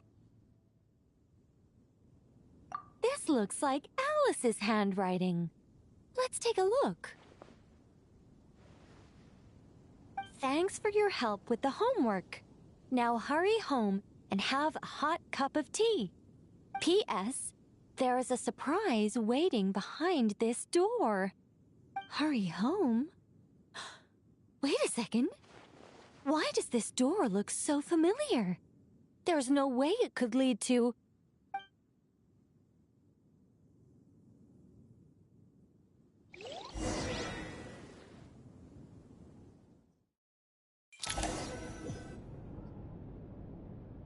Somewhere new? Hey, isn't this...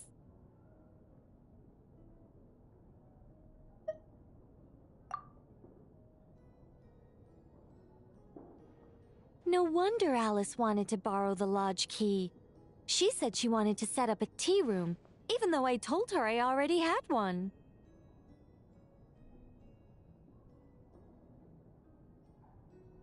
It symbolizes the completion of guidance, the end of a journey, and the fulfillment of prophecy. You've followed Seelie before, right? Only when a Seelie returns to its Seelie court does its guidance come to an end. So, to give this unwelcome homework a clear conclusion, Barbie and Alice must have built a Seelie court right here. This is the only way for my story to be inscribed among everyone else's without interfering with their own homework.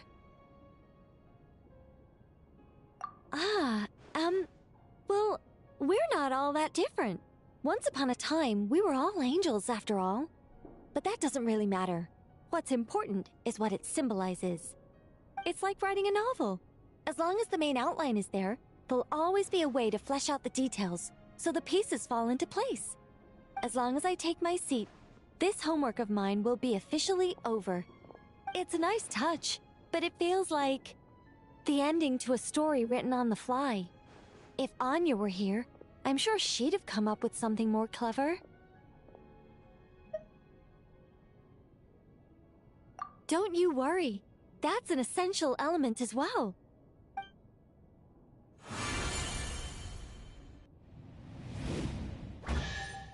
Hey! A treasure chest!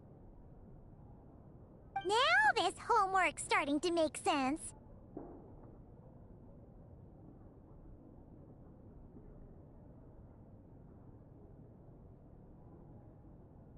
What did I tell you? It seems like this has been a fruitful little excursion after all. And it seems my story has been formally inscribed in the dictionary. Which means that today's homework ends here, and also that there'll be a formal tutor to provide guidance on all future assignments. Well, that depends on what assignments are assigned. Personally, I'd love nothing more than to bury chests for people to find by completing their homework. I'd leave clues and watch them enjoy a merry little treasure hunt. Now that would be fun. But Barbie's been keeping a close eye on me, so I'm not sure I'll get the chance.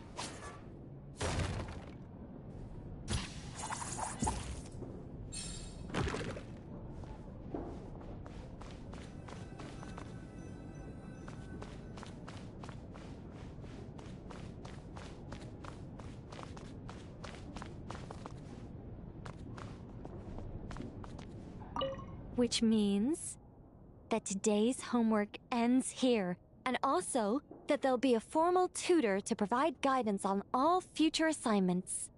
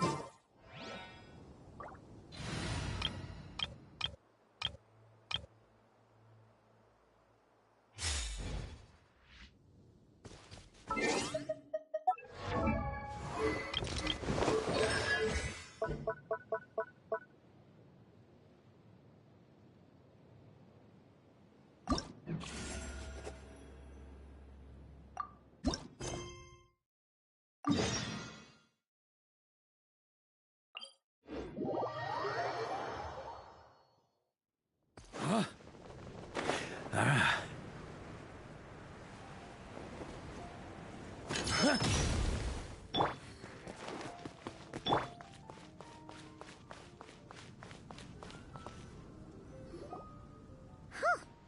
assignment doesn't look much like homework. More like a declaration of war. Hehehe, little witch hunter. Have you found a way to defeat me yet? Shout your coolest challenge from the rooftops and prepare to bow down before the Dodo King. Huh. Paimon will bet $1 million more that Alice wrote this. If it wasn't for the part about a witch hunter, Paimon would have thought this was written for Klee. Prune isn't exactly Alice's biggest fan. Paimon can see her really blowing her top over a challenge like this.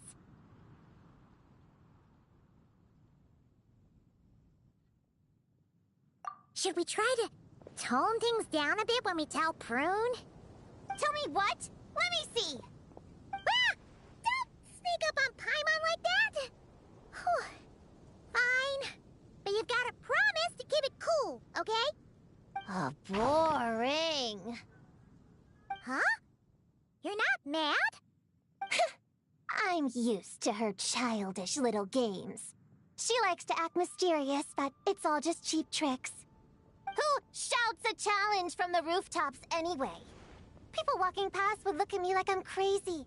I'm not falling for that. I might as well stand in the middle of the street shouting, "Look at me! I'm an idiot! I'm an idiot! I'm an idiot! I'm an idiot!" Hey!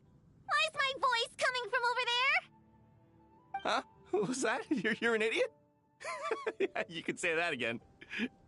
Hello, an idiot. Nice to meet you.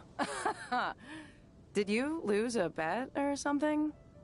Sounds like a prank to me. Some dumb kid must have got tricked.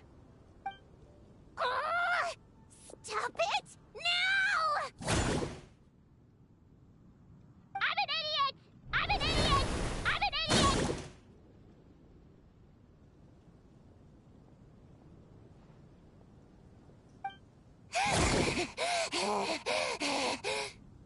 Calm down, Prune. There's no need for violence.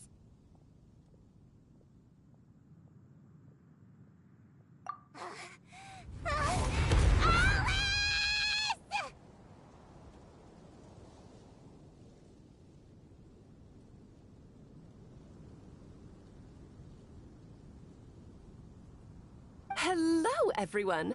Well, well, well, I wasn't expecting a challenge like that. It's certainly a novel approach. Anyway, congratulations on successfully activating your witch's homework challenge. I've prepared a magical space for you with a real sense of pomp and circumstance, but it's going to take a while to load. So I thought, why not turn your challenge into loading music while you wait? Play it again and again to really build the excitement and get you properly pumped up. What do you think? I'm an idiot! I'm an idiot! I'm an idiot! Hey! That wasn't a challenge! Turn that stupid noise off right now! Oh dear, it looks like there's been a misunderstanding. I'm afraid the loading music's already merged with the challenge. If I cancel it now, you'll fail the whole thing. But I mean, if you're certain, I guess you can try another time, if fate decides we should meet again. No! Don't you dare run away again! Not after I finally tracked you down! Ugh! How much longer does this thing need to load? Huh? The magic space? It loaded ages ago.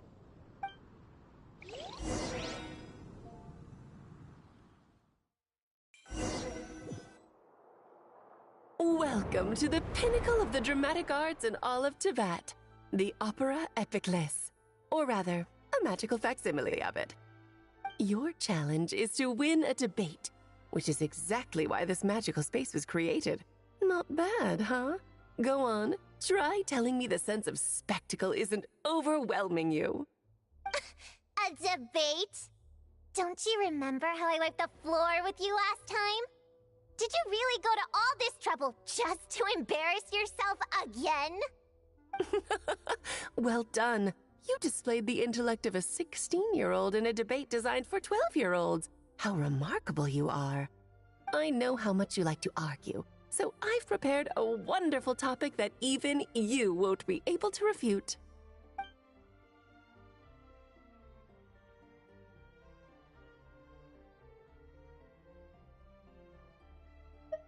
A spirited debate requires a fair and impartial judge. Naturally, you are the only candidate worth considering, and I'm sure everyone else here agrees.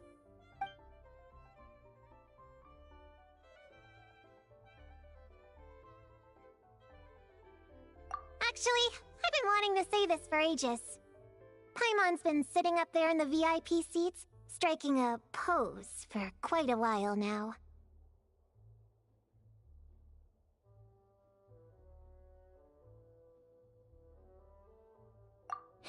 Seeing as we teleported right here, I figured we should imitate our friend.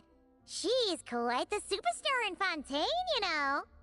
As I recall, Paimon loves watching a good show. Well, there's no better seat in the house, wouldn't you say, Paimon?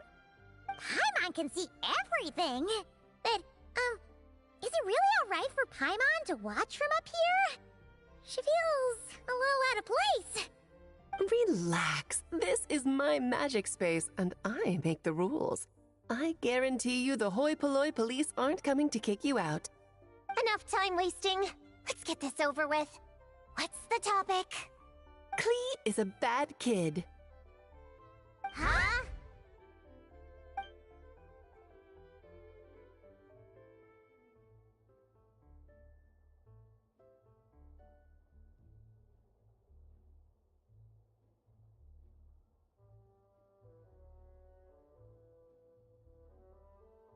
This is the topic for you to refute. If you can convince our judge that Klee is not a bad kid, you'll earn yourself a gift. I don't want your stupid gift! Klee's your own daughter! How could you set a topic like this? You're a bad person! The worst person! People do say like mother, like daughter. Since I'm so bad, I guess Klee must be pretty bad too. Objection! That's pure sophistry! Your flaws lie in your character and conduct. There's no scientific evidence to show that those are hereditary traits. Nurture has shown a far greater influence than nature. The people who look after Klee and Mondstadt are all better than you. Under their positive influence, Klee couldn't possibly turn out bad. Do you dispute that Klee loves fish blasting? How could any good kid enjoy such a terrible pastime? That's just the nature of a child who hasn't been taught right from wrong. Klee can see the boats in the harbor loaded with fish.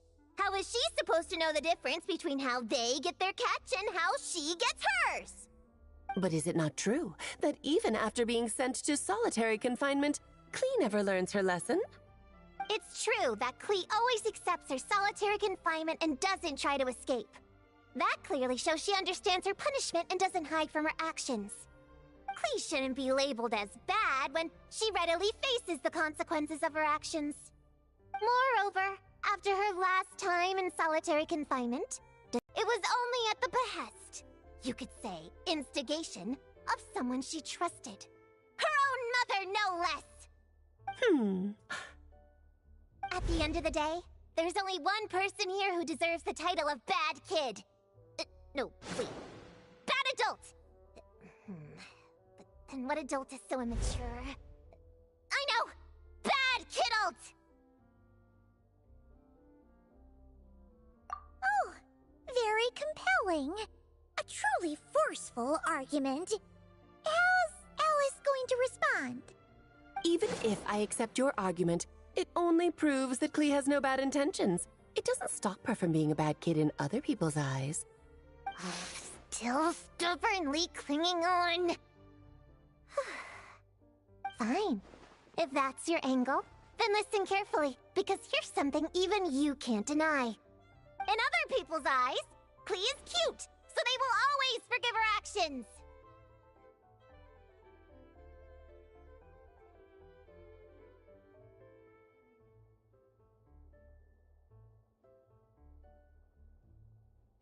Exactly. Klee is so cute. Who cares if she makes a few itsy-bitsy mistakes? In Paimon's eyes, she couldn't possibly be bad. Contrary to everything you've said, Klee has far more good points than bad. She's always happy to share her toys. And when she wants to play but everyone else is busy, she never pesters them and waits patiently until they're free instead. But most important of all, She's kind. In her eyes, everyone is a wonderful person. Even me, her mother's sworn enemy. No matter what else, I won't let you besmirch such an adorable child by calling her bad! I give up. You win. As her mother, I can't possibly argue with that. To hear you say those words, it seems you truly do consider Klee a good friend. My daughter really is adorable, isn't she? Don't say I didn't warn you. I told you if you met her, you'd end up happy. Now you're boasting? I traveled all the way to Mondstadt because of your silly little prank! It brings me so much comfort knowing that Klee has a friend like you by her side. I do so look forward to seeing you both grow up. You can't imagine Klee still fish blasting at my age, can you?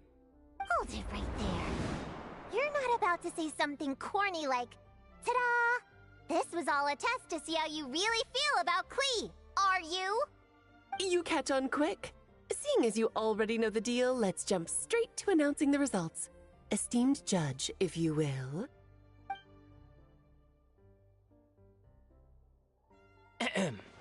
Little Prune's Witch Challenge. Passed. Please accept the following witch's blessing.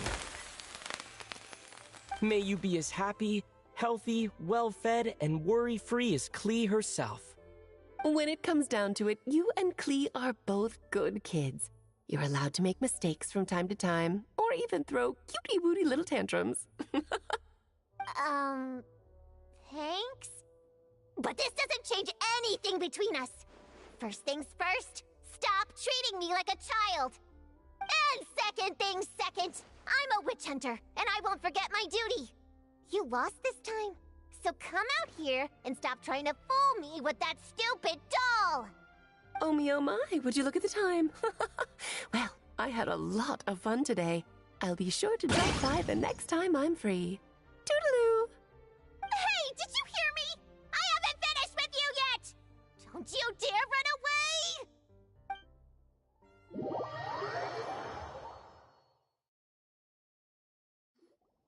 Whoa! Everything just vanished! Classic Alice, huh? Oh, you wicked witch! Just you wait. I'll get you one day.